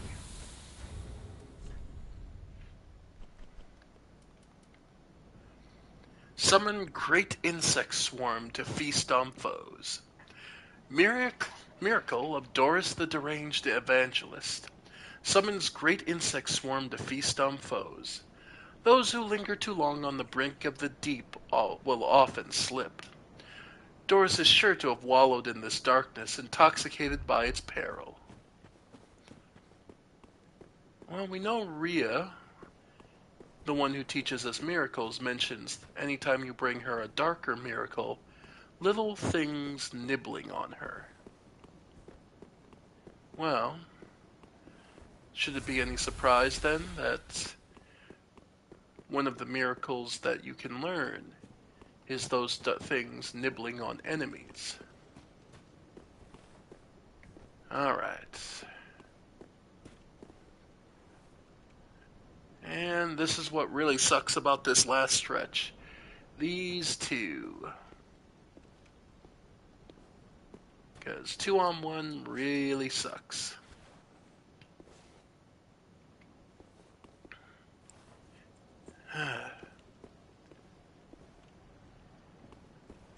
And the problem is, they have the witch up there to support them too.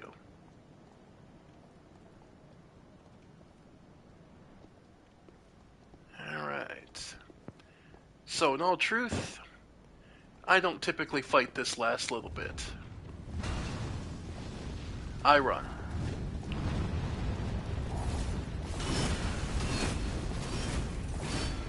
Yeah. Just run it. And turn away, because like you saw, there's some more enemies ahead. And having made it here,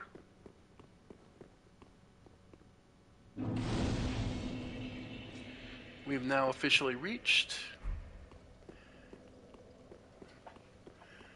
the midpoint of Proof of a Concord Kept. But yeah, there's more to this area. But we've reached the Church of Yorshka. And I think we're going to call it there for the night. We've made it through and into the depths of Irithyll, and there is plenty more to see out here. So, I want to thank you all for joining me.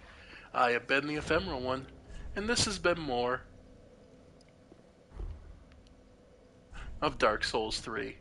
Thank you all, and I'll see you next time on this, or maybe something else. Bye for now, folks. Bye for now.